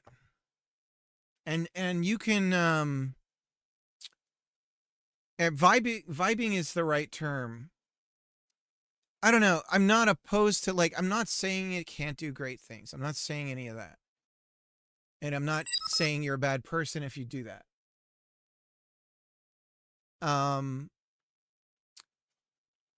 But I don't know. I always refer to it as the smart uncle problem. Of like, hey, uncle, whatever. How do you blah, blah, blah? And they're like, oh, well, you just blah, blah, blah, blah, blah, blah, blah. And it's like, okay, cool, thanks. That's the feeling I get with that arrangement. And then it's like, are you going to remember that? Maybe you'll remember some of the trivia of it, but maybe not the core. It's a bit like when you see me do anything with math. It's exactly that. It's just like, I kind of get there, but I don't know how. I don't know how I got there. And I always, in the back of my head, feel really like, have I just built, is this all built on a deck of like a house of cards, right? I know, for instance, through horribleness, you do not want to move things around, so you don't use rotation on a purely functional level because of gimbal. You have to use like quaternions and all of that stuff, because otherwise you're going to end up, something's going to get stuck on an axis or something if you're not careful. So there's like things that I know now about that, but I don't, it's interesting. Yeah. Anyways, most people can do the little trig and remember some functions that calculate space, but they never have proven out Greek logic from first principles. Yeah. I think a lot of that comes down to how math is taught, at least in the US schools. Most of it is day one, you have a brief explanation in about 10 minutes of how this thing came to be. And then it's all week of practicing the thing. And then on Friday, you take a test, rinse and repeat. And so you're practicing for a test. And then in a month, you have the big one or whatever, or every quarter. And that's math class. Especially when you get into like algebra and everything like that. That's a lot of what it looks like. Yeah.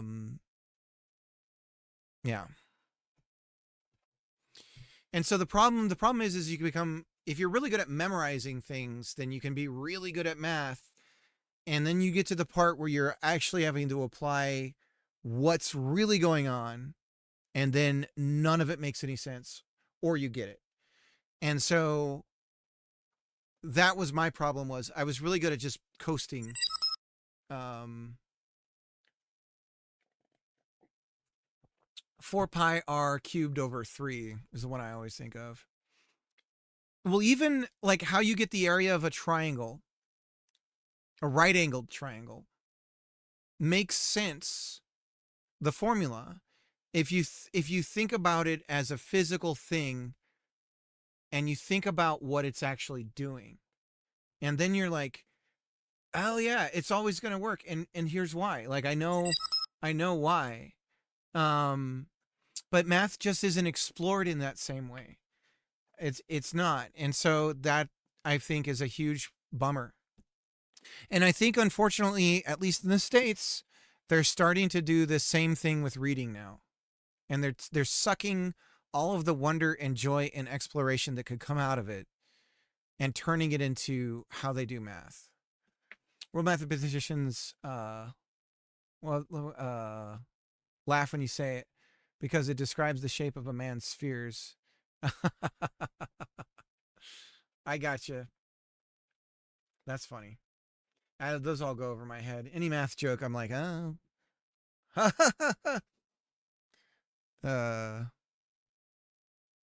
Remember, was it Think Geek? Is that even around anymore? That's still a thing.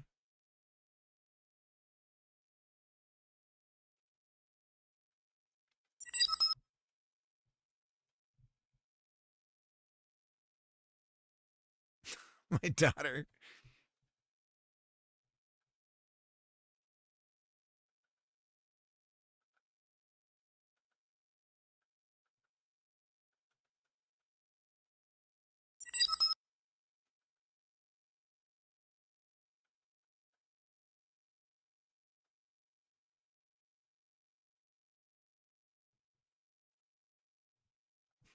I was stuck in the multiple months in the hospital for months as a kid. I was lucky that my mom knew a retired mathematician, and he came in the hospital and explained math to me and taught me and teach me crosswords as a kid.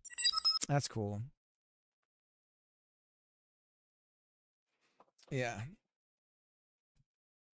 Yeah, my daughter and I do like we race each other to solve math problems and stuff like that. We try to make it into a game. Math is one of those things too where it isn't, in some ways it is, but I don't think it's like a bicycle. I don't think you can just come back to it and be like, "Oh yeah, I remember." Like it really, and some of it does come back, but it really is something that it's like exercise. You have to keep using it. Otherwise it kind of fades away.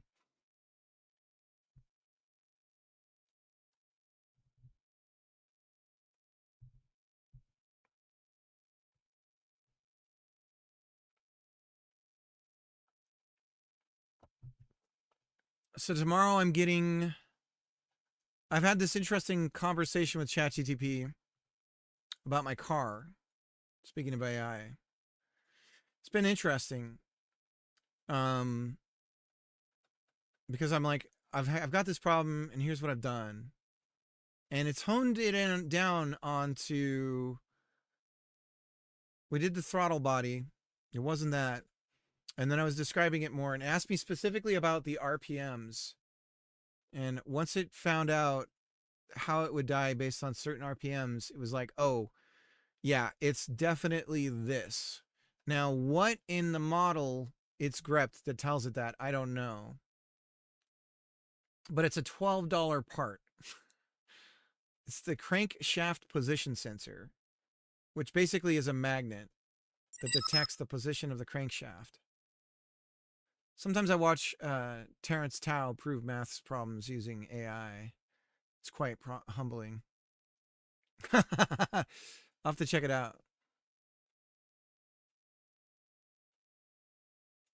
Yeah, I remember. I like seeing these guys who prove things.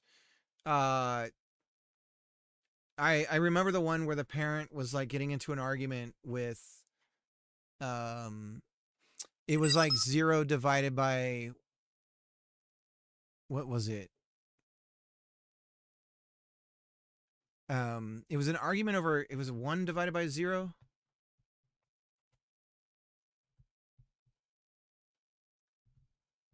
And the teacher was trying to say that it's 0.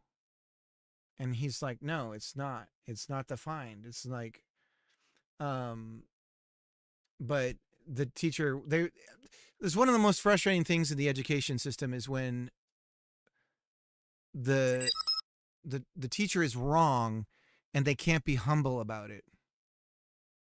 And then faculty back them up. The principal, like they went higher up and the principal's right. No, the teacher's right. And it's just like, oh my God. Well, we have a bigger problem here. Fundamentally, we have a bigger problem. Concerningly. And I think it goes to a deeper thing about human psychology. And it's like, oh, you know, how did the Germans get tricked into like fascism and all this stuff? And it's like, well, 1 divided by 0 is 0. That's how. It's like when people lose the ability to like question and accept, like, I don't know. It's like we're all capable. I am of the mind. I don't know who said it. Maybe it was Nietzsche. I don't know, but we're all capable of very great evil. Most of us are lucky enough not to be under the circumstances that we become that person. I definitely think that. And I'm talking about a math teacher and then go straight to fascism. I'll be right back. I'm gonna freshen up. Gotta brush my teeth. I got coffee breath. We'll keep moving on the health bar stuff.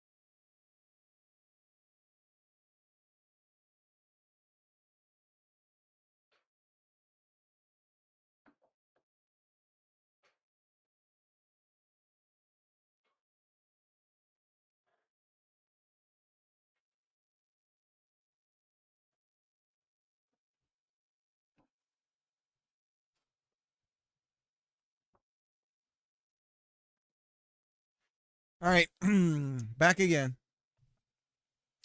I guess I was thinking about it. I'm like, I kind of just made the Orwell 2 + 2 = 5 argument.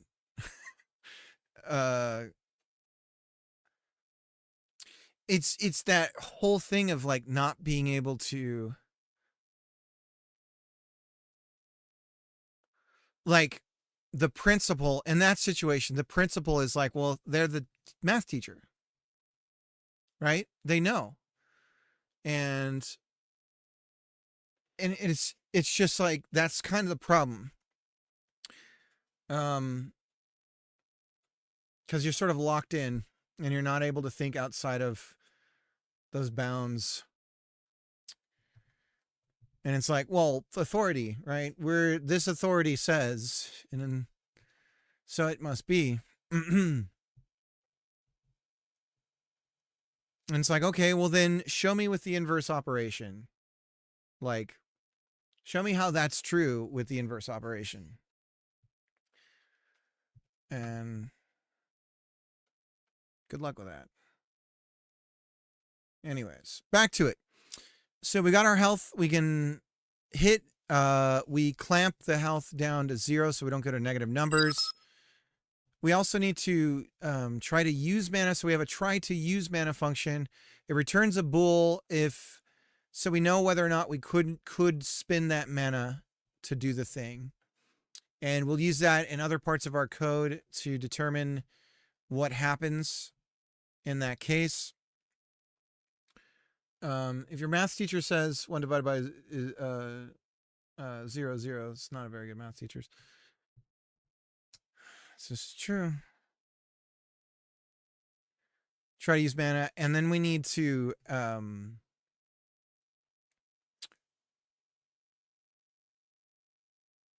mana. I don't know what to call this stuff. Add mana.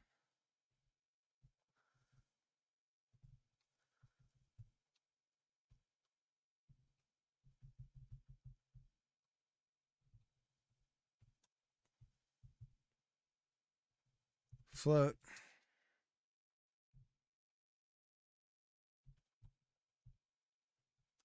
I guess you could say increase mana, decrease health. Increase or decrease health. Set mana. Yeah, I'm not going to do that because I want to be able to return a bool. But I guess I could do set mana and then it always returns a bool. If we do that.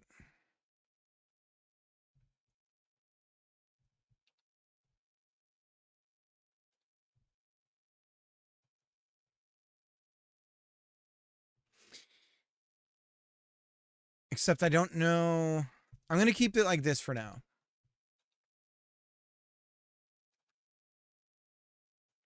Try spin mana.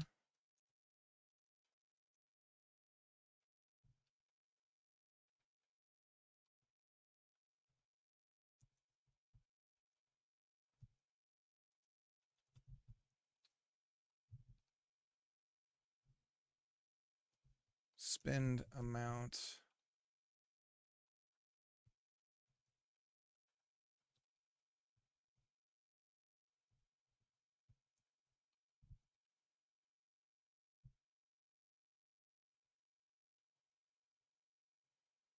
Add mana. I think I'll go with add. Okay. Let's hit. Try spin mana. Add mana.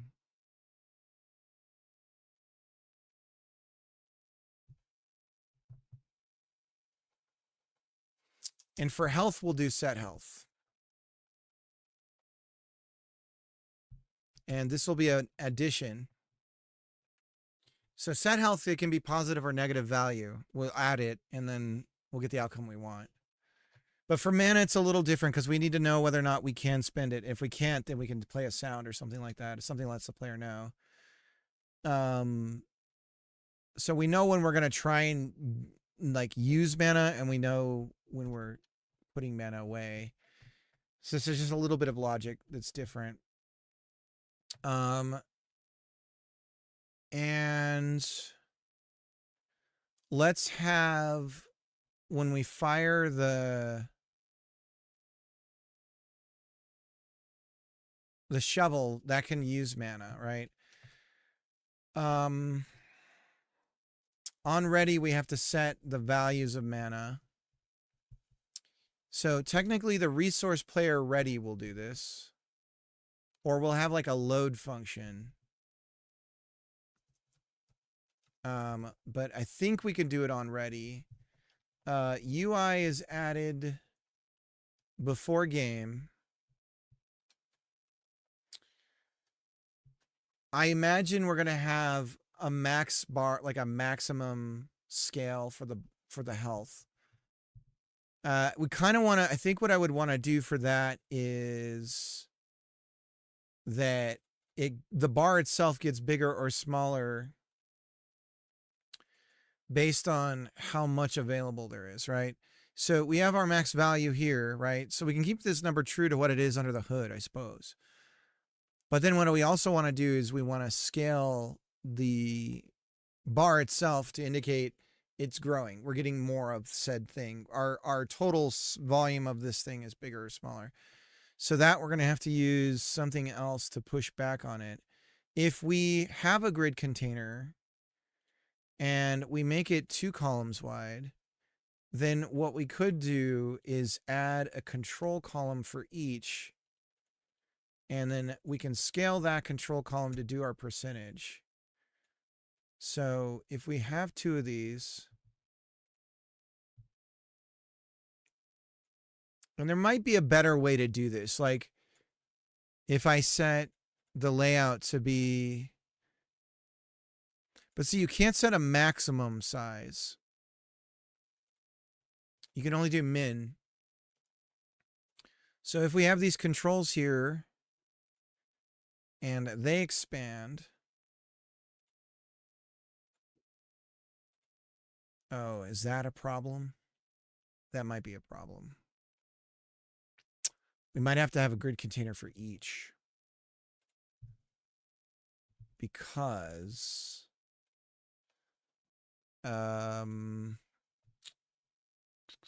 let's see. If we push the sizing,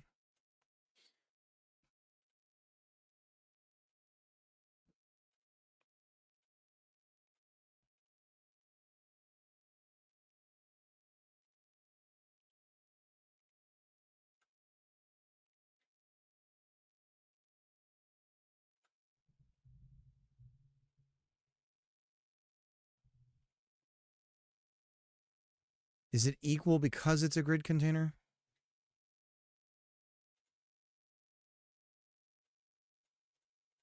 It might be.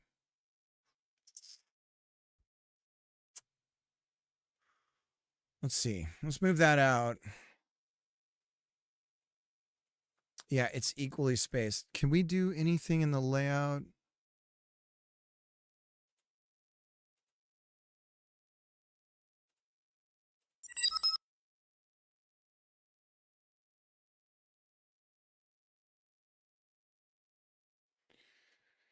Reciprocal, and that the resulting value gives you the amount to fill by when multiplied by the total size or something. Yeah, it's so that's not like I can figure that in my head, but it's more about the stupid UI interface in Godot and how to get it to like do that. Like there's not anything inside the progress bar that I can think of that's reliable to set a certain, but if I do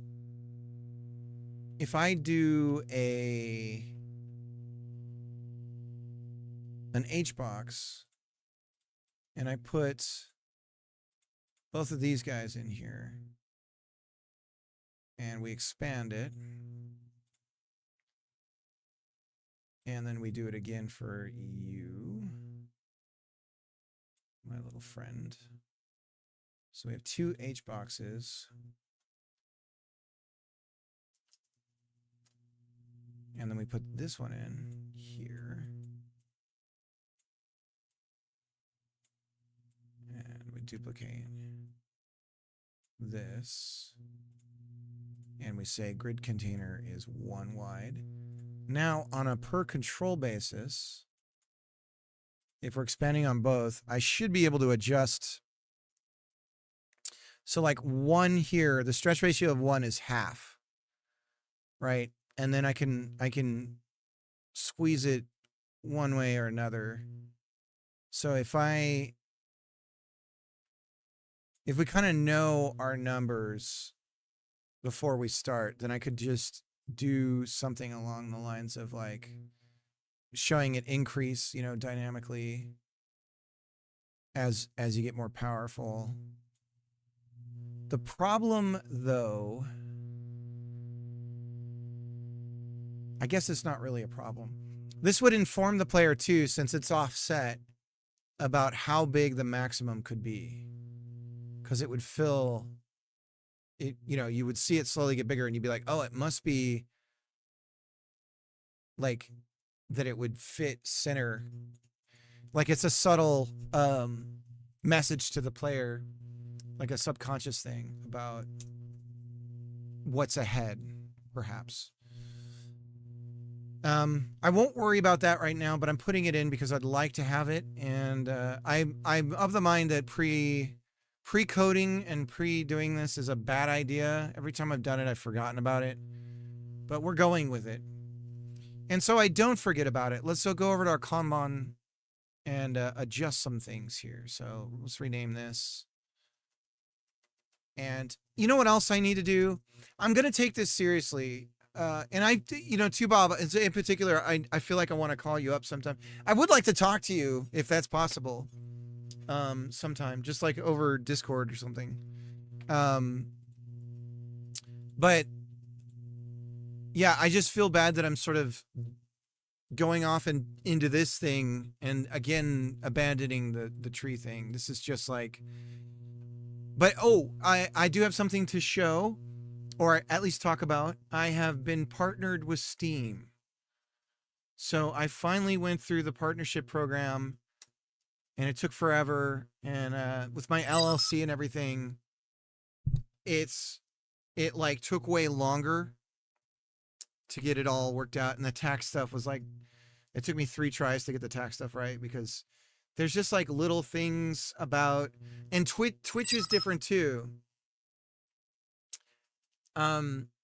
Twitch is different too about, because I'm an LLC, they wanted something different than what Steam wanted, which was weird. But the tax information has been updated on Twitch and Steam for my LLC. I did that too in the background, so I was more useful. But yeah, now I can see all the Steam sales and everything coming up, and I can start to work on applications and stuff like that. They got my $100. And so, yeah, I've got a billion things I have to do now in order to be able to publish on Steam. But I do feel like this could be my first like practice game. And I think I could get it to a point where I have some kind of demo that I'm pretty okay with and get that out there for people. I'm a Twitch affiliate also. Nice, yeah.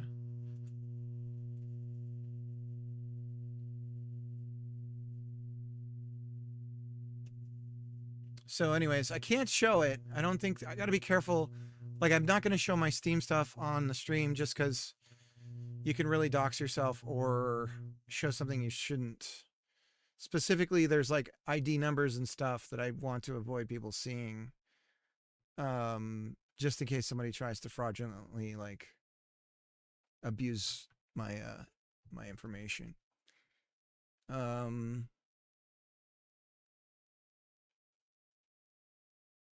Okay, so we did rearrange some things here. Does the game still run? Yes. Okay. I got a Steam ID for my MMORTS thing. So I've been through it. Yeah, yeah.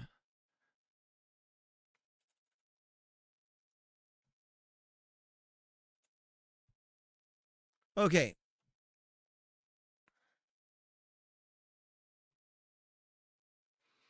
Now, on the player controller, we want to detect when we get hit. Do we... I think for now, it's just going to be, we're going to detect it on our side. However, the enemy does detect when it sees us. We're going to have a function local to ourselves called hit. And really what this is an area entered. So we're going to know what's hitting us by the body that comes in, which is just a node 3D.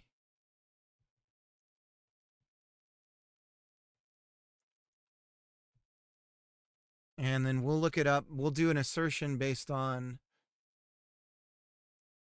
this is my trick. Node 3D owner. So you have the area. So what happens is when a body enters, you find out what it is from the area, right? And so when you get that collision, you get this, right? And you don't have the parent, and maybe even the area is deeper somewhere. So what I do is I go on the enemy, and so long as we have that area, so we have roam area, which is not what we're going to use. And by the way, we don't even need anymore. So roam area, we're going to rename into hitbox.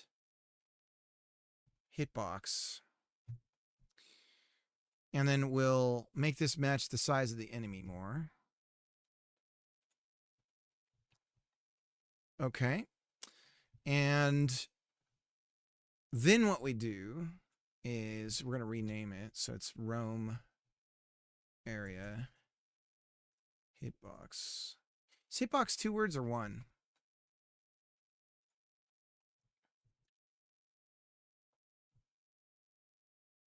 I'm going to go with 2. So we have hitbox area. So what I do is we say hitbox area owner. And technically this isn't really how you're supposed to use owner, but owner to me is like a freebie to point to something else. So I use it that way, which is maybe not the best way to do it. But now the hitbox area owner is self, is us, is the very top level thing, is slime, right? So now over on our player controller, when we find this intersection with this connected signal that we'll have to hit, now we can do match node owner, and then we say, we can't do a match. The only thing we can do is a match. So we do an if statement. If node owner is slime, right? And then we can do something. It's that simple. And now when you have your different class names for your different types of enemies, you just do a check on the hit to see who it is, if it's a projectile or whatever. And then you just do the math how you want to do it based off of that information. And you could have further information on the thing to be like, oh, it's on fire right now, so now you have fire damage or some crap like that, right? It's hitbox. It's 1. Technically probably 2, but yeah, hitbox. Unless you're English. Yeah, it's kind of like video game. Like, to me, video game is 1 word and always will be 1 word, but it's really not, and nobody really types it as 1 word. But to me, it's 1. It should just be 1. But it never is. It is actually wrong. All right, so we'll change it to hitbox. And change that to hitbox. But that, to me, that solves a huge problem that I've always had with detecting hits. Or detecting area overlaps and then knowing the thing that it was. Because you know what area it was, which is like, okay, thanks. But actually, in our case, we can do body, right? So we have a slime. We have a collision shape for slime, right? So yeah, so we can technically get rid of this. Even. And we don't need to do this, although we will say owner is us. And we have our collision shape. And it seems to be a little wrong right there. I guess is better. Maybe the tip is a little, I feel like this is fine. This is fine. Okay. So slime, and then we can get who we are from our code. So player controller, hit slime. And what is hit? Hit is a registration to an area 3D, which do we have on our player? I don't know. It's a little more complicated than that though too, because we need to know which area overlap we're getting. If we're shrunk or we're large, that will affect what our size is, which of our areas we are. So player character controller, Here we go. We have 2. Now, we actually just turn them off, right? Yeah, we just turn off the processing. So we'll just respond to player controller. Player controller is it. So that's a character body 3D. So character body 3D, we have some sort of thing for this, right? So character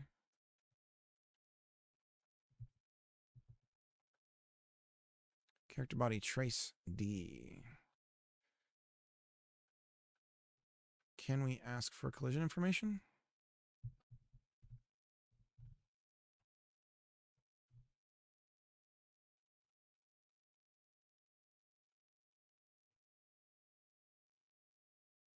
Get slide collision, get last slide collision. Nothing in the current class. What about signals? Do we have any signals? Nope, straight to properties. About collision object. Mouse entered, mouse exited. Input event. Dude, what is the point? I get it. I get it. I get it. I get it. I get it. I get it. I get it. I get it. I get it. I don't like it. I don't have to like it. So we are going to use hitbox area. But no, we don't. We don't. We don't. We don't. We don't. No, no, no. We're going to put all this back. So it only matters on the player side. That's right. Okay. So we do want to. So these guys. Ooh, this is interesting. Because this is our player controller. And this is for just general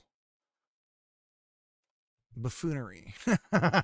This is for the general collisions around us. So what we'll do is we're actually going to do this twice. Do we do it twice? How do we do this? So we want to know when something...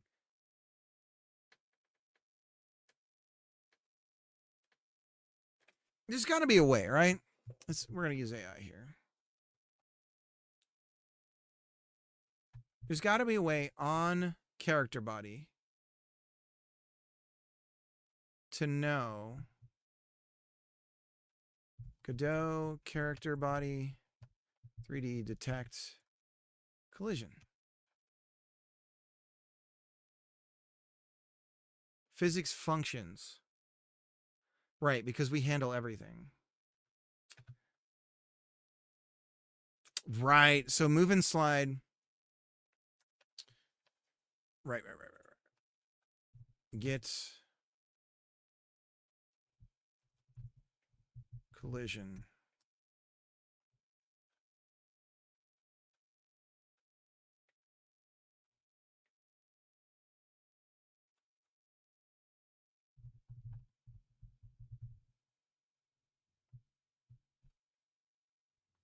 Get last slide collision. Here we go. Get slide collision.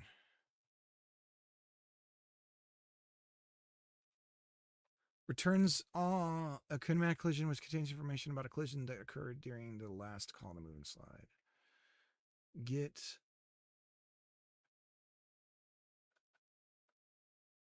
well, then what the hell's get last slide collision? If a collision occurred, the return value contains information about the latest collision that occurred during the last call on the move and slide. Returns null if no collision occurred. See also get slide collision. So that one returns null. This one does not.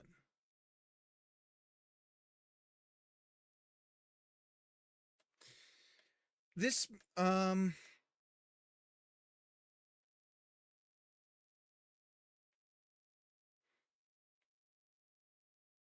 since the body can collide with several times in a single call, you must specify the index of the collision.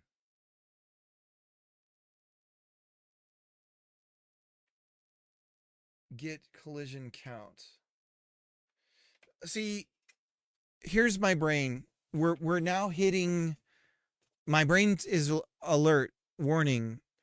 We're going to be in physics step doing a bunch of things over and over and over and over and over and over and over again. Now, I suppose the first check, if the collision count is nothing, we're fine. But if we have any collisions, we have to check all of them to see which one is an enemy. That's how it works. Yeah, no, I get that. I get that. My concern isn't that. It's... So... Our slime has a physical...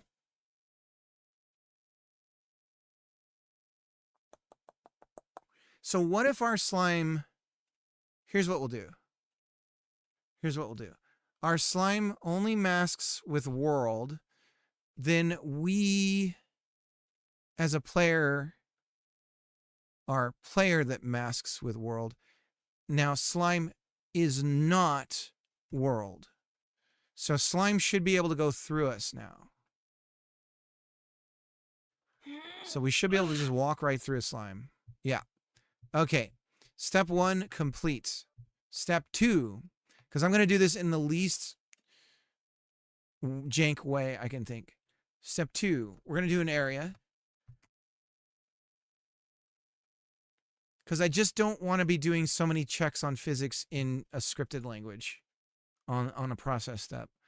I just find with Godot, it adds up, especially on slower machines. It really adds up. So here's our collision. This is our hitbox area 3D. So this is, oops.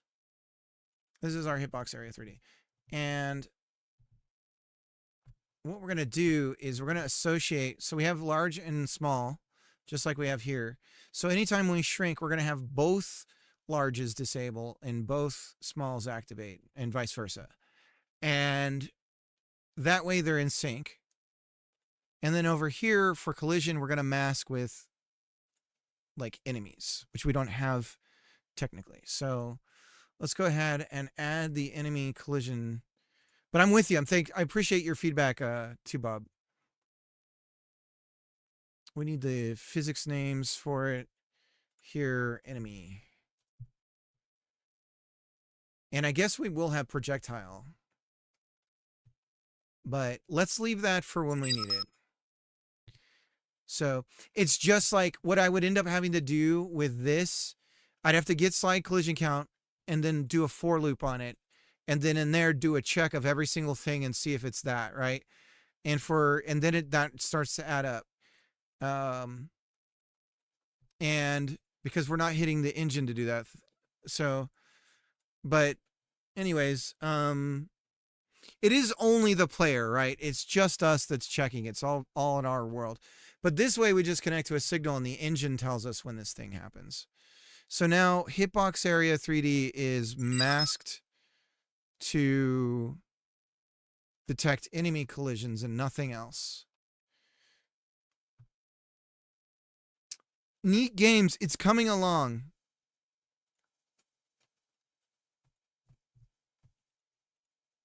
Do a shout out. It's coming along. I'll show you here in just a second.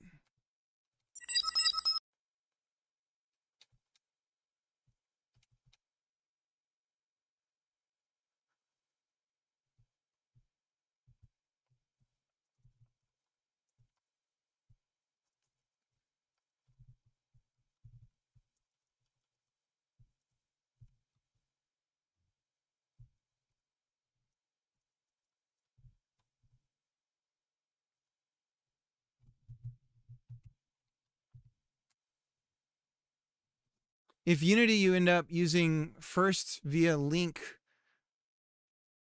I think in later Unities, it's pretty horribly inefficient, but I haven't done it in a while. Might be better now. Yeah, my general rule of thumb is if you can do it not in process or physics process, that's the way to go. I remember the first time, because when you start to teach yourself like C or something, you're like, oh, I just need a timer. So I'm just going to have, I'll just increment this thing up and it's fine. But you do that in Godot as a timer. Oh, I'm going to have this float and I'll just add delta to it. And it's just like, congratulations, the game's performance now halved. And it's the worst thing you could do.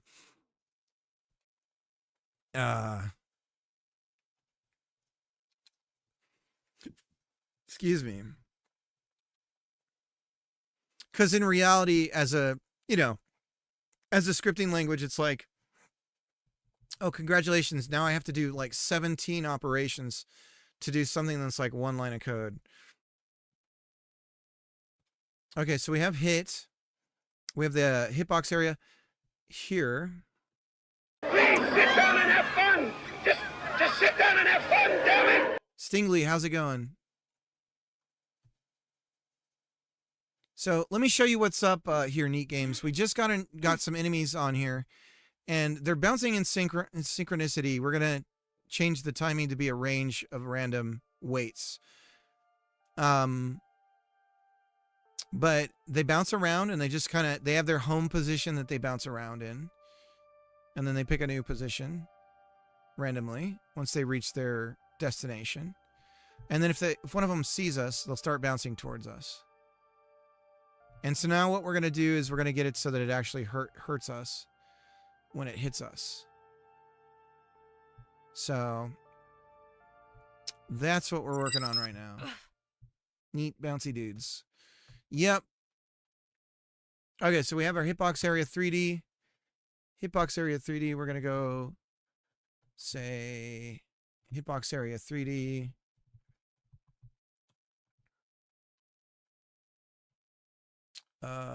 Body entered,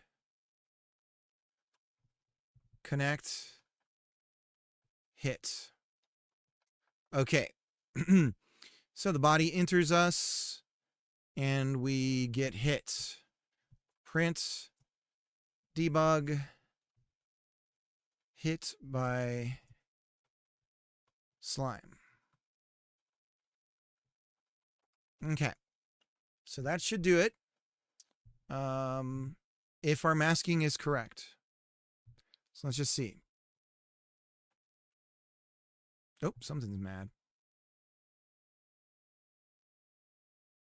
Oh, you know what? We didn't set the hitbox assignment. Try it again.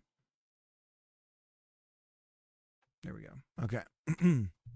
And we should see a printout on the bottom left-hand side. Am I in the way of it? I'm literally on top of the printout. Hang on a second, guys. Let me close this out, and I'll move myself over near chat. There we go.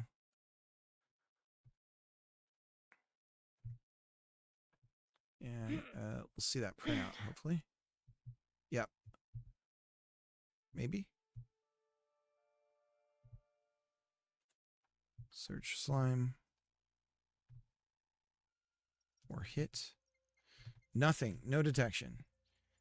Let's go see if we have a hit from a node. Hit by %s %node 3D.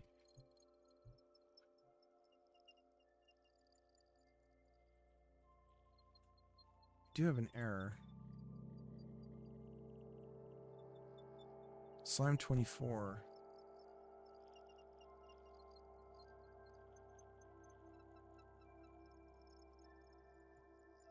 Oh, it doesn't like that.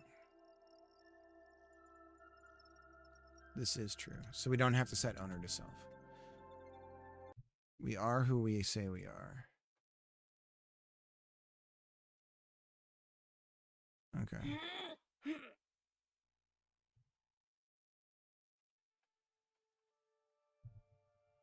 And when we get hit, we are saying what? Player controller hit by. Okay, so we got a masking issue. Let's check slime.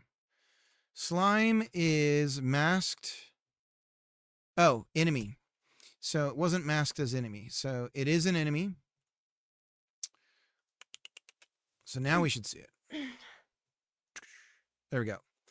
Okay, so now we go hit by, but we're not detecting slime. Owner does not show slime. Now it's because it's is a body that we don't have to check owner. So we should be able to declare hit by slime. There we go. Okay. Now we could do the area. It's interesting how it moves the problem around. It is. Okay. So now we need like iframes, right? What do you guys think? Iframes? Const. And some of this stuff really should all go in here. And we're going to say player configs. Things that affect the player stuff. This here, free move, free jump, free move speed. This is for our editor. Mouse sensitivity, blah, blah, blah, blah, blah. This is player code. Player configs, mouse sensitivity. Let's move everything. Let's move it all.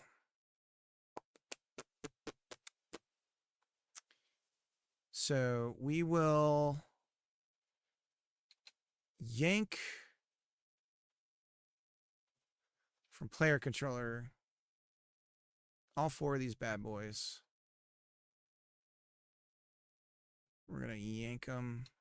We're going to keep them there, though, so that we can get this refactored proper. All right.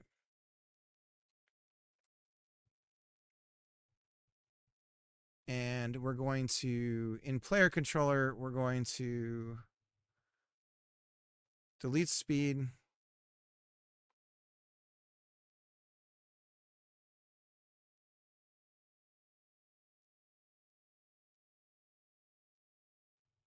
Doesn't appear to be used anywhere.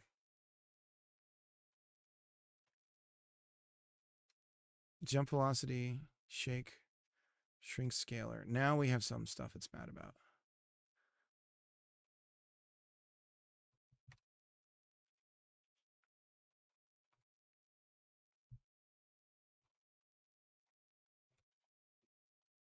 Go over to config. Shrunk scalar.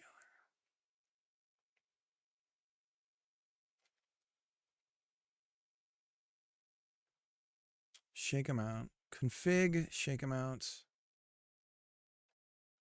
Config, shake amount.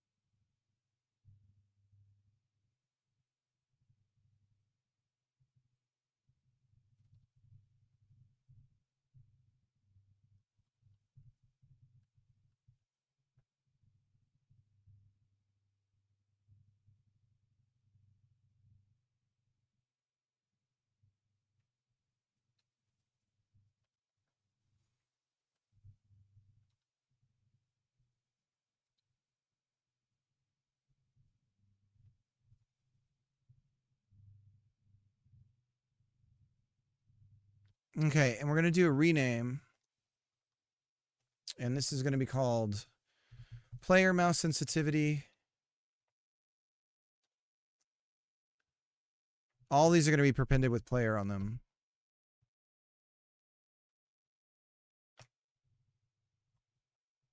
Player shake amount.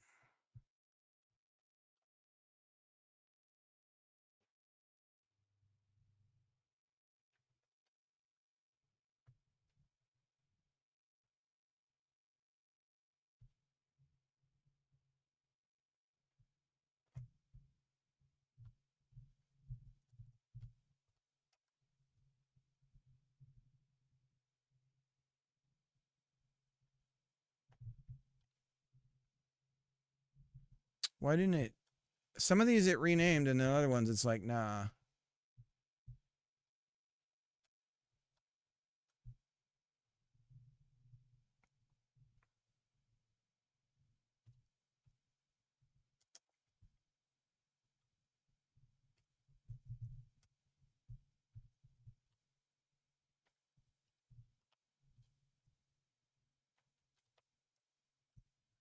This is life-changing, by the way, in NeoVim.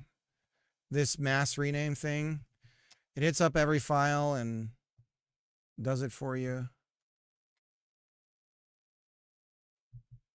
Except for some reason it didn't do it on just these guys.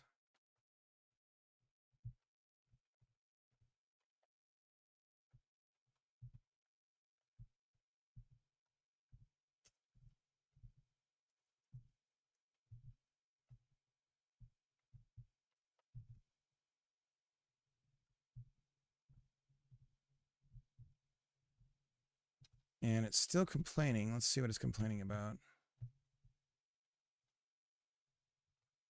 Mouse sensitivity.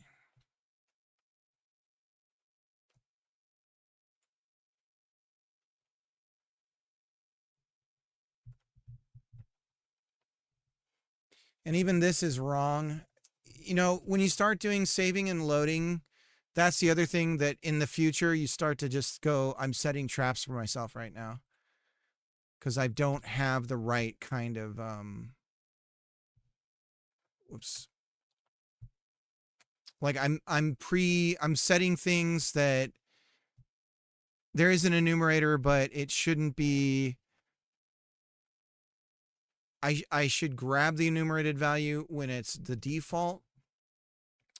Otherwise, I need to load it from the player configuration, like settings full file or whatever. All that stuff. And then so you're like, when do I put that in the code? And I guess you just wait until you're near the end of the game. I don't know.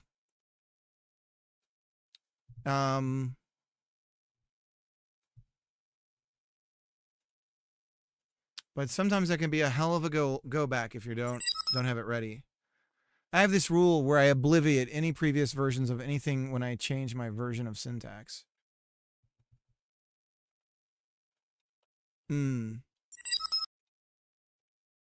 Anything else is madness. So we added the color blindness. Ooh. Color blindness. Add on.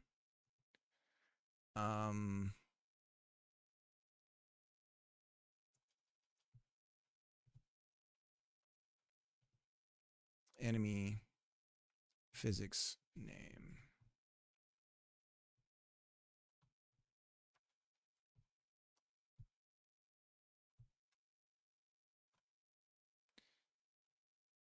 Push that out. Then we're going to have a bunch of like rename stuff here. I'm red-green color deficient. I failed those dot tests. It's kind of like a superpower in a way. It's the closest. It's ironic because it's like, oh, you know, it's this huge thing, and it's like, well, in a way, I can like remove colors with my eyes. Can you?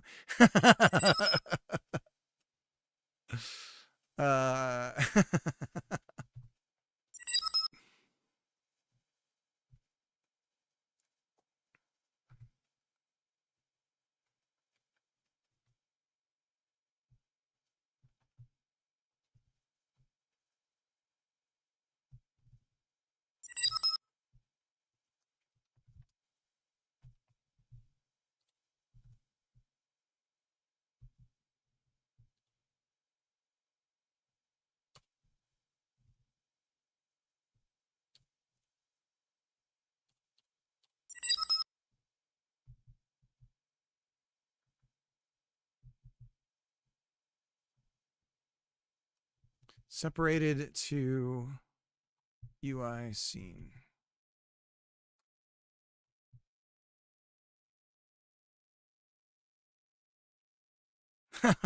Oh, my superpower is being really strong and handsome, but yours is cool too. Are you back home? Your plane landed? Welcome back.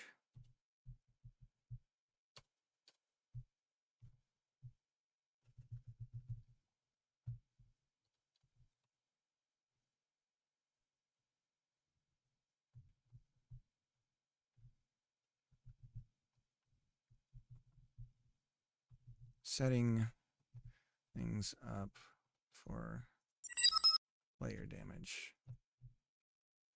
Player hit damage.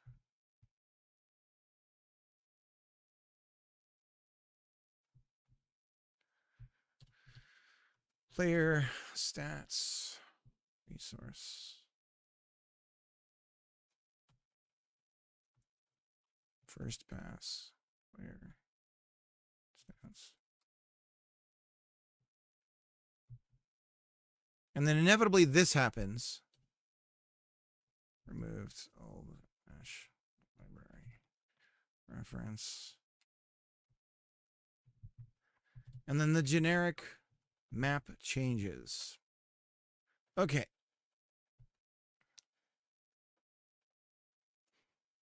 So to Bob, when you say you have this rule where I obliterate any previous versions of anything when I change my version of syntax, what do you mean by that? Can you give like an example? I am, and Bob is acting weird, so I'm all anxious. Got to do something to keep my mind off of it. So I'm going to try and finish up the layout for my Bouncy Light demo. Nice. What? I think he just missed you. He's just feeling his love. He's like, what, you left me and we didn't talk about this. How come you were gone? Like, I don't even know what to do. I mean, are you going to be gone tomorrow? What's going to happen here, buddy? You were gone for a long time. You smell different. You don't smell like how you usually smell when you leave and come back. I don't like this. Look, my whole life is this house. And you. It's like he's sick. Oh, he might be sick. If I have a save of any kind, it dies. If I have a decision of some previous syntax, it is overwritten by the new idea. A new thing is king. All old things must be deleted. Yeah. The save thing is interesting. I think I finally have an approach to saving in Godot that I'm happy with. I developed working on Greg's thing. Or our thing, I should say. It's really my thing in a lot of ways. But we're doing this thing together. But my housemate took him to a vet, and the vet said it could be grief from me leaving. I bet that made him feel like shit. He's just like, oh, okay. If he's still acting this way next week, we'll take him to get his blood drawn and investigate further. That's funny. Well, give him some love. I'm sure he did mention that it made him feel like shit. It would make me feel like shit. At least twice. Yeah. Well, like Mr. Pig won't come to anybody but me. And I literally just have to go outside and just get down on my knees. And he's like, oh my God, yes, rub my belly. And, I try to, it's different, but I guess I'm just the coolest. So I think that's what it is. I'm probably the same problem that you have, Greg. You're just walking around being the coolest. And he's like, that guy's the coolest. I'm kidding, of course, but yeah, he was supposed to be my wife's dog, but he loves the hell out of me.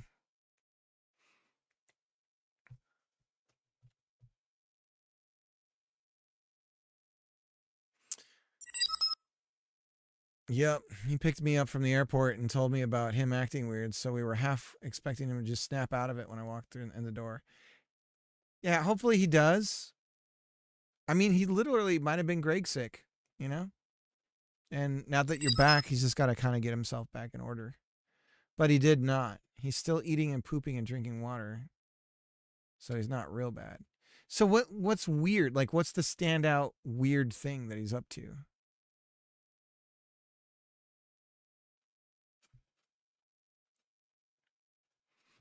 All right, let's go back to it.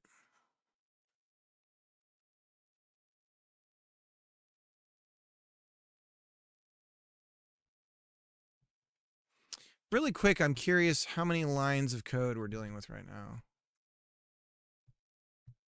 Let's check it out. Do some stats. We've got 845.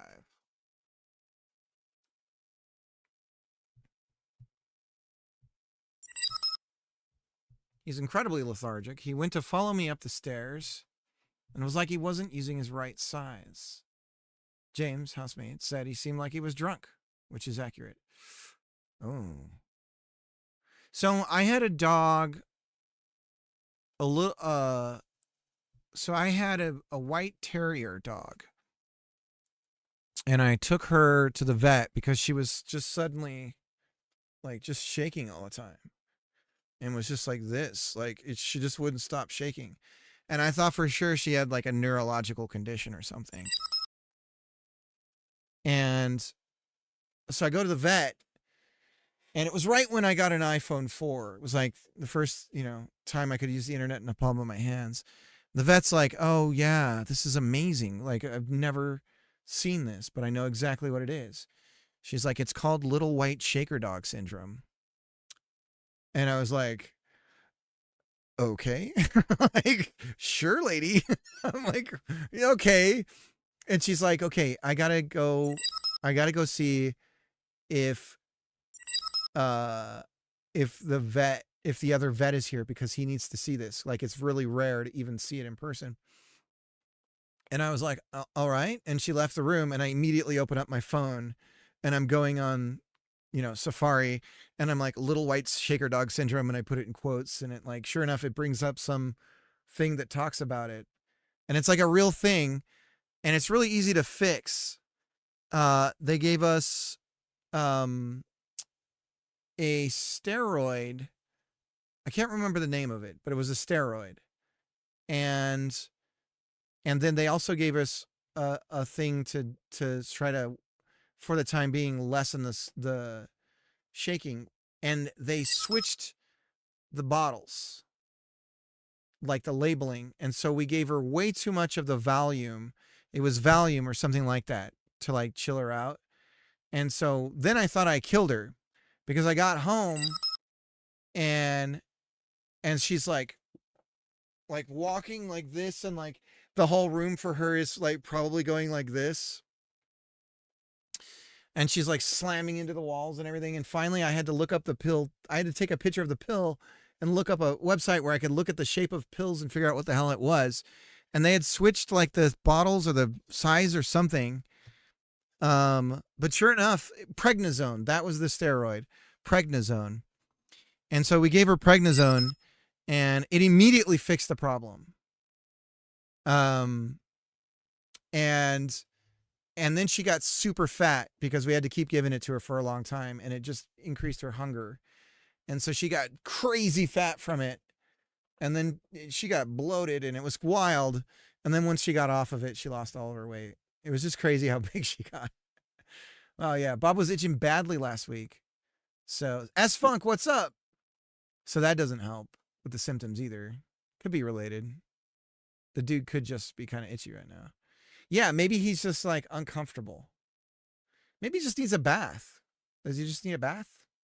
Just a bath to kind of kick him out of it.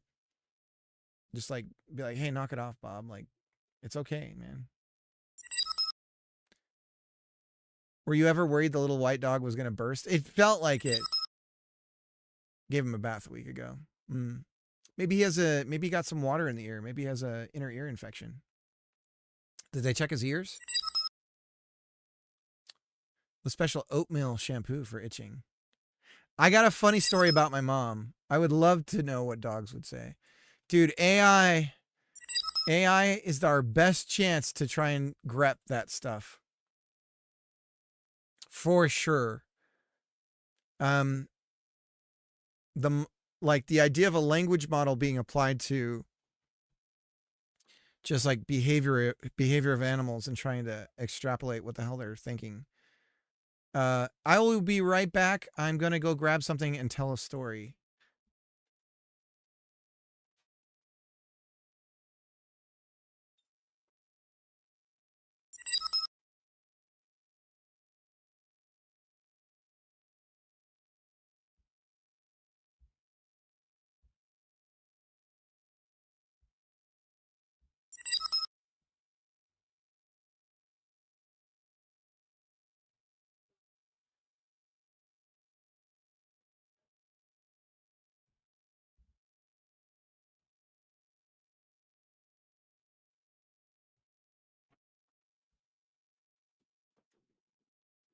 So my mom, rest in peace, was we had switched rooms.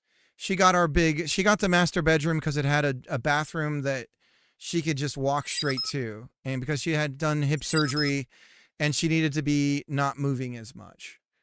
And so one day we're out at the kitchen and she's like, "Oh, why does your shampoo have a picture of a dog on it?" We're like, "What?" She's like, "Yeah, your shampoo has a picture of a dog on it." We were like, "Are you using dog shampoo to wash your hair?" And sure enough, she was using this oatmeal, just like you were saying, Greg, oatmeal shampoo concentrate. And it has a picture of a dog on it. Can I just show the monitor? I don't know if I have just the camera. I don't think I do. I guess I could try to make it bigger like this. Whoop. There's the doggy. It's keyed out because some of it's green. But that was a funny story. My mom was a fun person.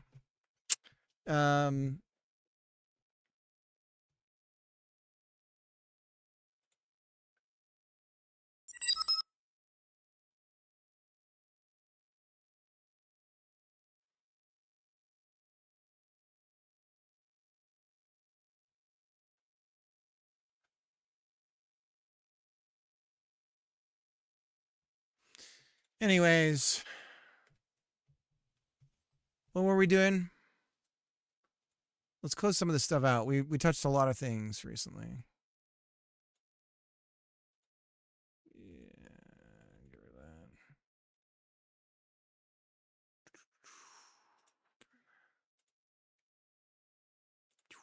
that. All right.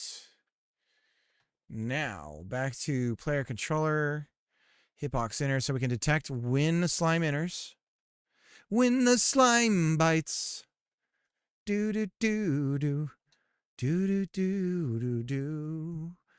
I just remember the tacos of things. So we have resource player. Game.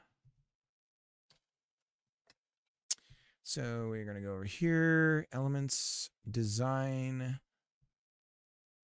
And let's do an export group and call it data.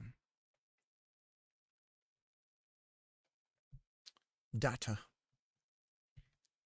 Var. Player.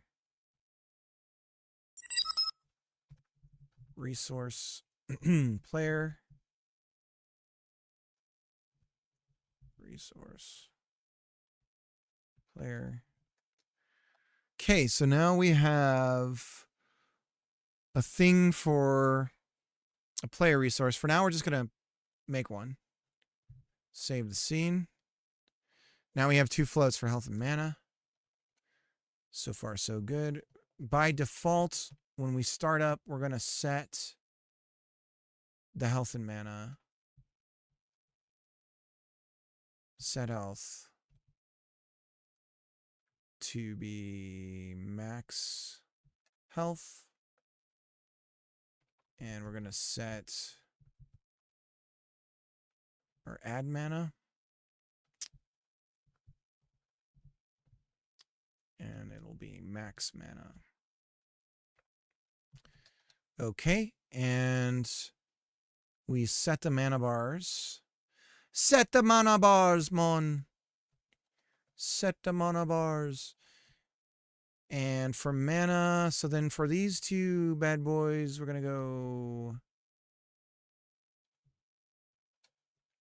ooh, this is interesting because we actually need the... Depends on how we really want to do it, but our max values are 100 right now. So they should fill up to their maximum size. Cannot find member mouse sensitivity in base config on editor controller 68. Editor controller 68. Player mouse sensitivity. Player mouse sensitivity. All right. Run it again. All set. Okay. And our setter did not fire. Is it possible that we are racing to a conclusion? Resource player ready. Set health, add mana. Then we do UI. Does this fire? Should fire last. Print. Ready. Raddies. Okay. Just need something. We hitting it?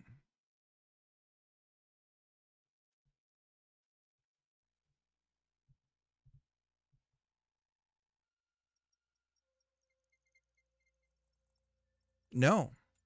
Oh, that's right. There is no ready on a resource. There's only init. There is only init. And now we have a race condition because we are trying to set a value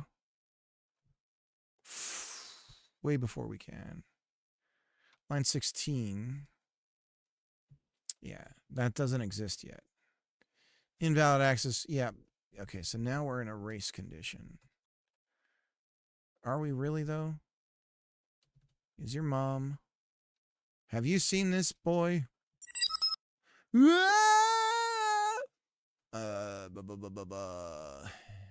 Vaccine and child.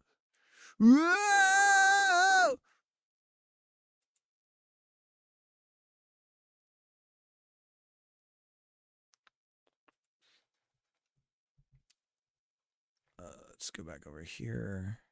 Ravsden. Okay. So for sure. So do we need to do call deferred? Call deferred. Startup.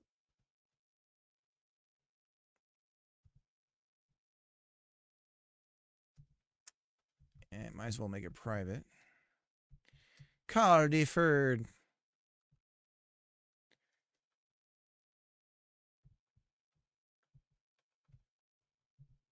Call deferred. Reload. Okay, we have max health, baby. Let's tween this guy.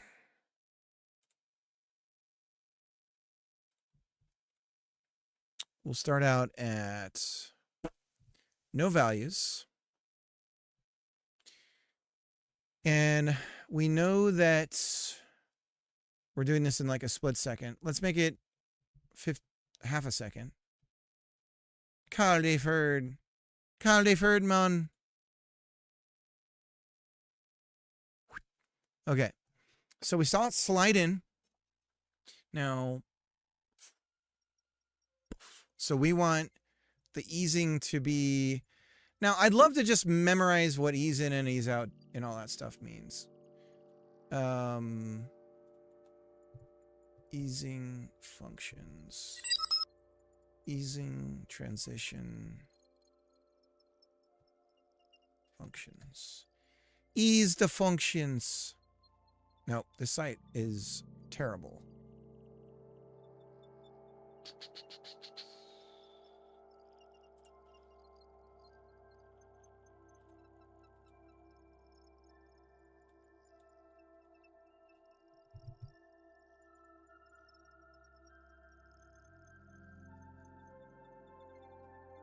When the slime bites, when the brick cracks, when I'm hooking the walls, I simply remember that this is just Dragon's Quest, and then I don't feel so bad. All right, so set ease type, your mom's type. Your mom's type. So we want to go. So we want to exponential? Or we want to go. We want to slow down. So exponential, ease out.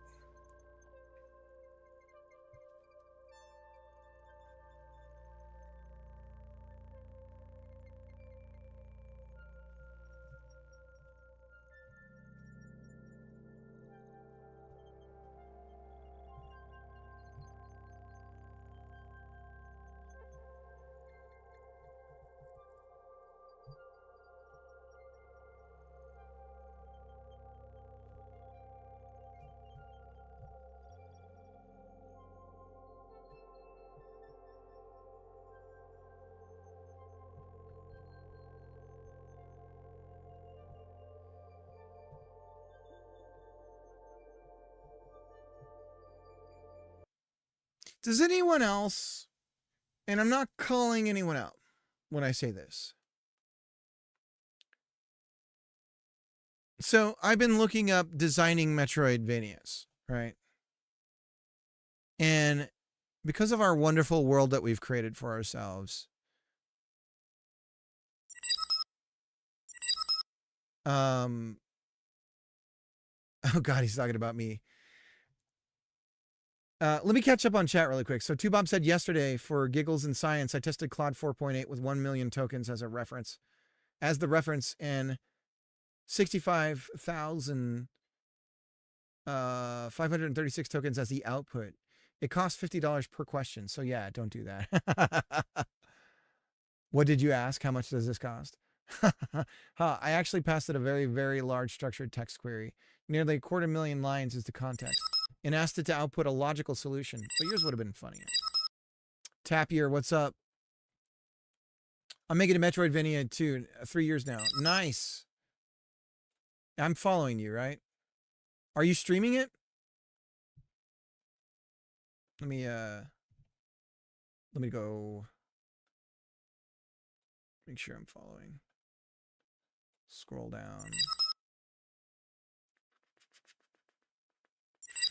No, I don't stream. Okay. Are you on any Discords about Metroidvanias? It's to Bob. I hope he asked us, does she love me or something similarly important? That'd be wild. So you can basically pay for intelligence. Is that what you're doing? You're saying, I want to pay this much money for the IQ of the response I get. It actually did output a sensible answer. Like, what the fuck? I see.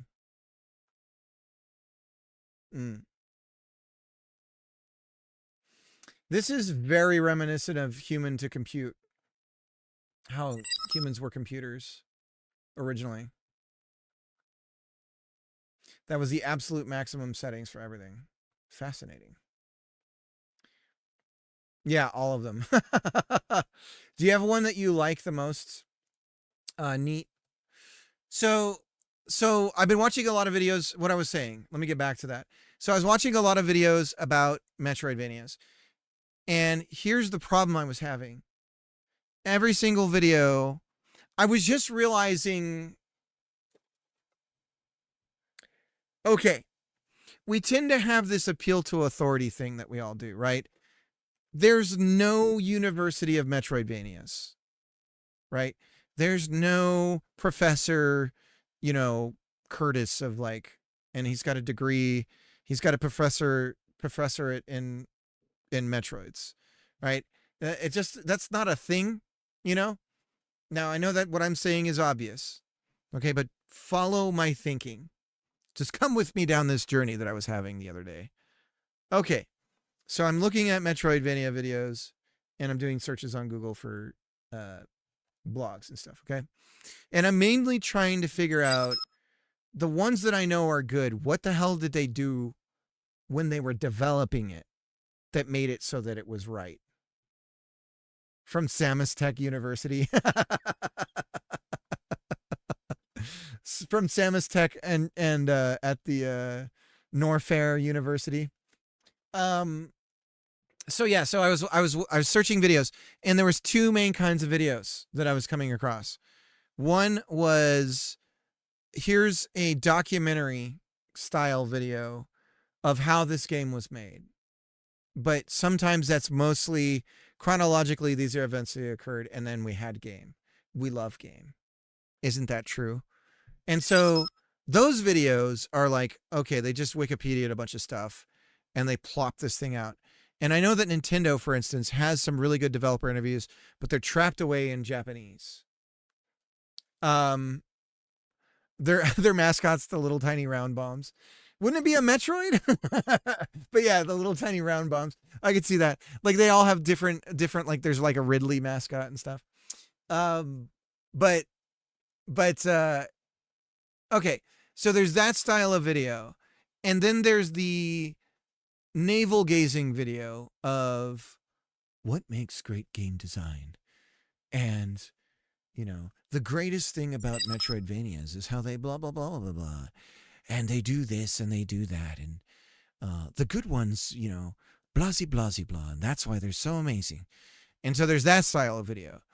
And then the other style of video is, what's up? It's your boy, Metroid Man 1986, talking about how amazing Metroid is.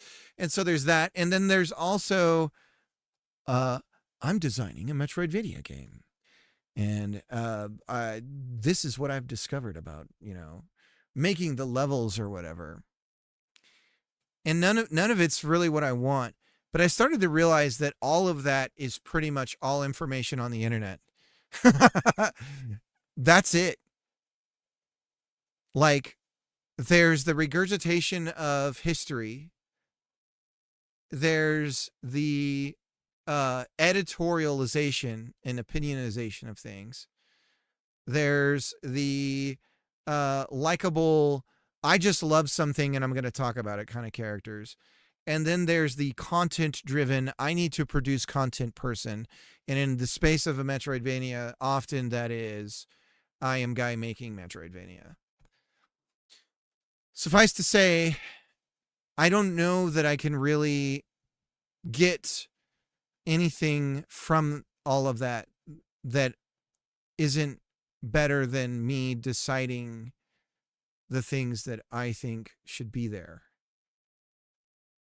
Does that make any sense?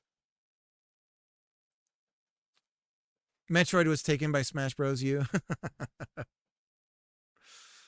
Oh, man.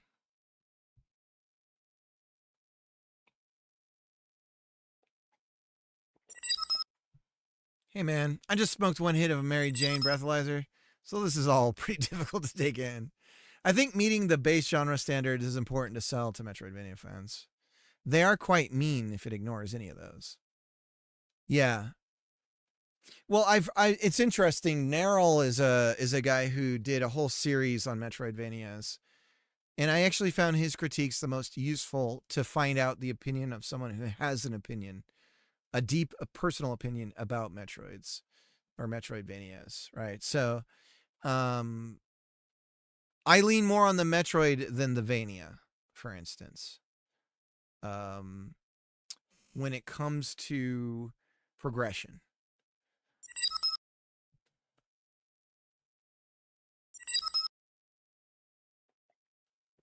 My opinion is I like Samus. I like Zero Suit Samus a lot. So much, guys. I can't tell you. Oh, boy. I get the sweats. What are those rules? You have to gain abilities or items that unlock areas you couldn't get to before. So, I mean, the base thing is places you see and you're like, oh, sweet. Oh, I can't get there. Right. And then you get a thing and you go, oh, crap. I can get to thing now. Right. Problems with the game design are because there's a necessary amount of backtracking involved, spatial awareness and forgetting like stuff then hinders the player. And so that can be a problem. Because some people just don't like that. And so, yeah. Feeling like you're the smart one to figure it out is a big part of it. That the game isn't yelling at you, but there are conventions that follow them. For instance, the concept of unlocking doors or rooms is very much a trope in the genre that I don't think is entirely necessary, for instance. How to make backtrack interesting. Right. Backtracking is kind of important because you need them to see things again so that they see it, so that when they get the next thing, they go, oh shit, right? So you kind of have to have the backtracking. Alternate paths, yeah. Randomized enemies. Gamers love RNG. Of course. Of course they do. Yeah.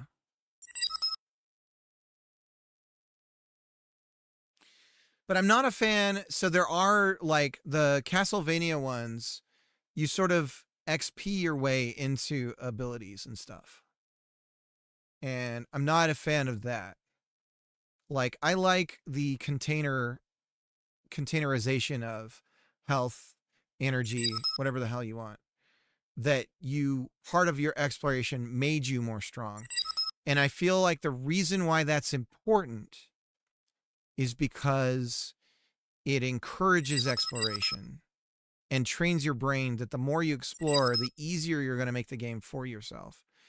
And what Castlevania does is turn it into an RPG grind where the exploration is a necessity to the leveling mechanic, which I think is backwards. My game is more Metroid 2. Yeah. Metroidvania 2. Yeah, yeah. Oh, yes. This is what he's saying now. Like a new skill or something. Right. Yeah. Yeah. Anyways, I'm not listening. Tapier's not listening. Let me do shout outs. We gotta get some shout outs in. Neat Games, do you have a Steam page? Or is this still like a work in progress? Do you have an itch page? Do you have something to link? What the dog doing? Link me, daddy. What is the dog doing? I should probably take him for a walk. Poor bastard. Poor son of a bitch. What's popping? Oh, we're just working on health bars and stuff. We're about to get hit by an enemy. So player controller, if we're hit by a slime, let's go ahead and do it. Do it to it. Main game. And actually on game, we want resource player to just be this. And it's going to be more global. So new resource player. There we go. And main game resource player. Set health. -10.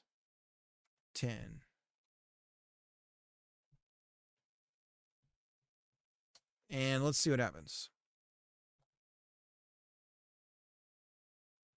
I do. Whoa, that's weird. Only one of them. Okay, so health is we're getting hit. See our health bar shaking down. We have no iframes though, right? So that's a problem. So we need some iframes. Now, how do we telegraph to the player that we're in the middle of being invincible, right? Throw the ball for the Shep. Let us watch like a bunch of internet perverts. All of that's down right now. I got to get that all set up again.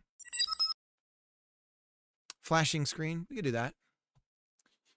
Easiest way to do a flashing screen is to just have a giant canvas that's secretly hidden over everything that we then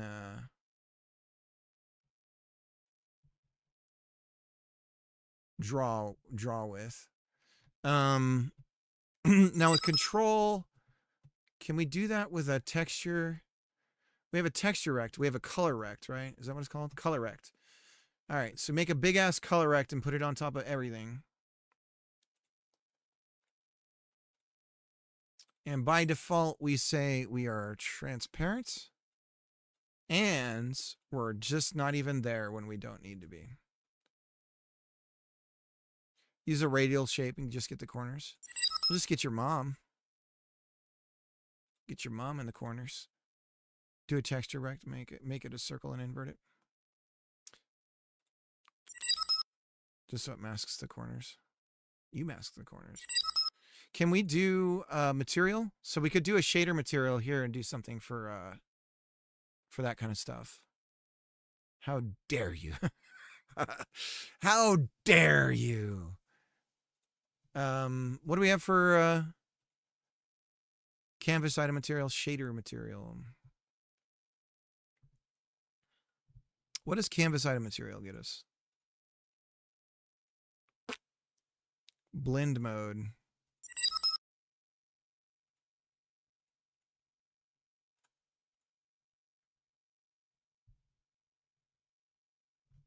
Godot shaders.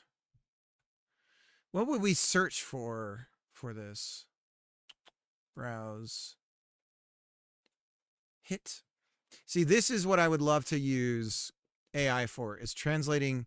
There are far better shader sites than this, and I apologize that I'm saying that. Black and white manga hit. Manga. Manga. Manga. Manga. Manga. Manga.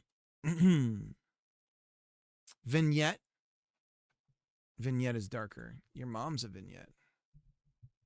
All right. There we go. Camera vignette shader. Vignette with reduced blending artifacts. No way to search the age of the thing. Copy. New shader. Hit shader. Paste it in. And there we go. We've got a vignette. Vignette. Inner radius vignette color. There we go. We've got dithering. Look at that. So we can do dithering for like texturing. What do we do? What happens if we pump that up? Damn. Right. Okay. Inner and outer radius. Right. So now this suddenly doesn't matter. Or alpha does not matter. So we're going to tween the vignette color to show up. And that does jack shit. It's not processing alpha at all. And it hates our guts. So that means that we would have to rewrite this shader code to handle transparency. And I'm sure if I knew this would be easy peasy to do. Here we go. Color. It's a vec4 vignette times dither. This is probably what's screwing it up. Dither is a float. Vect4, so this is a declaration of a vec4. So here's what we're going to do. We're going to throw this into a float or a vec4 of color. Okay. And then we're going to go color equals, and see, we're doing RGB, and it should be RGBA, so maybe we just do that. Maybe it's as easy as that. Color. Is that it? Did we do it? No, it hates us. So the alpha is being sucked out of our lives. Color equals color.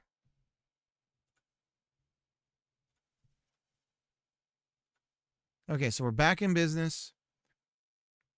And what we're going to do is we're going to set color alpha. Because I don't know how to do this the right way. Color A equals vignette color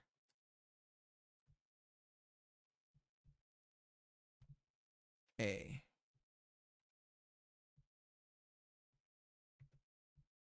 So we can get that alpha back in there how we want it. And then we lost everything. So now we've completely lost we've lost the Now, is it that the dithering itself is the alpha? So if that's the case, then we're going to need to have a layer on top of this whole thing to slide the alpha channel. Because vignette color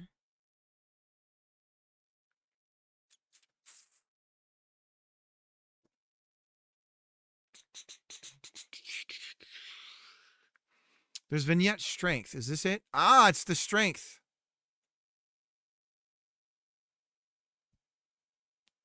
So vignette strength is going to get our alpha. Okay. All right. Screen flash feels like getting hit to me. We can have that instant frame specific flash, right? We can do that too, where it's the, bam, that's right when you got hit. So they call those, in animation, that's called a frame hit, right? An anime that's like really common. And then we can have like a screen size flash it on and off. Screen flash feels like getting hit to me. It's a good point. It does feel like getting hit. Maybe if you do it as a slow pulse.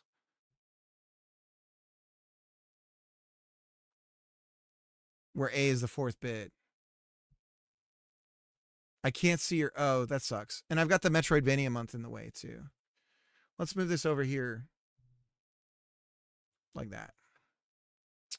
Why not? It'll go over chat. Sorry, boys.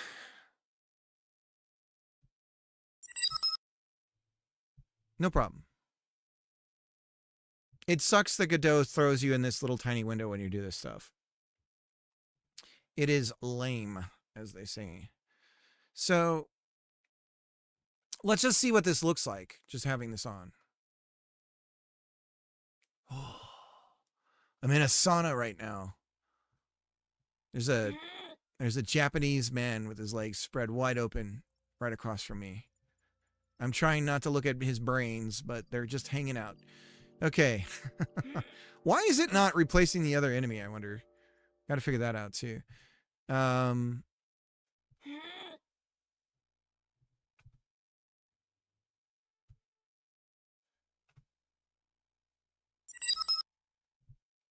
Hit nutsack is at least 1 foot, 1 foot, 1 foot long. Color rect. So now it doesn't care about color. So for the frame specific flash, let's get that going first. We'll do a on frame flash. And I'm going to call it frame hit. And basically we're just going to show it and then hide it. So on UI, we're going to have something called frame hit. Frame hit color rect. Get wrecked. Color rect. Okay. And then we're just going to have a hit function. Hit. And this is the wrong, we're in UI. Okay, we're good. Hit flash. I guess we'll call it. Void. And then here, if set health bar, if value is less than 0, then we hit flash. And hit flash, now this is weird because we actually need to, we have to do this on frame, right? So we need a process step. func process. And we need to say var hit. How about we make it a bool then? Hit flash bool. And by default, it's false. And then over here, we say hit flash equals true. And then over here, because we want to do this on one frame, we are going to say frame hit color rect visible equals true. If, or how about, we don't even have to do the if statement. I hate doing this on process. We can do this with a tween, because we can do it with one frame, right? So we'll do it with a tween. So go back. We do not like being in process step and doing checks. We stay away from that. I was going to ask you, Neat Games, what are you doing your game in?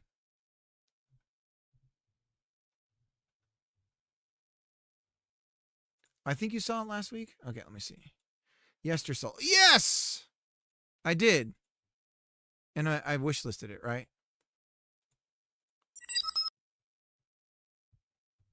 Unity. Okay. Whoops, I just closed my code out. We got some Unity bros in here. Oh no. Oh bother. Oh Lord. What is going on? Get me out of here. Abort. What? Delete it. What is going on? UI is empty. We lost UI. There we go. Hit flash has the same name as the previously declared. You know what? It does. Okay, so here we go. Hit flash var tween create tween property. Now we know, so this is for frame hit color rect, and we are going to, in 1/60th of a second, show a flash. So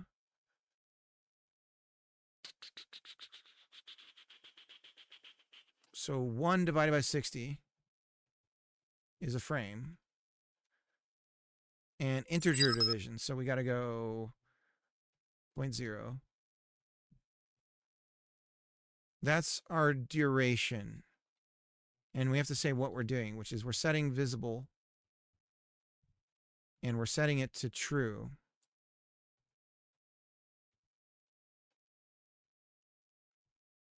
And we're doing it in a fraction of a second.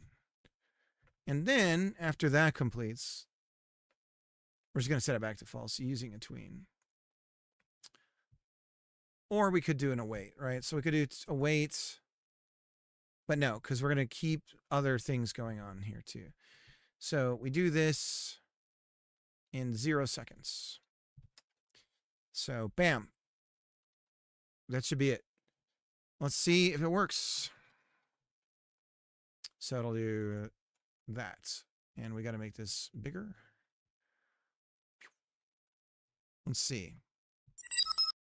Let's put this behind everything else, though. The UI will always be able to see. How about that? So it's always behind it. Now we can't see it. Now we can't see nothing.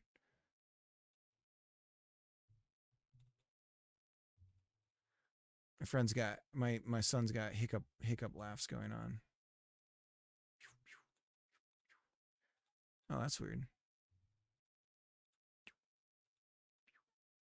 There we go. Why don't I see health value? Let's set it to 100. There it is. And if I put this, so the draw order, this would be before. So we were right. We were in the right.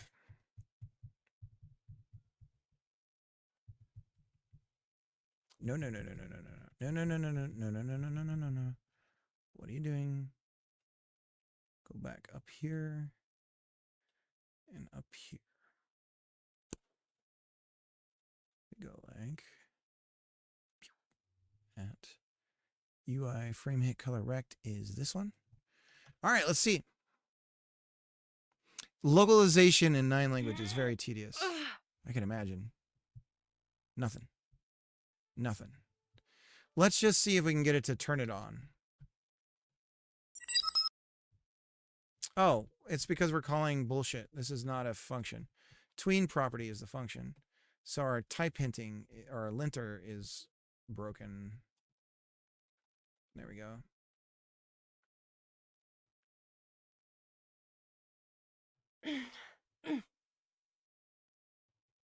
Nothing.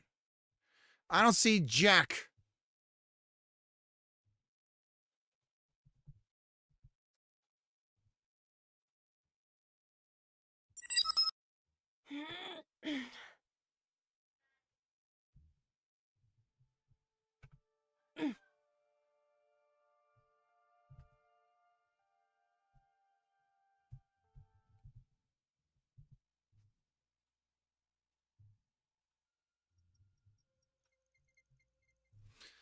So that's what we should see.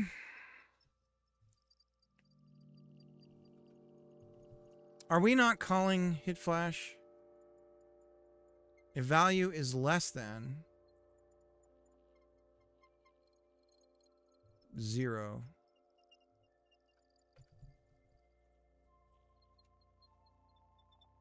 Print. Yeah, dude, by the way, I found a good suggestion for doing, if you're going to use AI to do translations. So normally you have, you've got these rows, and the row has some sort of thing, and then there's the English version of it, right? And then what you do is you add an additional column that is context for each of those rows. And so in the context, you say, like if it's open chest, you say this is for opening like treasure boxes or something like that. Because the example I saw was that it literally said to basically show a woman's breasts in Japanese was the translation that the AI had done. So like you add a context column, and then if you're using an LLM to do the translation, you say this column is, here's what it is in English. This provides additional context to that text. So that might get more active players. So that the translation knows what to do, right? And then what you do is you take the translations that it gives you in the language that it was translated into, and you translate it back, and hopefully then you can go, oh, something's weird here. But sometimes that doesn't work, right? So here we go. Flash Me Daddy. So we should be seeing Flash Me Daddy.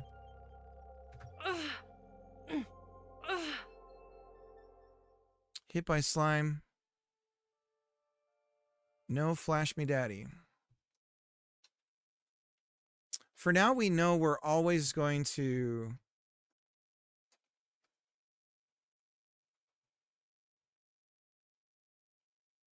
Ah! I've been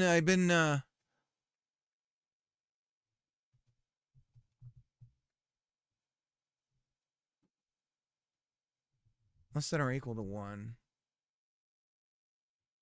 Oh, set health bar value is just a number. It's always going to be positive. So hit flash has to be called somewhere else. So we've got to go over to resource player. And on here, I guess we could check the previous value and use that. But I think this is a better place to do it. If value is less than 0, then main UI hit flash. Although this is bad too because we don't know the kind of hit it is. So we might need to... this might be a little more involved.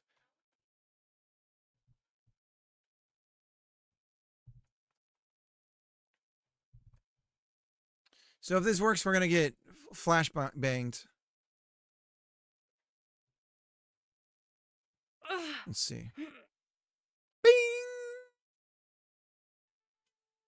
I can't see. Okay. So now we go back and we set it back to visible false instantly. And these run after the other.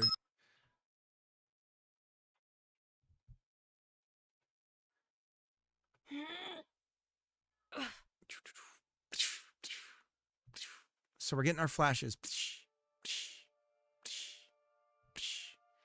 All right, so we're going to just have that like instantaneous to white, and then we will bring up the dissolve of the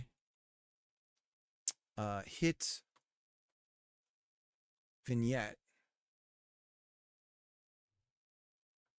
Yeah, it's hard not to sort of do that trailing thought stuff when you're streaming and trying to think out loud and narrate every single thing you're doing for entertainment purposes. It's tough business. All right, so frame, what is it? Hit vignettes. Might as well. Why am I not adding frame hit to it? Why take it away on this one and give it on the other one? Why, Cricket? Frame hit vignette. This gets a little more complicated.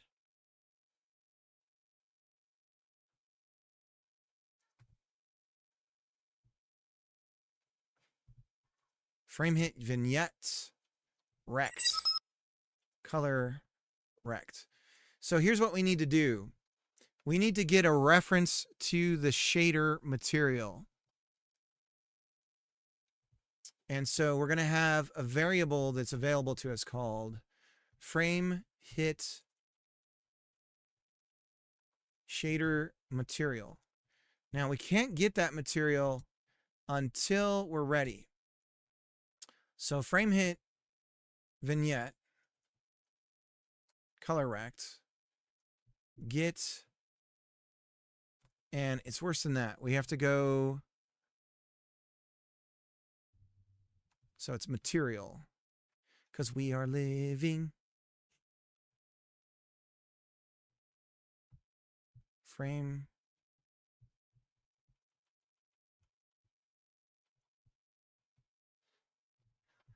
hit shader material. There we go. So now we have the material and we can talk to that directly. And so then we go over here, tween property. And maybe we can do this in here every time.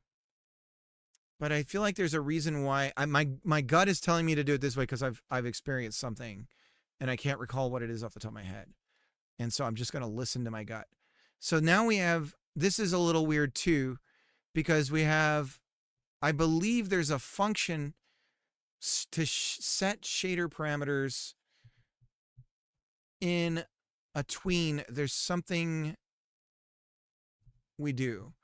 So let's look at shader material.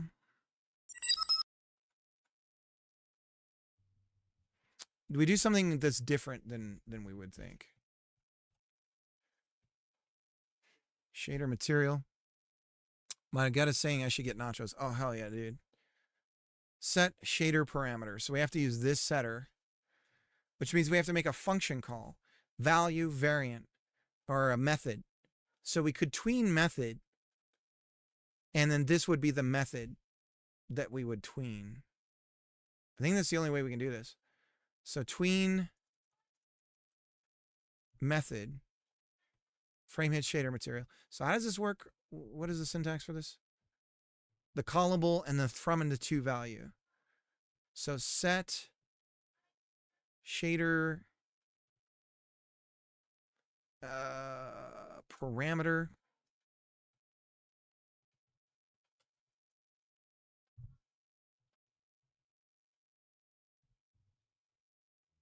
And bind the parameter. So the parameter name is a string name, and it's vignette strength. Copy property path. Okay, so we have vignette strength, And then we go from 1.0 to 0 in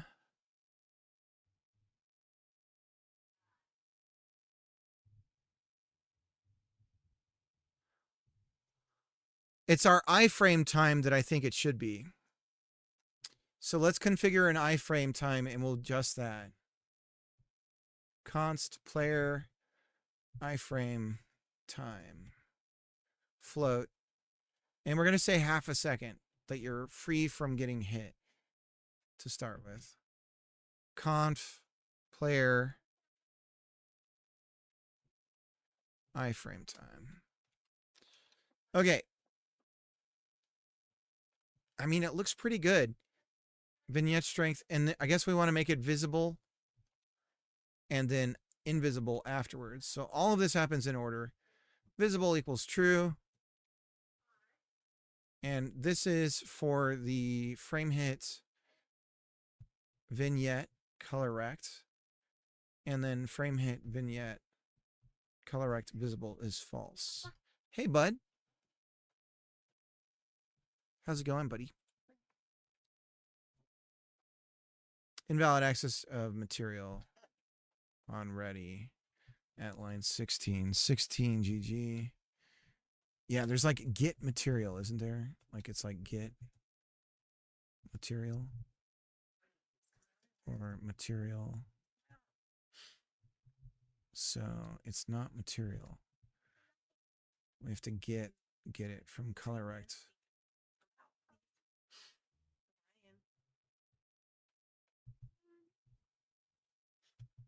Listen to mama. My penis. Oh my goodness. This little boy.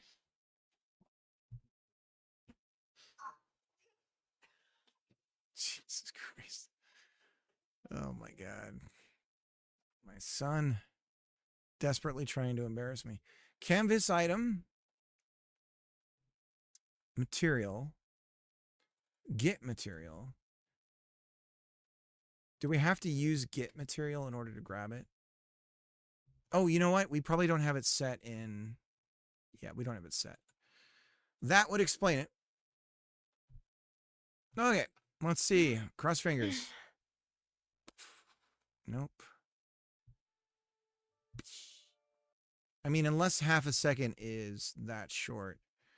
Let's do this. We'll GCC this and GCC that.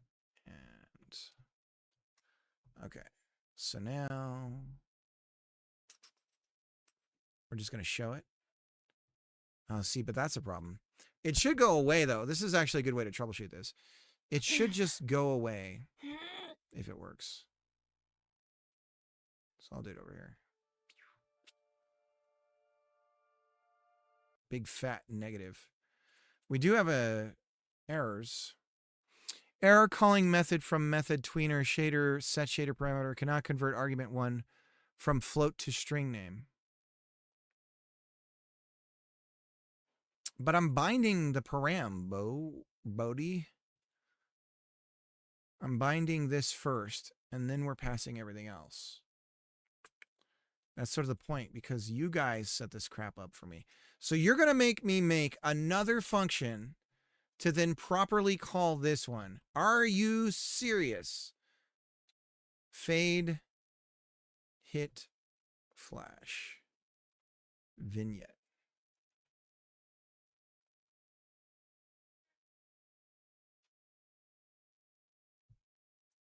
Value, float. Well, fine. This is stupid. And I hope you know you're stupid. This is dumb.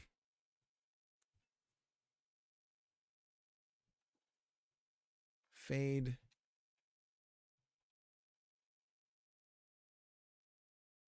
This whole courtroom is stupid. Fade, hit flash vignette.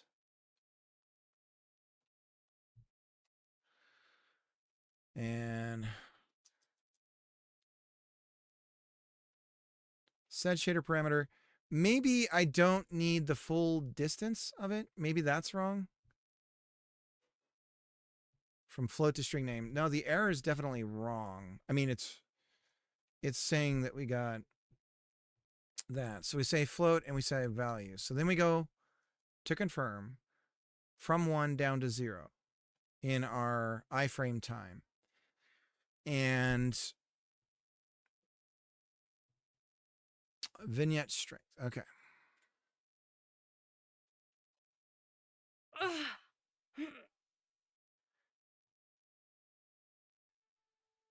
Okay, I think it worked.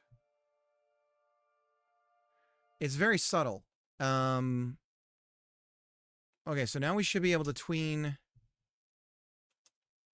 like this. And go back to false on this. And I mean, we could try and make it more dramatic.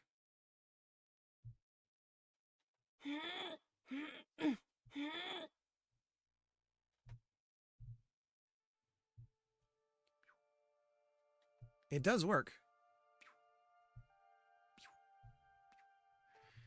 So let's make it a little more. Actually, I can keep it running when I do this. Let's make it pretty bad. Color rect. So we have inner radius and the outer radius. Ooh, this would be better. If we go and the radius clears itself up.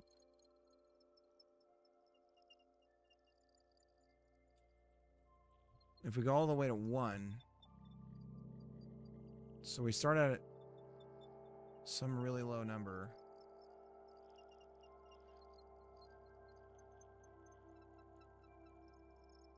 Half. How about that? And we tween. So instead of vignette strength, so we're going to go from all the way to 1, from negative 0.5, 0.5 to 1. Instead of vignette strength, it's going to be inner radius. Okay. And we'll go like that. Get rid of that. I think this is going to look cool. Cool. Skew. I don't remember seeing Philip Glass at our school.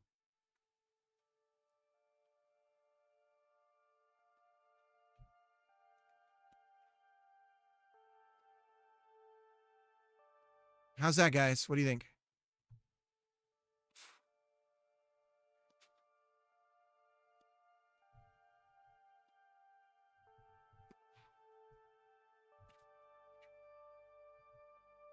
So we need iframes. I mean, it could be red, right? Red is also the universal, like, oh, I've been hurt. So we could turn this all over to like a red flash.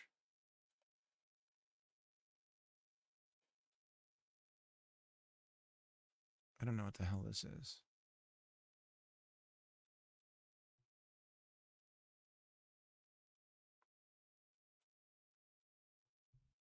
Let's see what this is like. Ugh.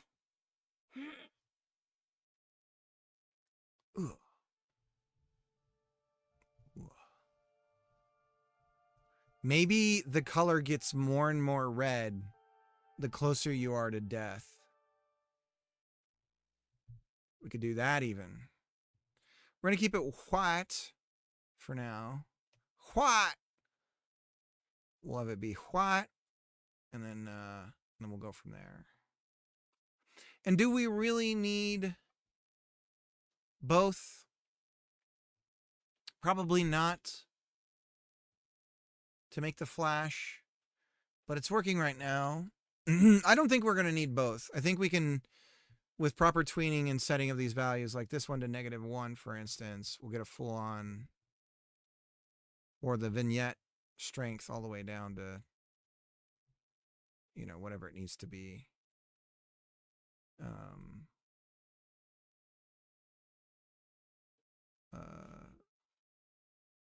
outer radius.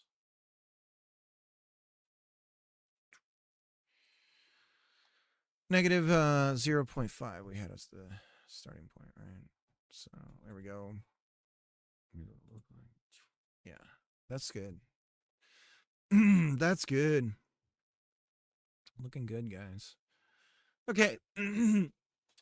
So let's commit that. And we'll call it hit flashing, I guess.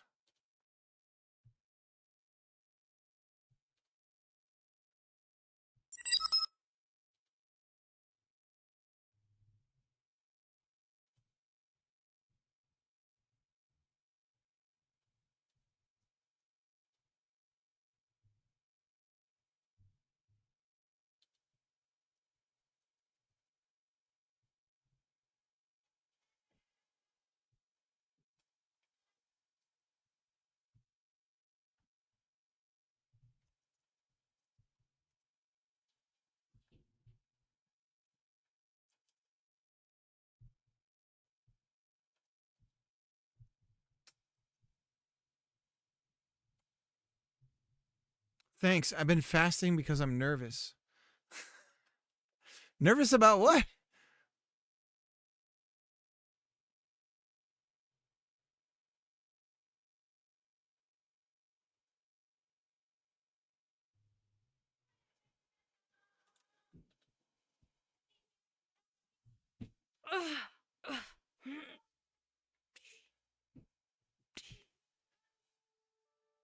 So, also very easy to do is create our sounds, right?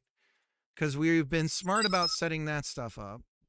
So now I should be able to, as a game designer, just create sounds, right?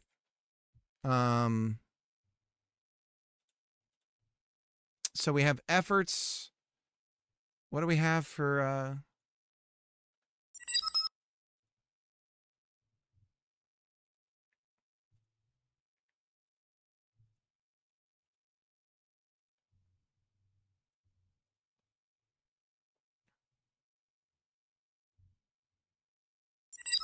pain? Ugh. Oh yeah. There we go. Boys, get your head out of the gutter. Ugh. Okay, so we'll do these pains. What is gasp? Is it like, or is it like getting air from being underwater? Kind of a little both. It could work as coming out of water. Emerge from water. Okay. So there's a literal emerge from water. We'll do hits or pain. Do these pains get significantly crazier? Kind of. Okay, so we have an SFX stream, and we're going to grab our different things here. So pain. There we go. And then we're going to add to it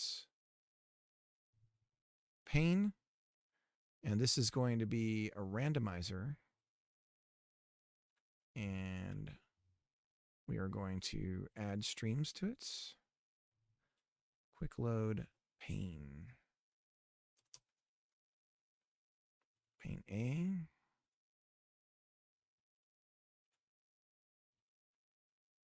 Pain B.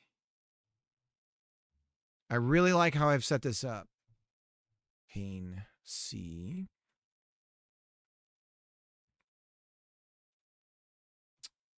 Pain D.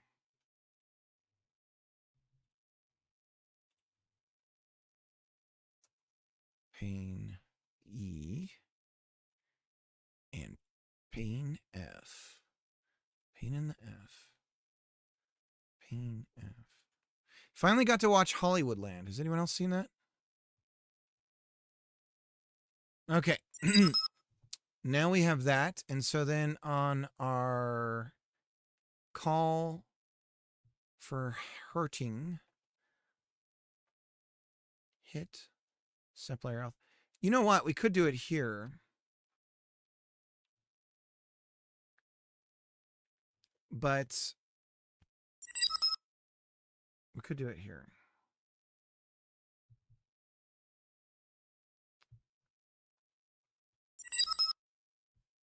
But the resource player is actually weirdly the place to do it.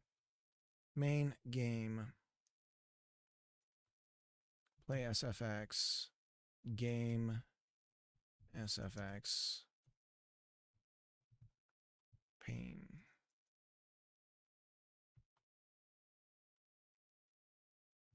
Okay, now we should have a pain sound.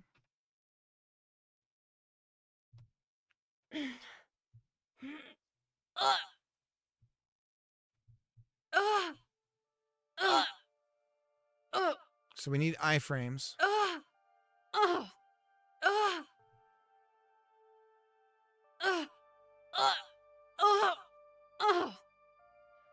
Nobody say anything, all right? Keep your minds out of the fudging gutter. I don't want to hear it. Am I gonna...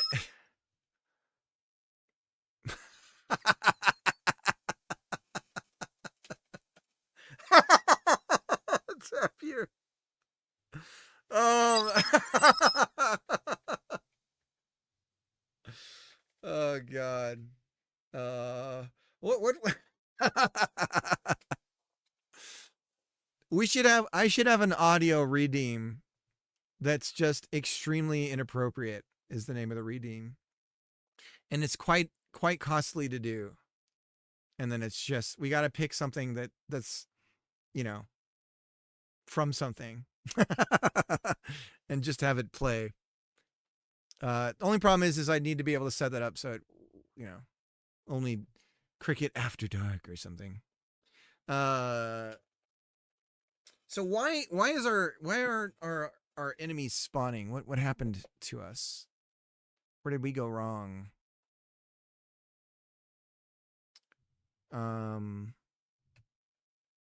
All right, so we need to have the concept of immunity with iframes, right? So that's the next thing to work on. I'll be right back. I got to go tinkle.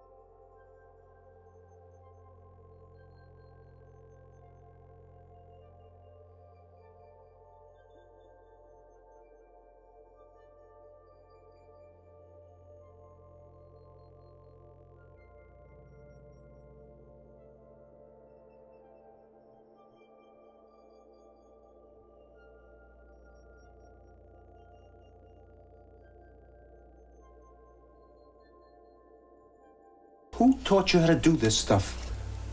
You, all right? I learned it by watching you.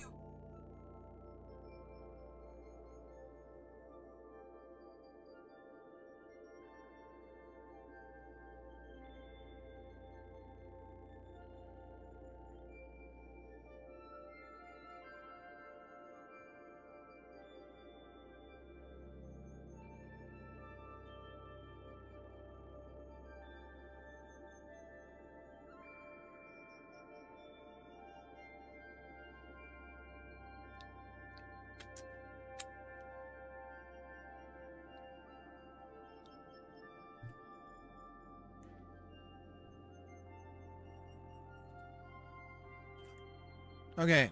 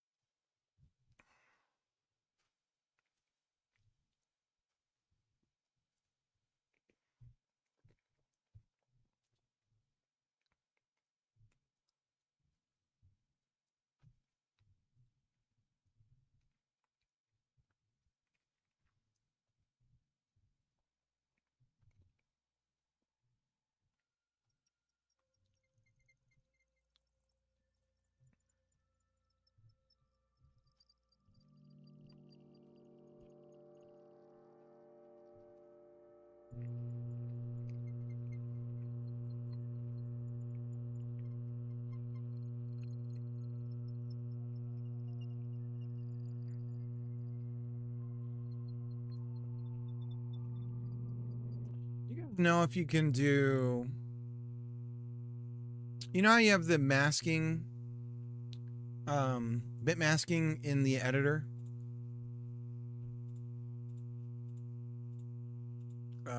So like on...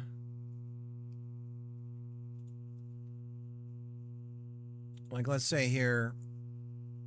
So can you add... Can you set an integer to be bit masked in an export? Let's see.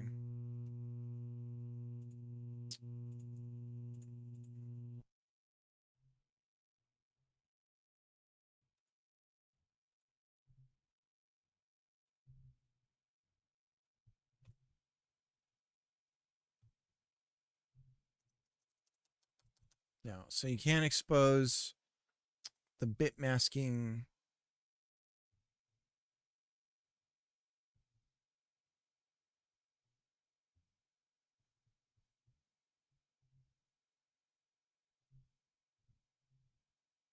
Floats with easing hint. Colors. Nodes. Resources. Exporting bit flags.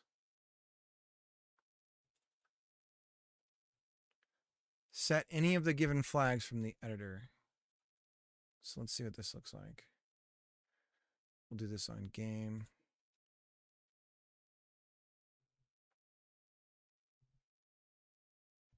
This will be before everything else.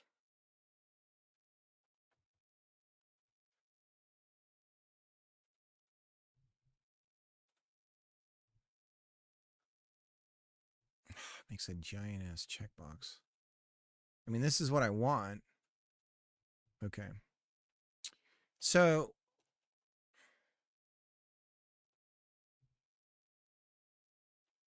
internal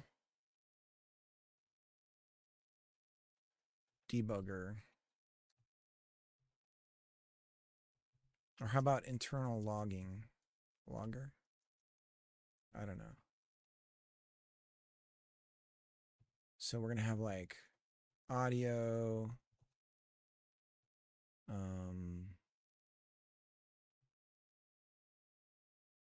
UI,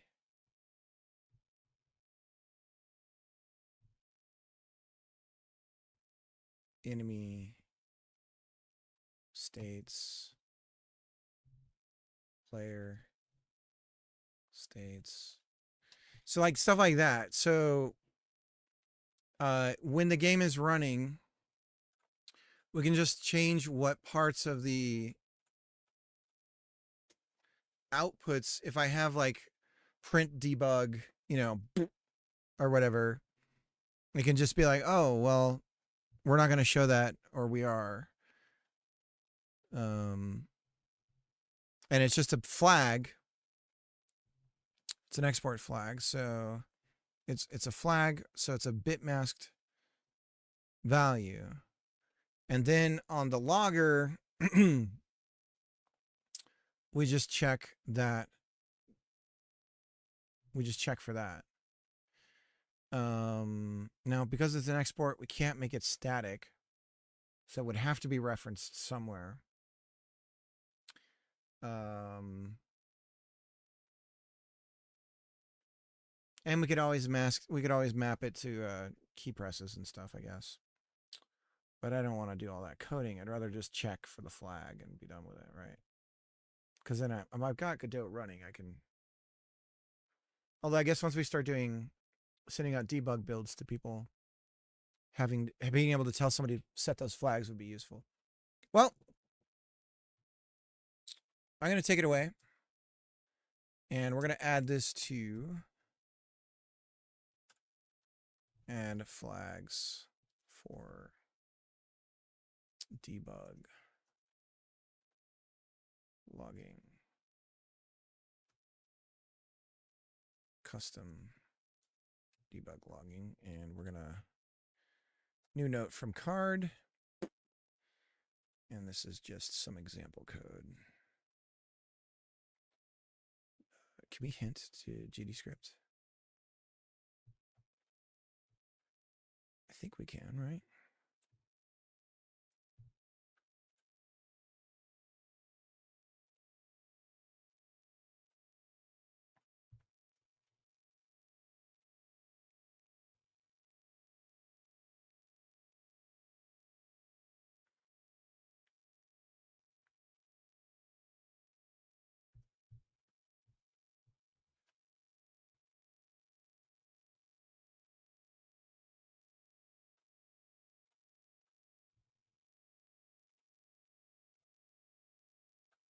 There we go.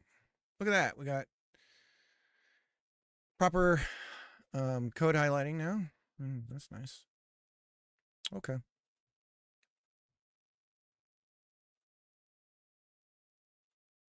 And let's add this to the tag of prototype.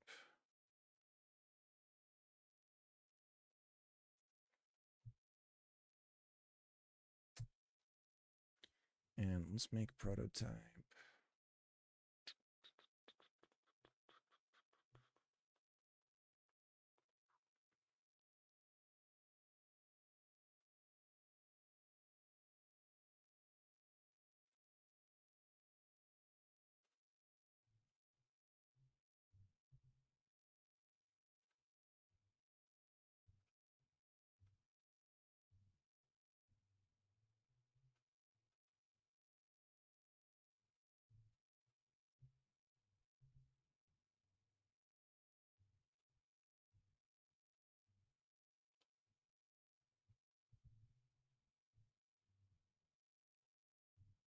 Okay.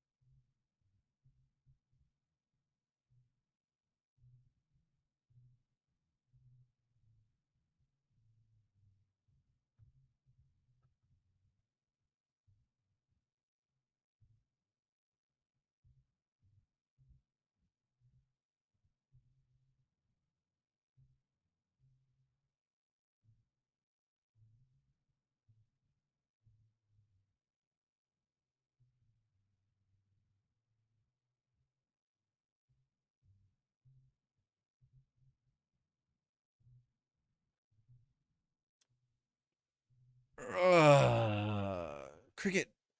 I'm looking at Steam dashboard right now. Thinking about. I think I'll work on the Steam stuff every night when I'm in bed in the old bed-a-rooney. With the laptop-a-rooney out. The old laptop-a-rooney.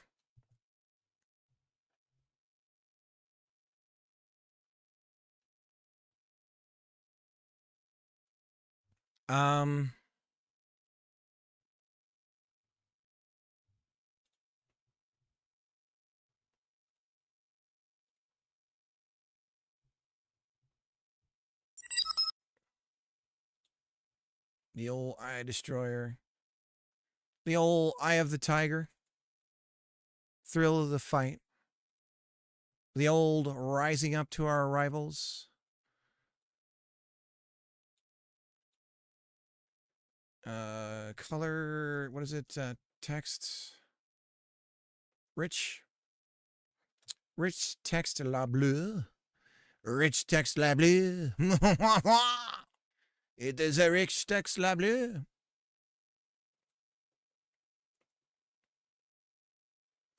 Bottom right corner.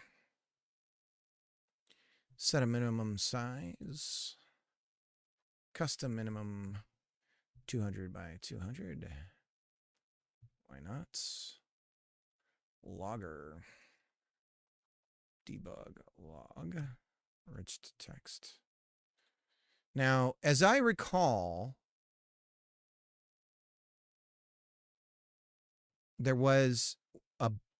we had a major performance issue when I would just append to this thing and we would just leave the stuff here.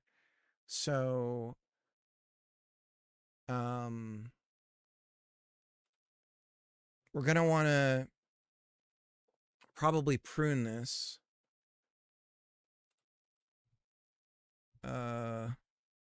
But then if we have in-game debugging hitting us, it should be, we can just full screen more often and not have to leave, right? Then I can make tons of notes about things and not close the damn thing down all the time.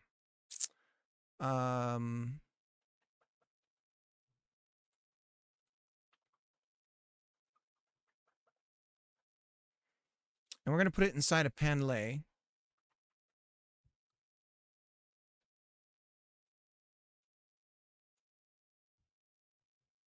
And that panelay is going to go on the bottom right. There we go.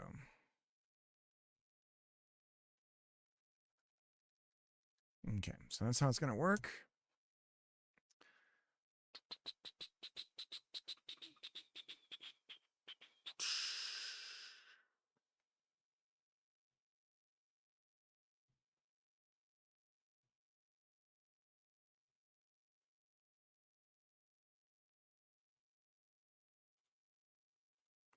And this should only be instantiated and show up if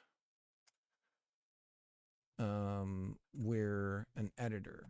So we're going to get rid of it here, have a reference to it in our game code, but then only instantiate it if we're an editor. Which means we don't really want to do preload even. If engine is editor, we want to say var packed scene debug log or packed scene equals load and debug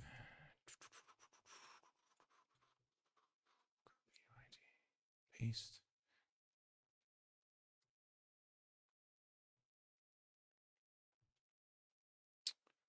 And then we say var debug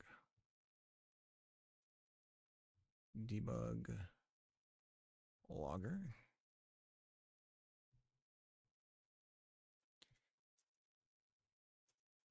And we want to set up debug logger so that it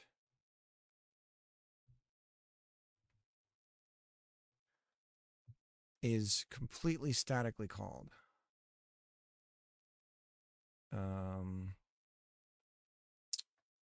Add child debug logger. Okay. And then we need to add a script to debug logger. How about debug log? That's shorter.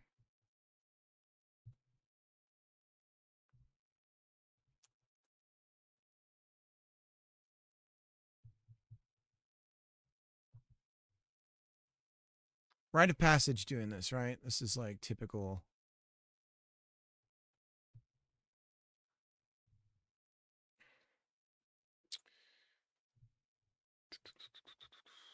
And we're going to have a reference to the rich text. And since we're trying to do this statically,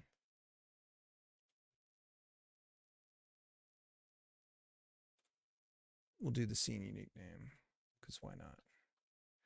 Static var, static func log.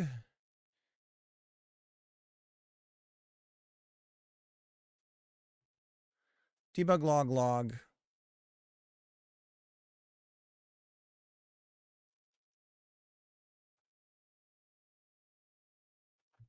Fucking stupid. String.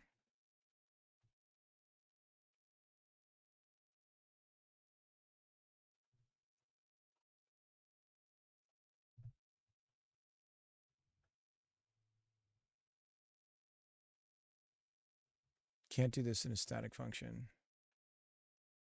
So func ready export var rich text label var rich static rich text label rich text label rich text label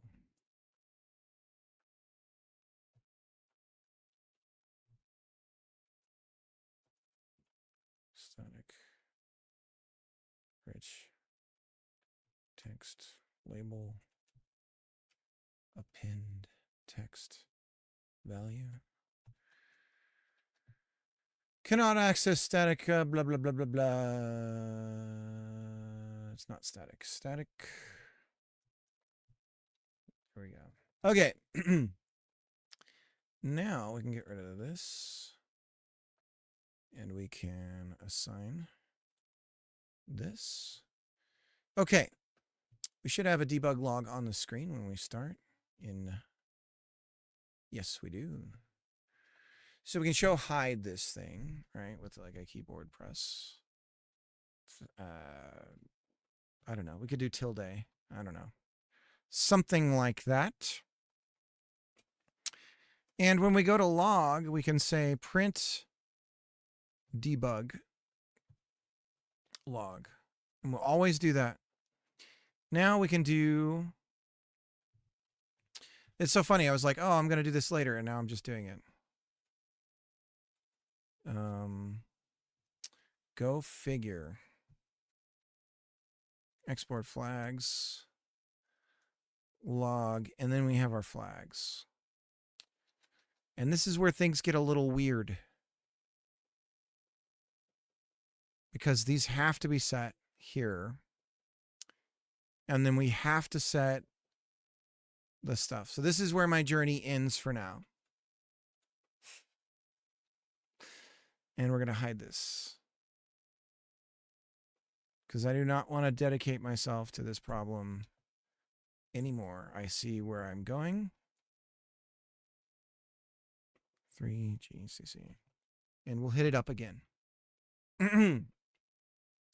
But if we got to do the bit masking stuff, and that always makes my head explode. And I can tell at hour 7 it is not a good idea to try and dive into that. So we're going to avoid it. We are going to avoid it.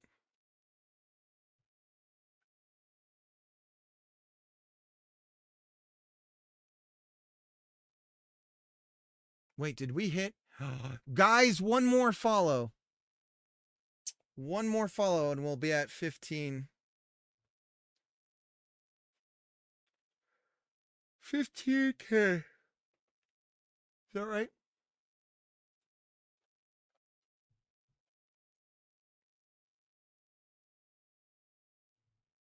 $1,500? What's the word? 1,500. What is that? All right. So,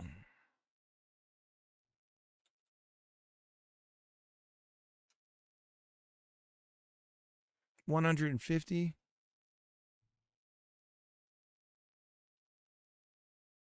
Okay. I don't know. He's having a stroke. He's having a stroke.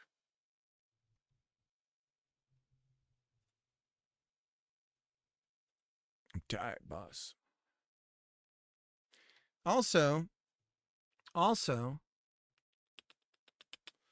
this whole thing,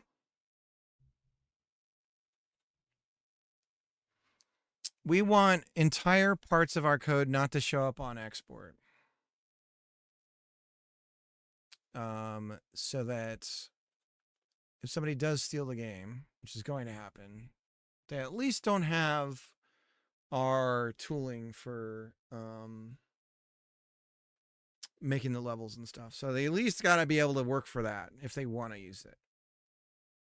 How about we do that? That sounds good.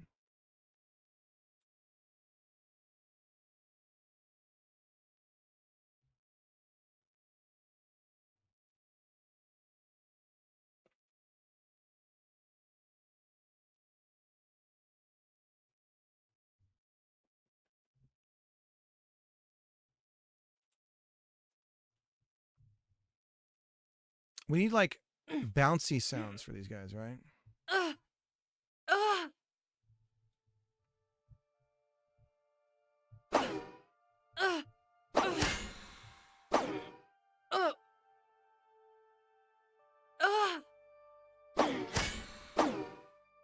So now we don't mask with him, but we could.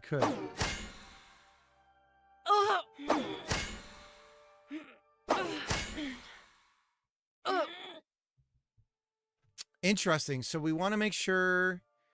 Now we have to have some logic for the play as SFX, which we can do.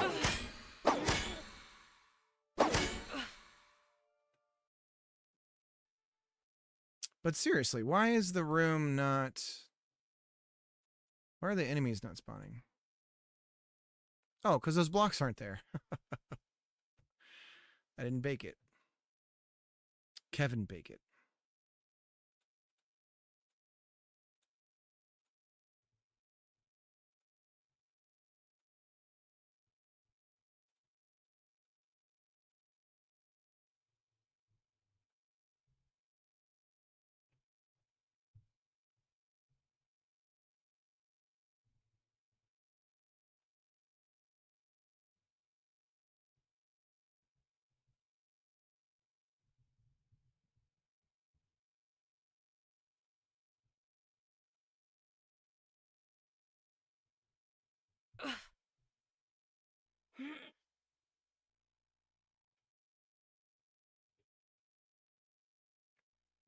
Okay. We can lose health. We need to be able to attack. We need to be able to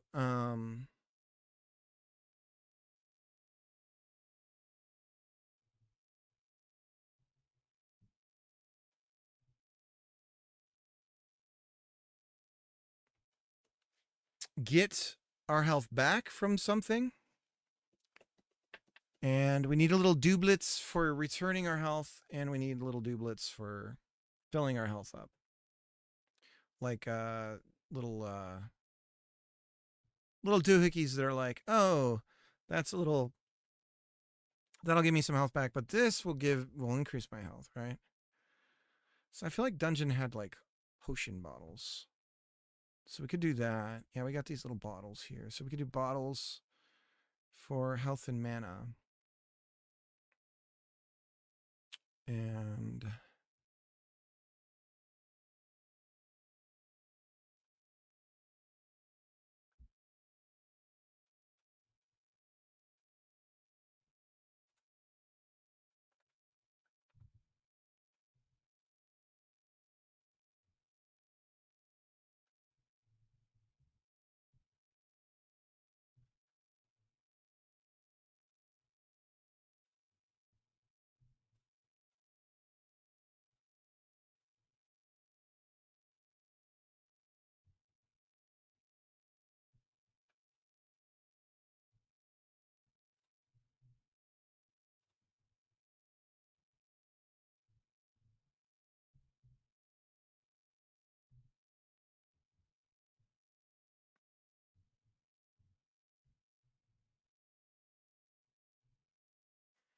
we could do like a green apple. You bite a green apple and that gives you, it's like a special apple. Maybe it's like a golden apple. You bite that and that gives you your life. We use these stupid gems for these stupid gems.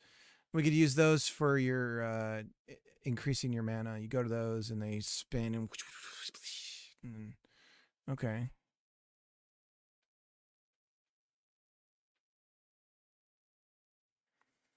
And then to restore, you would pick up vials of maybe we could do ale or just food.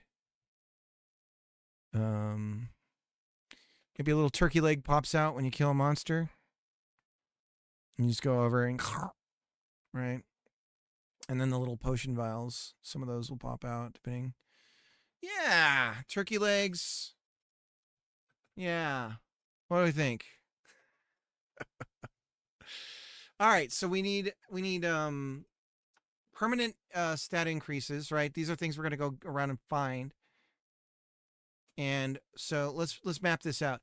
We're going to have a fun day tomorrow, boys. This is going to be a fun one because this is all just you walk over the area, you get the thing, right? So some of this is going to be straightforward. Let's do potions to restore health, mana, turkey legs to restore health. I can spell health.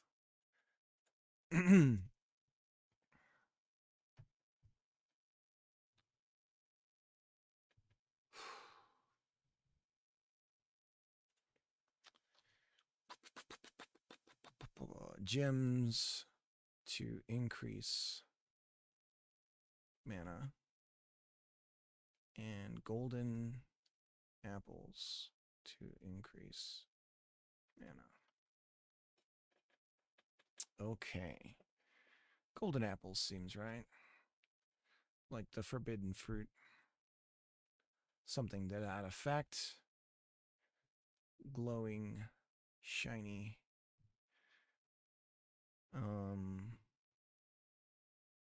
It seems all right. Seems all right. Seems like something we could do. Seems like something we'll do. Excellent, excellent, excellent, excellent, excellent. Okay.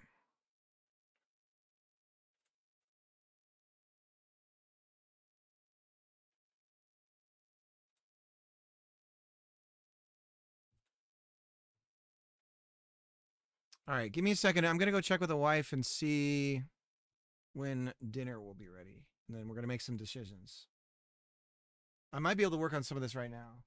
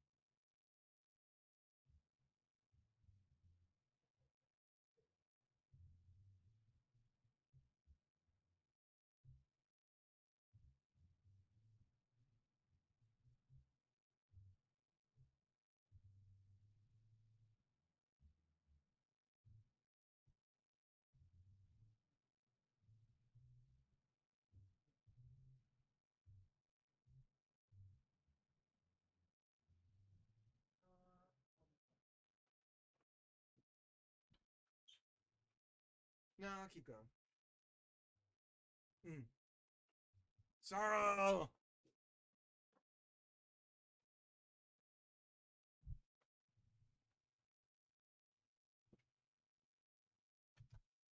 Sorrow, check this out. We got hurt boxes going. We got the enemy is, we got health bars. The enemy can spot us and chase us. He's slow. We'll improve his speed. We got little hurts.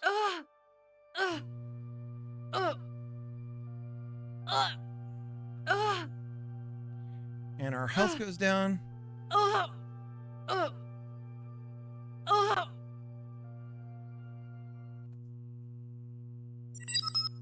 Beautiful. I know, right?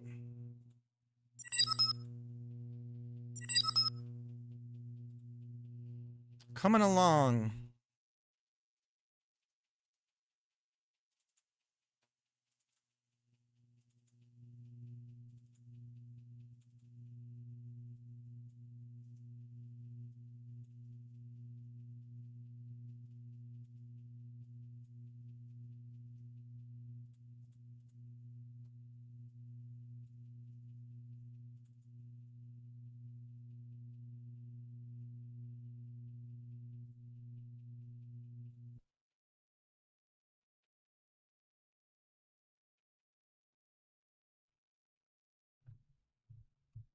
So we're going to make an item scene.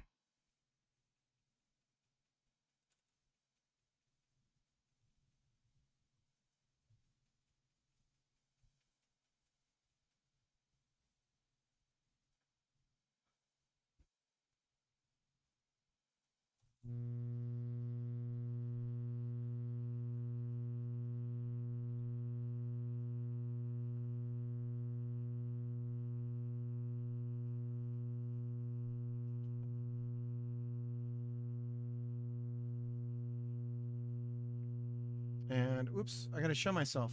Show yourself!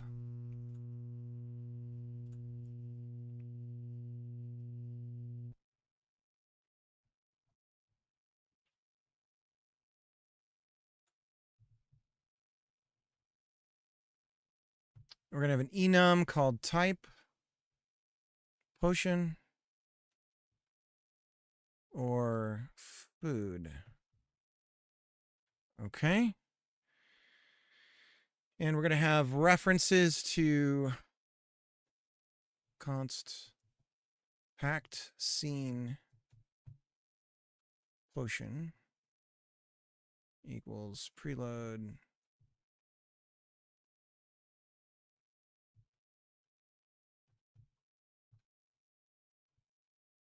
and then packed scene food preload something. We're going to set this up as a tool so we can test this in the editor.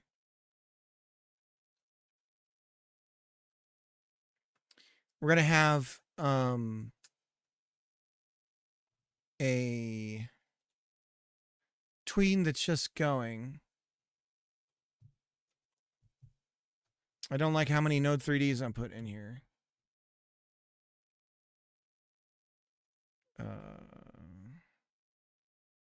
Position.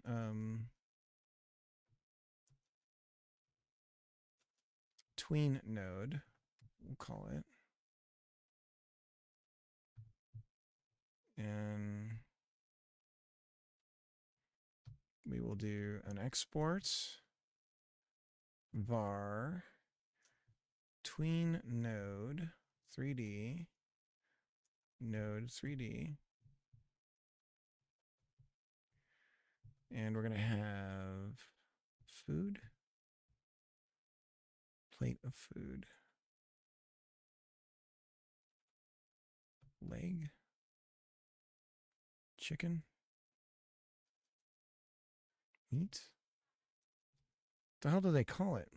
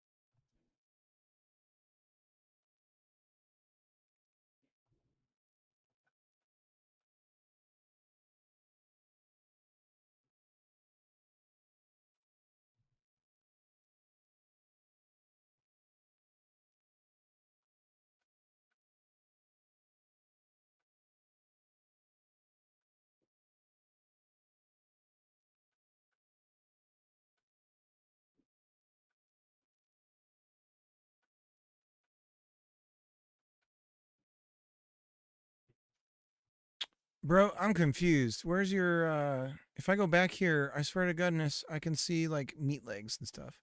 Right there. Oh, is it like a plate with the meat leg? It's one of the plates. Plate food. Oh, goodness. Hopefully this is a mesh that I can manipulate. Let's see.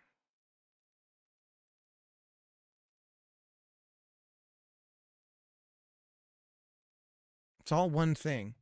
Ah! What other sort of foodie bits can we get? It's not really food. Oh, what am I talking about? I got a time machine. I got it up all the time in the world. We got restaurant bits. There's a bazillion pieces of food in here, right? Let's grab one of these sons of biscuits. What do we got? We got carrots, cheesums, hamburger. Yeah, we got the meat sticks. We got cooked meat sticks. Got meat slabs, cooked burger. We got all kinds of foods here. Look at the cooked burger. Look at all their foods. Look at all them chickens. Okay, so download now. Download your mom. What's this? Oh, I got followed. Okay. Sweet Moses. Playtest for the game is going to go up on your mom. It'll be simultaneously up on itch and Steam. Although I may just do Steam. But we might do itch just to get some of their eyes on it.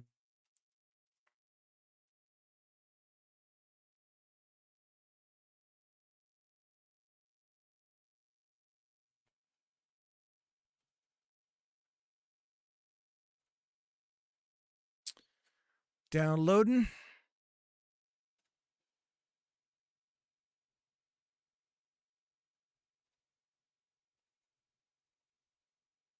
The annual Cricket giant download of things. Oh, we already have resource bits.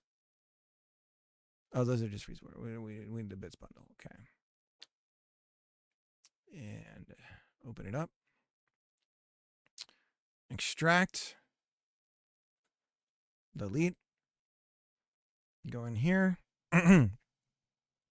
Restaurant. Bloop. Delete. Bloop. Assets. Get the fuck out of here. GLTF. Restaurant. Rename.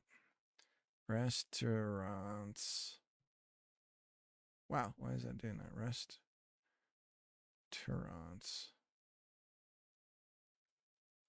Bits. Son of a bits. Move to trash. There they are. Import. There it goes. Keep moving. Don't stop. Can't stop. Funk. Ready. We're going to create an eternal tween. So var tween equals create tween dot loop set loops infinity. Okay. And then we're going to tween property for tween node, comma, position y is going to be a positive 0.5. And we're going to go and do this in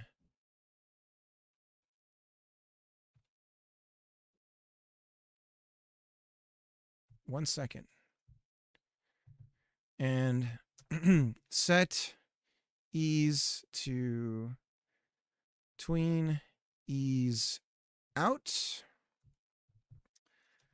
And set trans to tween trans type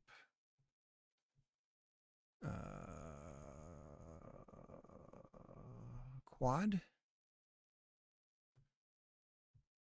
I want to say. And now we're going to look for meat. Nope. Food. Food ingredient. Here we go. Steak. Steak pieces. Tomato. Ham, carrot, burger, bun. Tomato, steak. Oh, that's stew. Hold on now. There's still some meat on those bones. Pepperoni. Mushroom. Ham. Ham cooked. Okay, ham it is. Ham cooked.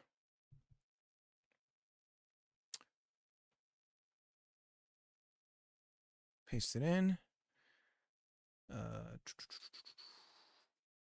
Export.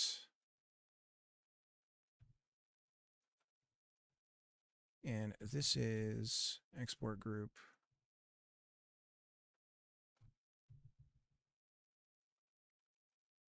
Group. Resources. References. Okay. And then we're going to export.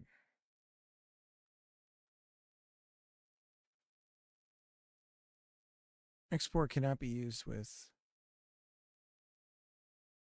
group. Export group name. Export cannot be used. Oh, it's because of this up here. Var. We're going to say. There's one more thing we needed to do. We needed to have a reference to one other thing. Oh, type. Type. Here we go. Match. Type. Type. Potion. Pass. And type. Food. Pass.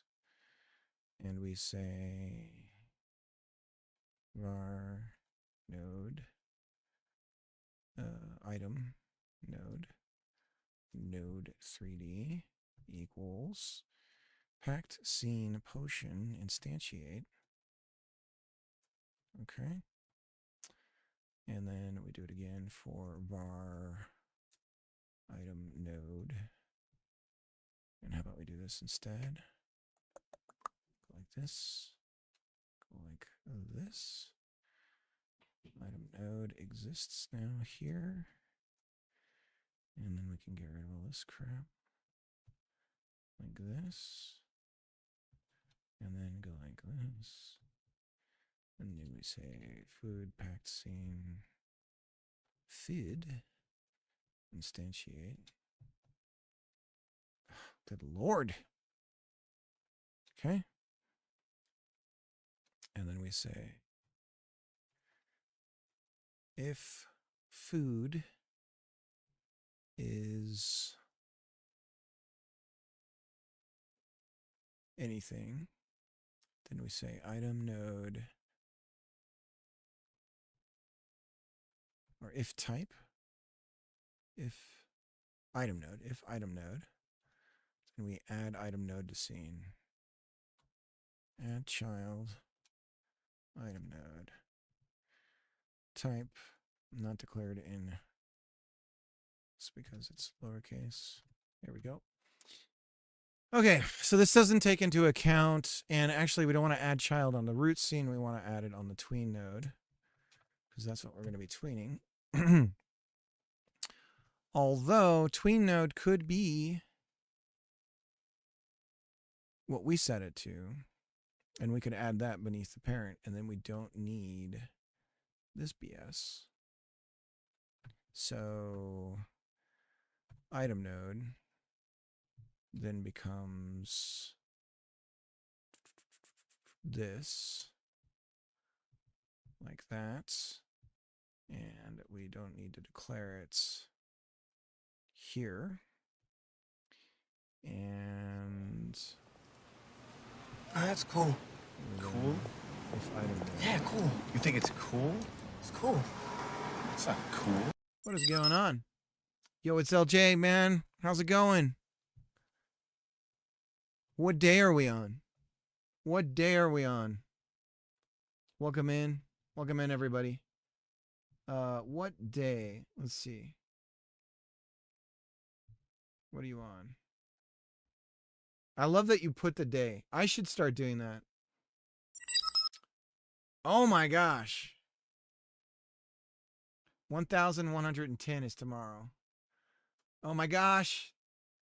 Oh, tomorrow's all ones. Oh my God. That's awesome. That's really cool. Well, welcome in, everybody. If you haven't been here before, right now, I'm working on a Metroidvania. It's always something here, and I'm trying to find my game, guys. That's the only way I can explain it. That's how I feel. So let me, we're working on collectible items, things to refill your health and stuff like that. Metroidvania, it's 3D. We're using kind of Minecraft style blocks and influenced primarily by Super Metroid and the Metroid series more than a Vania game. Let me show you what's up. There we go. So we've got we're starting to do health bars and stuff like that. We've got an enemy here. And he's just walking around. He's hopping around. If he sees us, he's going to come after us. So there, he spotted us. Now he's kind of honing in on us. We're going to make the thing faster and stuff, but right now it's not. Once we leave the area that it can see from, it goes back to wandering around its original spawn point. And so it just hops around, doing its thing. We've got a special ability here for throwing.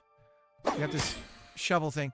We're going to have like a kind of Minecraft like block breaking, but not collecting broken blocks and crafting or anything like that.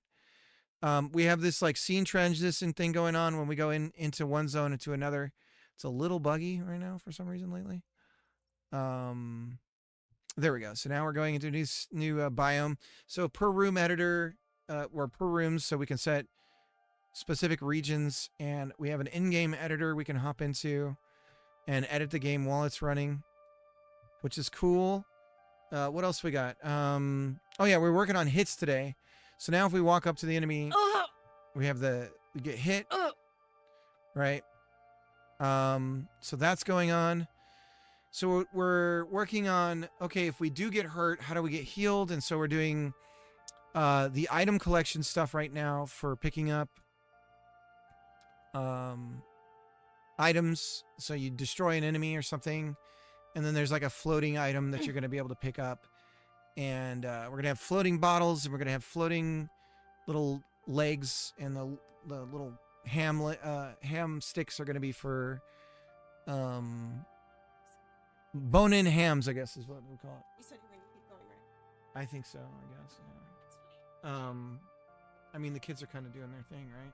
Yeah, Gemma's still working on that puzzle. Okay, maybe I'll join her a little bit.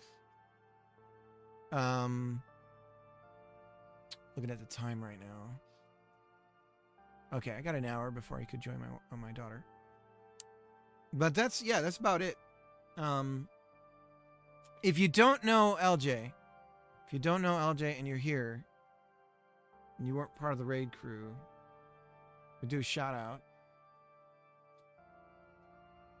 It's LJ. Oh, by the way, LJ, I got my Steam partnership going. So now my excuses for why I'm not getting anything out there is getting fewer. So that was kind of interesting getting that all set up. There's probably other things that I've done here that I can't think of. You know, you do those micro achievements kind of thing, and it kind of all adds up together. LJ's working on my pitch for it is Street Fighter meets XCOM.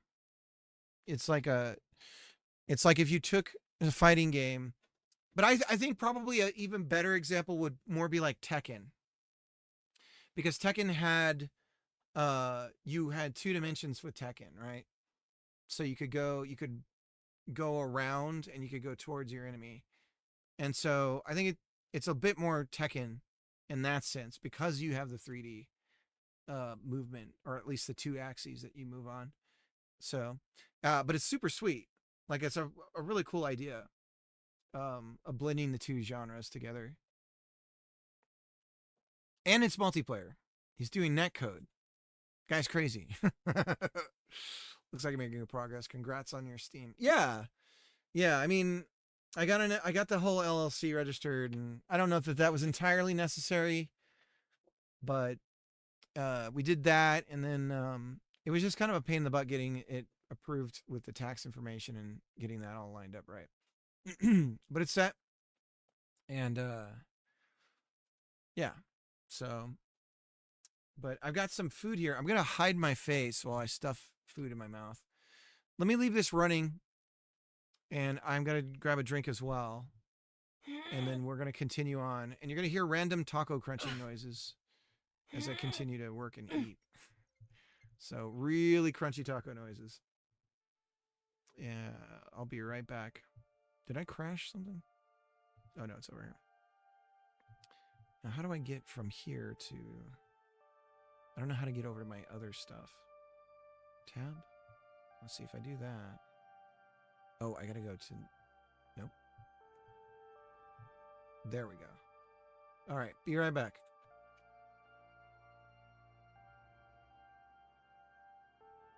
You know what? It needs to be a little bit...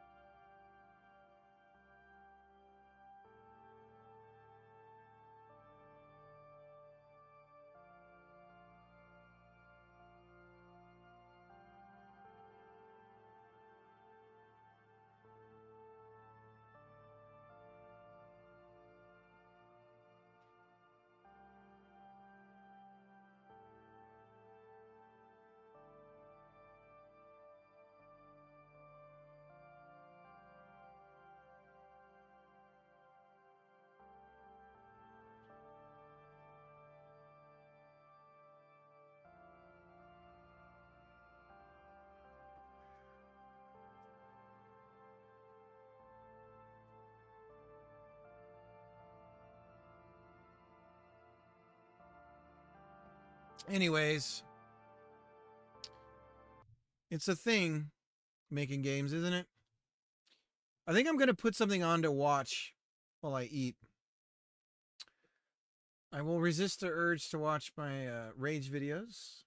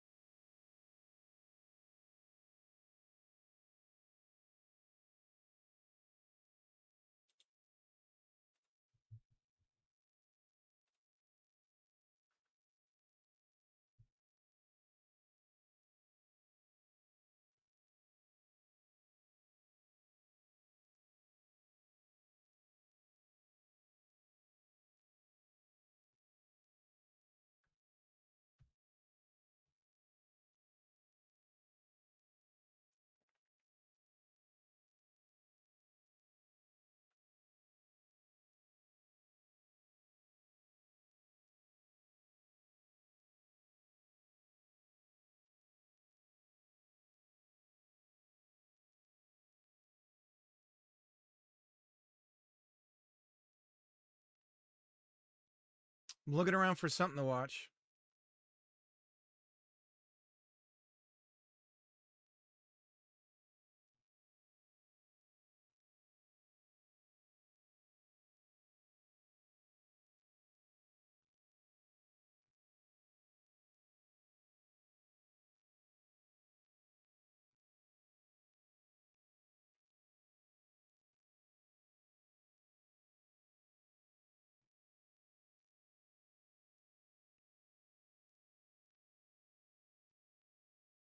You guys have seen that rocket explosion, right?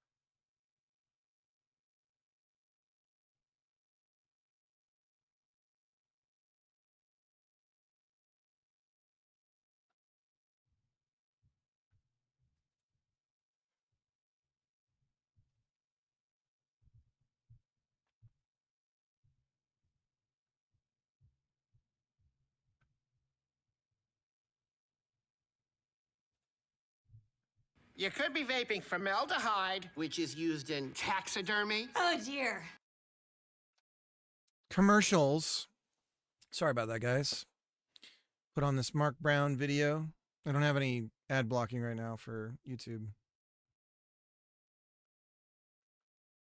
It's wild that they made this Backrooms movie. It's crazy. Something a bit strange about Metroid Dread. This is a full-on Metroidvania.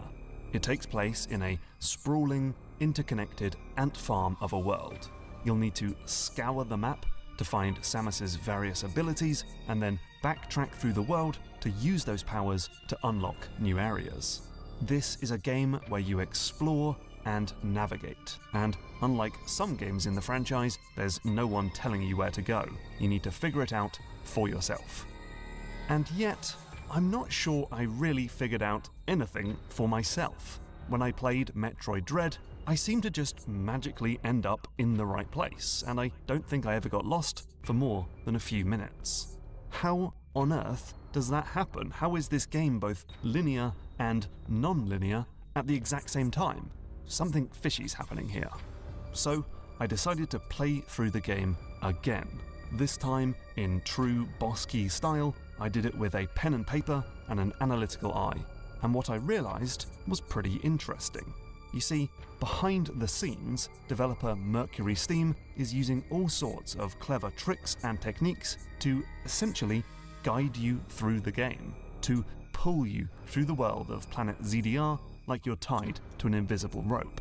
And so, in this video, I want to show you these techniques, these tricks that make it easy to find the way forward and hard to get lost. I'm Mark Brown, this is Boss Keys, and this is why you didn't get lost in Metroid Dread. Check out this tiny bit of level design. Samus can squeeze through this gap by using her basic built-in slide move. But at the other end, she pops out of a hole that's slightly above the ground. That means she can't slide back through, and whatever's on the left side of this gap will be completely inaccessible until much later on when she finds the morph ball. Until then, it's a point of no return. Now, Metroid Dread is absolutely full of these. You'll drop down into places where you can't jump back up, slide down hills that are too steep to climb, plop into water that's too deep to swim out of, step on giant fidget spinners that close off reverse access, walk through giant doors that lock tight behind you, and so on and so on. So what's the point? Well, I think it's about combating a Metroidvania problem that I call the ever-expanding explorable area. And it's basically this. At the start of a Metroid game, you are restricted by your abilities to a tiny part of the map, which means it's not too difficult to find the path forward. Like after you get the missiles in Super Metroid, even if you can't figure out where to go next, there's literally only 13 rooms to check. But as the game goes on and you uncover more and more of the map, the explorable space grows and grows. Once you find the power bomb in that game, there are well over 100 rooms accessible to you. Finding the path forward can be an overwhelming prospect. That's why it's called an EEEA. That's the sound you make when you realize the scale of the task ahead of you. Yeah! But now look at Metroid Dread. We start the game in Artaria and travel through a whole bunch of different areas, including a large maze-like Emmy zone and a semi-submerged cave system to the west. Then we get the Phantom Cloak. And if we're not sure where to use it, do we need to check every single room in Artaria? No, because if you travel in the wrong direction, you'll find that this whole section of the map is actually completely inaccessible. 3 passageways are too tight to squeeze through until you have the morph ball. And in one room, a fiery plant has inexplicably appeared and it can't be pruned without the ice missiles. So it means your explorable space is actually pretty small, and this is something that happens throughout the game. At many, many points throughout Metroid Dread, the designers temporarily lock you into a small segment of the world map. This makes it easier to find the way forward because you only need to keep a small part of the map in mind at one time. Your cognitive load is pretty small. But it also makes it very difficult to get lost because when Metroid Dread wants to, it can physically stop you from going too far in the wrong direction. For the most part though, you'll never even know it's happening as these points of no return seamlessly appear behind you. Okay, so Metroidvanias are about finding abilities, the game's keys, so to speak, and then finding the place where those abilities are needed to make progress, as in the locks. Now, most games in the genre sprinkle the locks and keys all over the map, forcing you to zigzag back and forth across the world. You might find the boost ball in Phendrana Drifts, but it's used to unlock an area all the way back in Chozo Ruins. Now, here's the world map of Metroid Dread's planet ZDR. I'm going to put the location of 13 of the game's 22 abilities on the map. And now I'm going to put the location of the rooms where those abilities are needed to make progress. And what you'll see is that in all of these cases, the lock is just around the corner from the key, literally in the same biome. So you get the bomb in this part of Dairon and use it a few rooms over, also in Dairon. You get the ice missiles on the west side of Gavoran, giving you access to a room on the east side of Gavoran. Get the cross bombs and they're essentially needed next door. This is surely intended to help with memory, because if the lock is somewhere you visited very recently, it's still in your working memory. Meanwhile, all those rooms you visited at the beginning of the game, they're long forgotten. So placing the locks close to the keys makes it much, much easier to make progress. But it goes a bit further than that. In most Metroidvanias, there are usually many locks for each key. You get the Desolate Dive in Hollow Knight, and now you can smash through a whole bunch of floors all over the world. Typically only one actually provides the way forward, while the rest will lead to optional pickups, secret bosses, or just another locked door that you can't open yet. That's not always the case in Metroid Dread though. Like, once you get the Plasma Beam, it's not like you can now open loads of locked doors all over ZDR. In fact, once you get back out of Elan, you can only reach one door in the entire world locked behind a plasma shield, which is, yes, the place you need to go next. By reducing the number of locks you need to remember, the game makes it easier to find the correct path. Now, I should state that this is definitely not true for every power-up in the game. The grapple beam is a good counter-example. The world is full of places to use it, and once you have the ability, you can now find handy pickups, collect stuff you can't use right now, like this power bomb resource in Catarus, and even get very early access to the game's optional power-up, the Pulse Radar. So that is Technique 2. Metroid Dread makes it easier to find the correct path by reducing the number of locks for each key, and putting the most important lock, the one that will push you further along the critical path, close by. But I did say that this is for 13 of the game's 22 abilities. What about the other 9? So, you get the Morph Ball in Catarus. You need it to squeeze through here, back in Artaria, which lets you find the Varia Suit. And then the Varia Suit is needed back in Catarus to withstand this superheated room. That's more like classic Metroid, right? Bouncing back and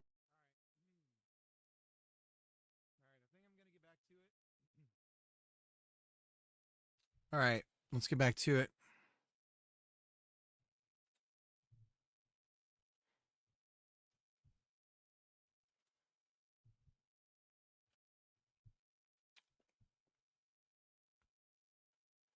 I was gonna check out.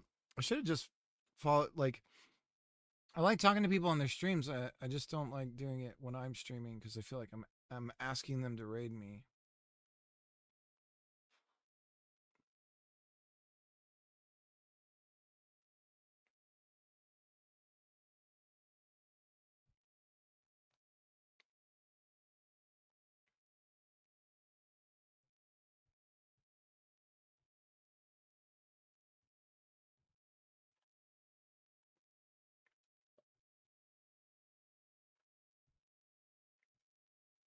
So on ready, this will create the type of item.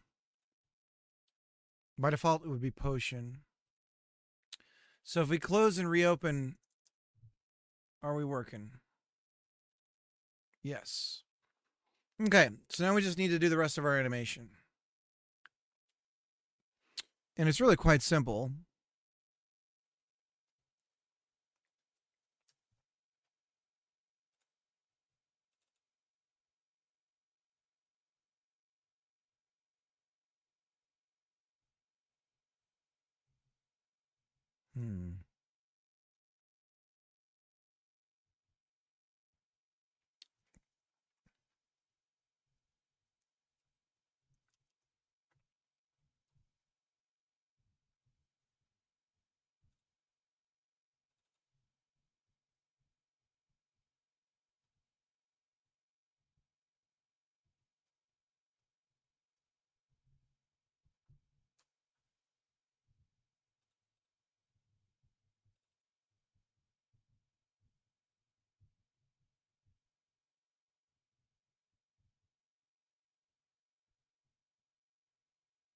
So it starts from 0.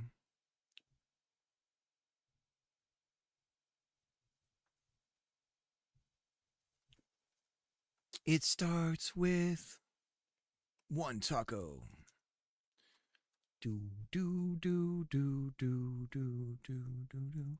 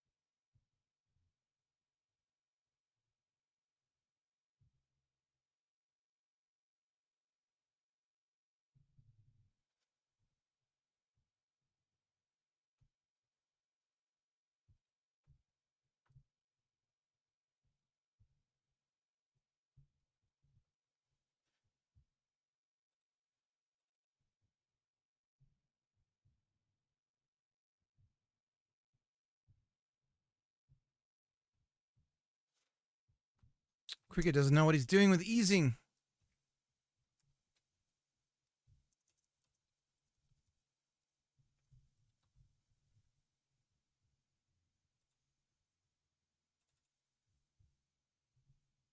There we go. It only took 18 tries. Okay. Now,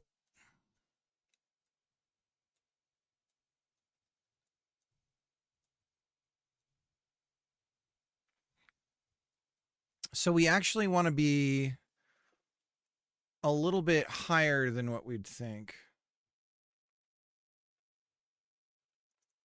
So maybe we start out at 0. And we go to 1. And then back to 0.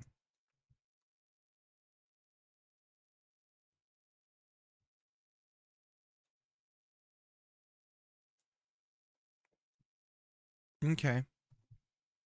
And even that seems a little high, so maybe to 0.5 from 0.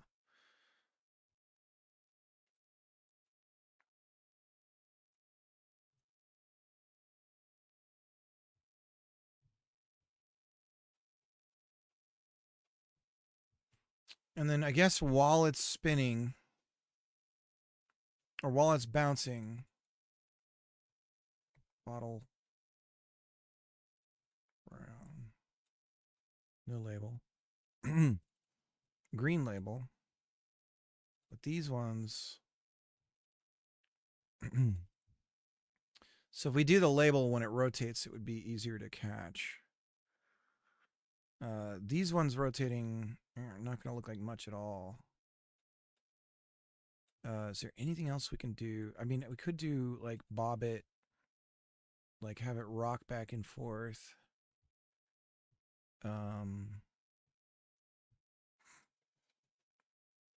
What about our effects? I think we have effects for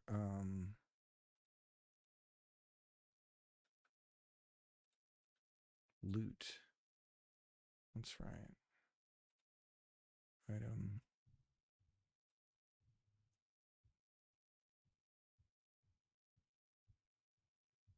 Common.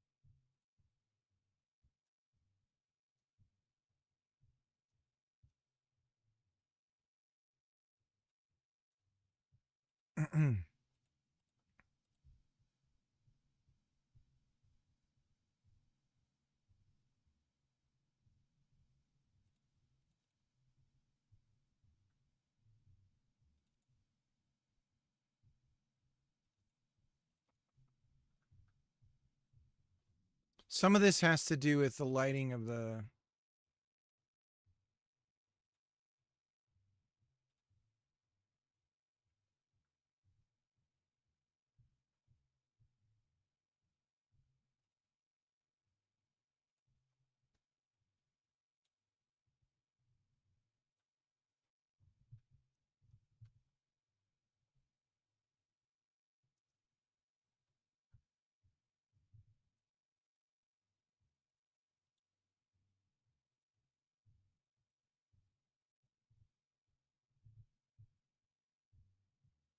These are weapons. Tools. Folder. Oh, I'm on a way. This whole time. Folder is items.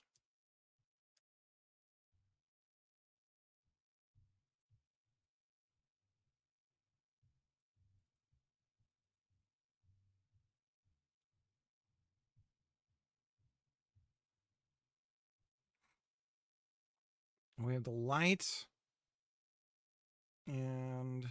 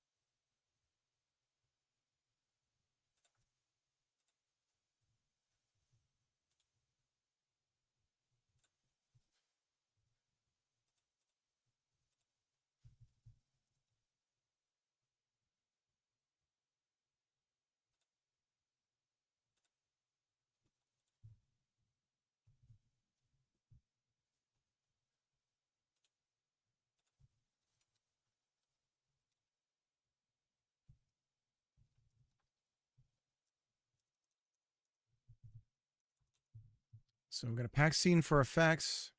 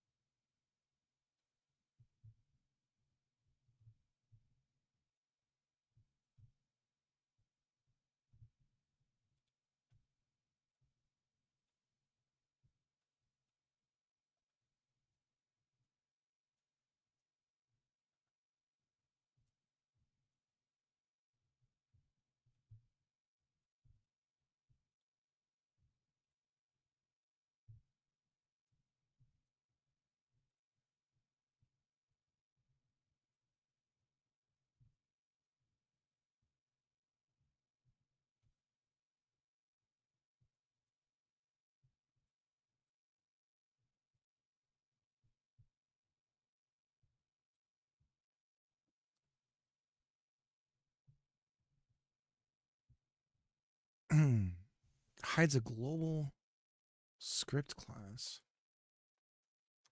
What are we talking about?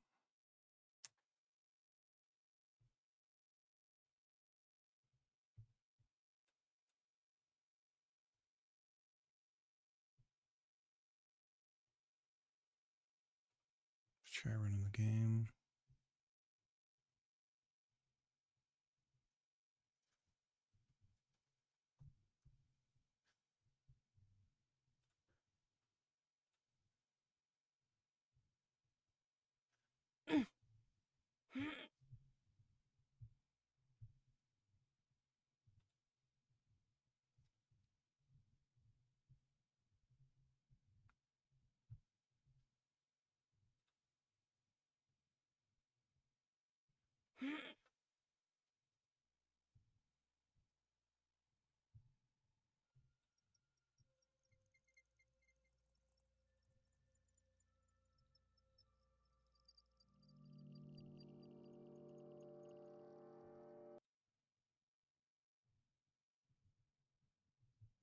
So we're doing our own dragon instance of this.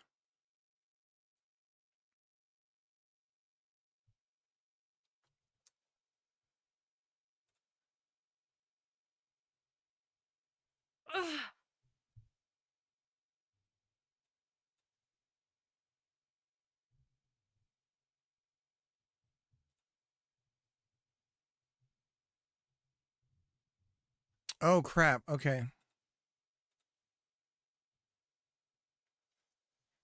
That's why this is doing nothing.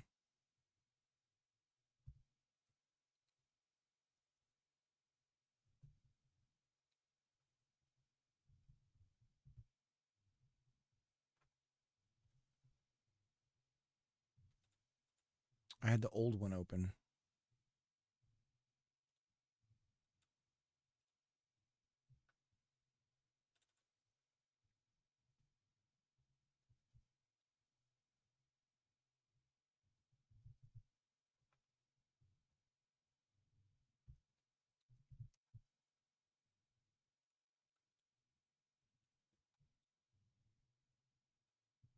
Where we go?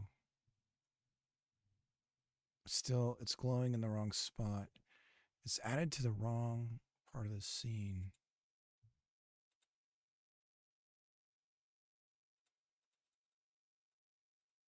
Oh, you know what? I might have had the wrong thing open too here. Item.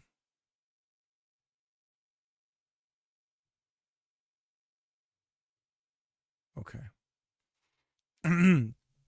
And then effects. We want to blow up the particle size with transform. So scale, maybe we do 3. And just see what we end up with. So if we do 3 and we do this, What does it look like?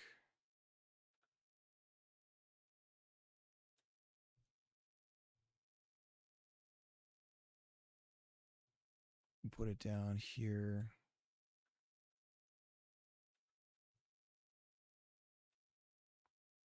Whoops.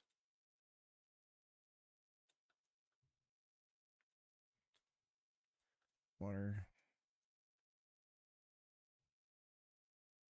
Duplicate.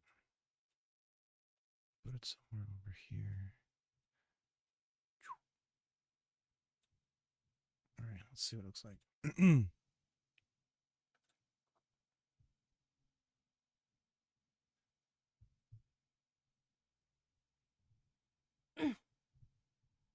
It's pretty good. Feels like the scale of the effect could be bigger still. So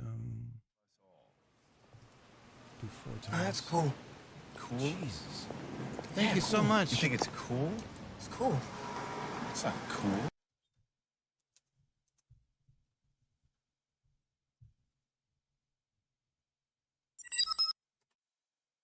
Galleon on the short, thank you so much.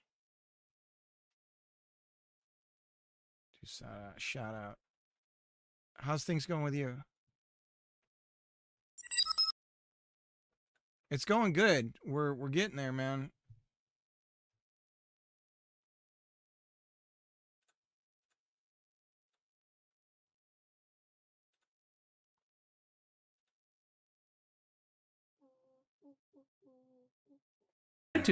Claiming that humanities are not important, but then you have all of these. So what about you? What have you been working on? Hey, little man. Speaking of little dudes. So let me check. Let me explain what we've been doing here. We're working on item drops right now. We've got level editor built in. So working on dungeon 1 for my game. Nice. So we're trying to do these like cool little. These are going to be our mana potions that drop when you destroy an enemy. And we got an enemy here. We've got a bunch of stuff going on with the level editing and everything like that. We can fly around and edit the level while the game is running. So hopefully that'll help us produce something quicker. And when the enemy comes, we get hit. So we have little heat, little flash that happens. And our health goes down, so that's coming along. And yeah, I'm working on these little pickups, these little item drops. And so I'm just kind of working on the effects and everything that make those pop. They probably look better in Forward Plus, but we can't rely on that for people to be able to see it when they're playing it on the browser. So let me see what they look like in Forward Plus. Well, just about the same. The little specks are kind of hard to see. So I think I may need to adjust the particle size in here.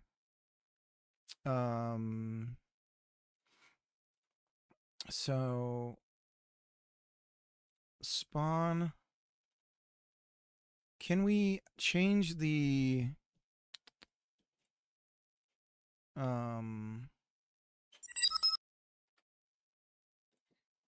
I think we could do it on the geometry.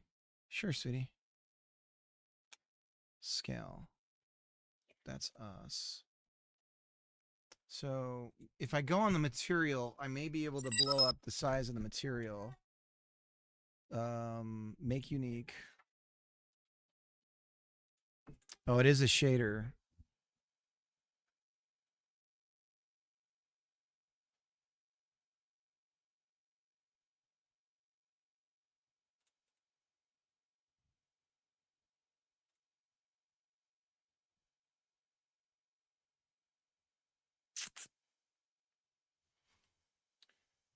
Thank you.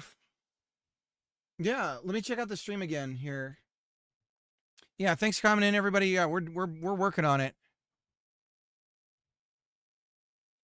This is The weird part is I can't handle spicy food, but I noticed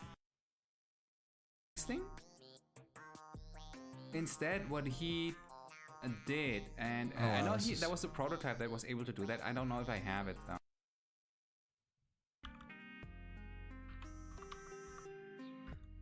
You, the normal person, was it? Man, this is looking so good. Thanks. Do you have? Is this going to be a real thing? Let's see. Is this going to be real? Yes. Hang on. Let me add this to the wish list. I gotta add this to your shout out. For you. Here's a link. Oh Lord, this is crazy.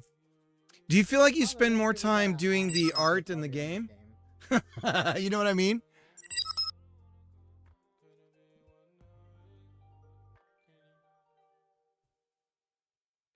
Is it glow? Is it glow or gluo? Or gulo. There we go. Gulo. Tiny pirate. I spent way too much time on the art. I don't think so. I disagree. It looks amazing. Oh, why does it list so many developers?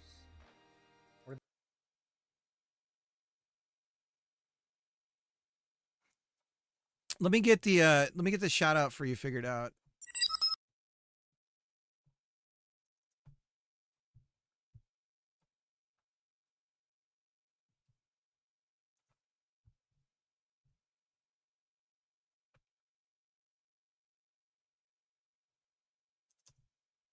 I don't have one for you right now. All right, we're gonna go to the bottom. Let me paste the link.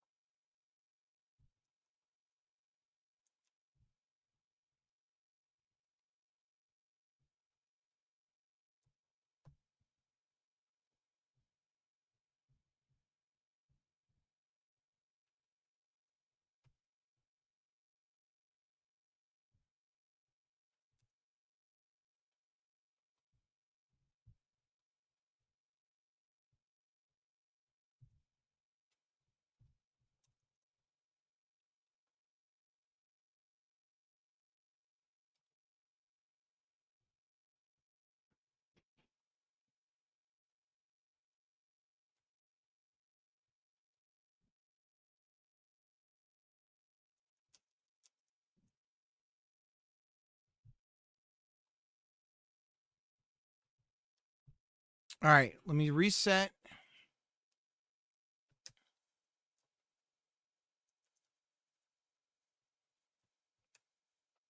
There we go. All right, so now I should be able to just exclamation point your name and plug the game whenever you come by. I'm sorry, I've never really been able to catch a long stream. So. Oh yeah, no problem. I wish I could do that faster. I need to make a template that I can just paste it in and it just does it for me.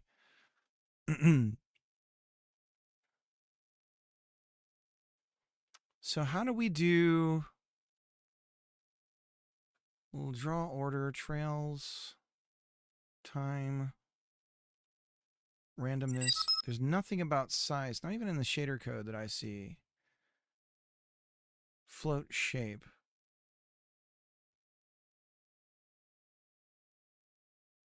Emission, what is this?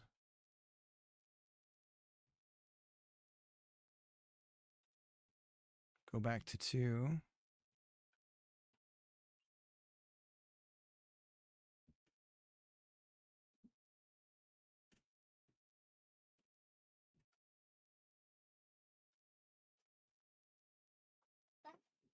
Yeah.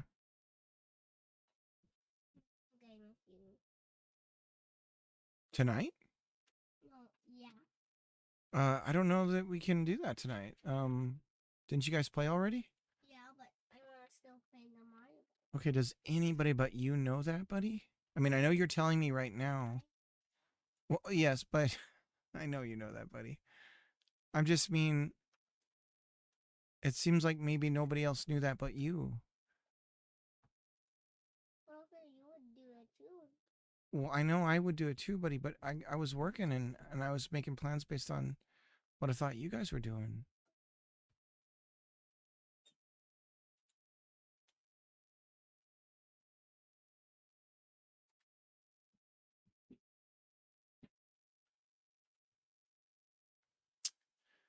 Man, my little guy's breaking my heart.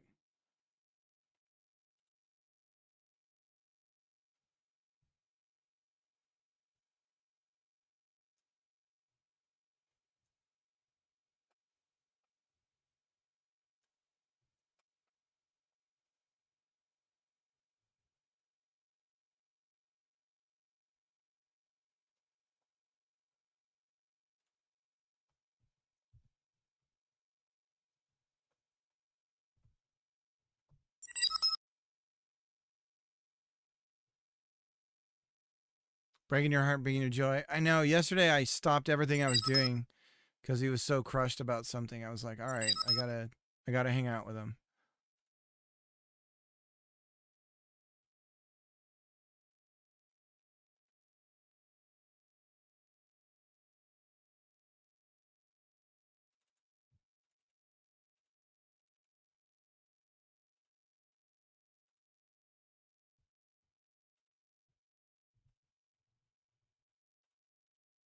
What if I transform this?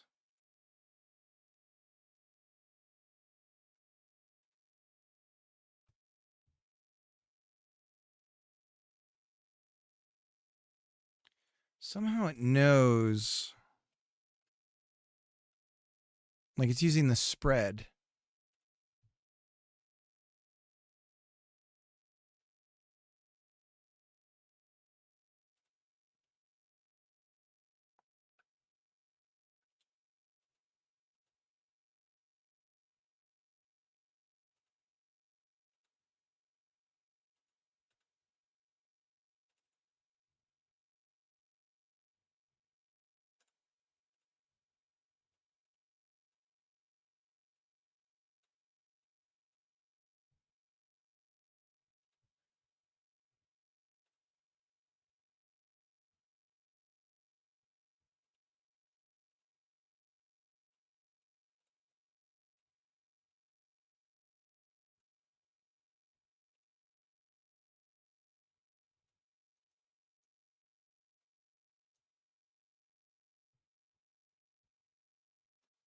I guess that'll do. I wish it was a bigger effect, but it'll do. That'll do, pig. That'll do. And if it's food, it'll look like this. A glowing chicken leg. And I guess we could rotate this one around.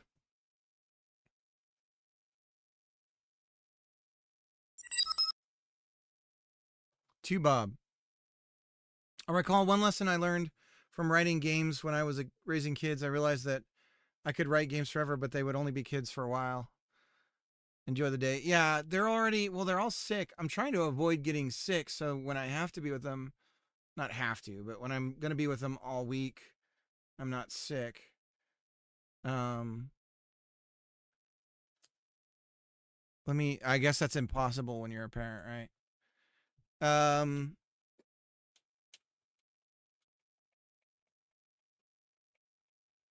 Yeah, I guess I am kind of burnt. I really wanted to get these going, but let me just get the area going for it first. So we'll have a collision area and we'll make it a sphere. And we'll be generous, right? Bigger than that. That's a little too big. Might be a little too small. Especially since it's bouncing up and down. And the sphere starting position is actually like 1.5 up. Or actually, it's 0.25, right? Because we're going up and down between 5. So there's our pickup zone. Maybe 1.5. That's probably good. Okay. So we have our collision area, so we can do the item pickup. Export.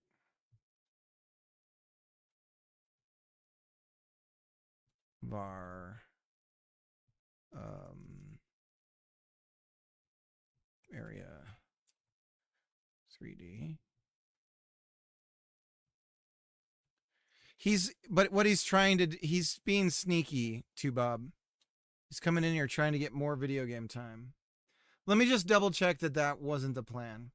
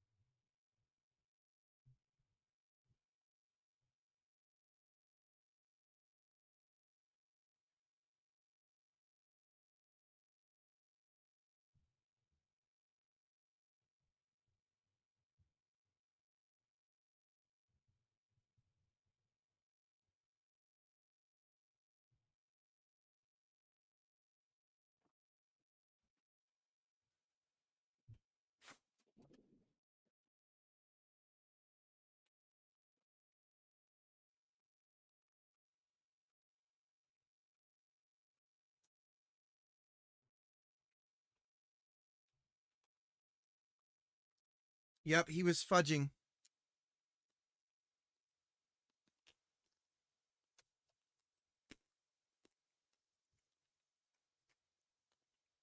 But yeah, I'll go. Let's rate out.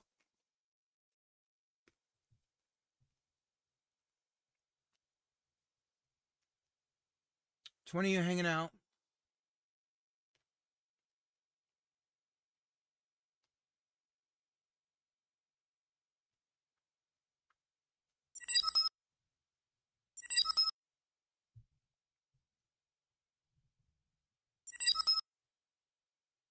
We'll raid Fiera. Where are the hardest arenas to play? Thanks for the stream. Yeah, no problem. Thank you for the raids. I appreciate it so much, everybody. I think we're one more away from 1.5. 1,500 follows is insane. I appreciate everybody. Thank you so much. Have a good weekend. I will be back tomorrow. Yeah, the kids are sick, so we're kind of trapped in the house anyways. Much love to you guys. Bye-bye. I can't believe you've done this. What was that? Who did that? Cybergunk. The 1,500th follower. Oh my god! We hit the goal. We did it. I don't know why it's so choppy. Thank you so much. It happened. It's happening. Everything is happening. All right, guys. See ya. Much love. Hopefully I'll see you around Cyber. Bye-bye.